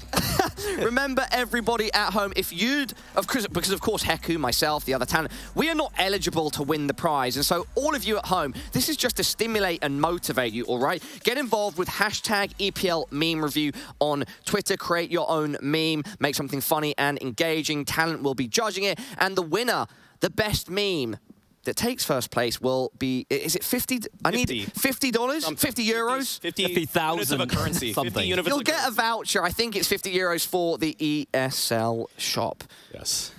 And guys, we're done here. Blair, Maui, what's the plan tonight, man? Are we going to play some CS? Are we going to, like, go eat a kebab now? We do a 10-man again. This is the hashtag the night shift, you know? We've got to do something crazy after this. Do something. I'm just going to peruse through all the meme submissions and actually just, if they're bad, I'm going to tell you it's bad. Fair enough. There's going to be a winner, but there needs to be We want us to get out. They're playing the music. If you want to trigger Maui, hashtag EPL meme review. All right, get on him. Blair? Pleasure as always. Always. Let's play some CS, you know? Yeah, I think that's a good idea. Yeah. Thank you, everybody at home, for joining us. This is ESL Pro League Season 15. It's Group B, Week 2, and it all culminates tomorrow. You do not want to miss it. We will catch you then.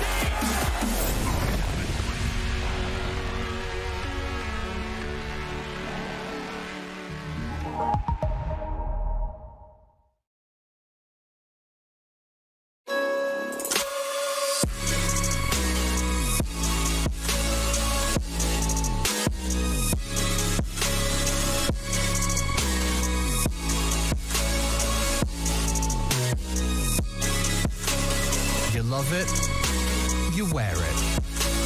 What's your style? Get your merch at shop.eslgaming.com.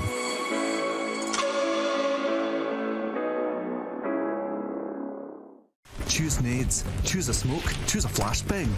Choose team badges to support your favourite CSGO team. Choose an ESEA Premium membership. Choose routes you know bring in wins. Choose pro video tips. Choose the fan club wars. Choose behind the scenes content. Choose good grades. Choose guns you know you can shoot right. Choose bingo. Choose the equipment you know is going to get your team the win thanks to heat maps. Choose the CSGO Hub Premium, the complete package to help you and your squad achieve all your CSGO goals.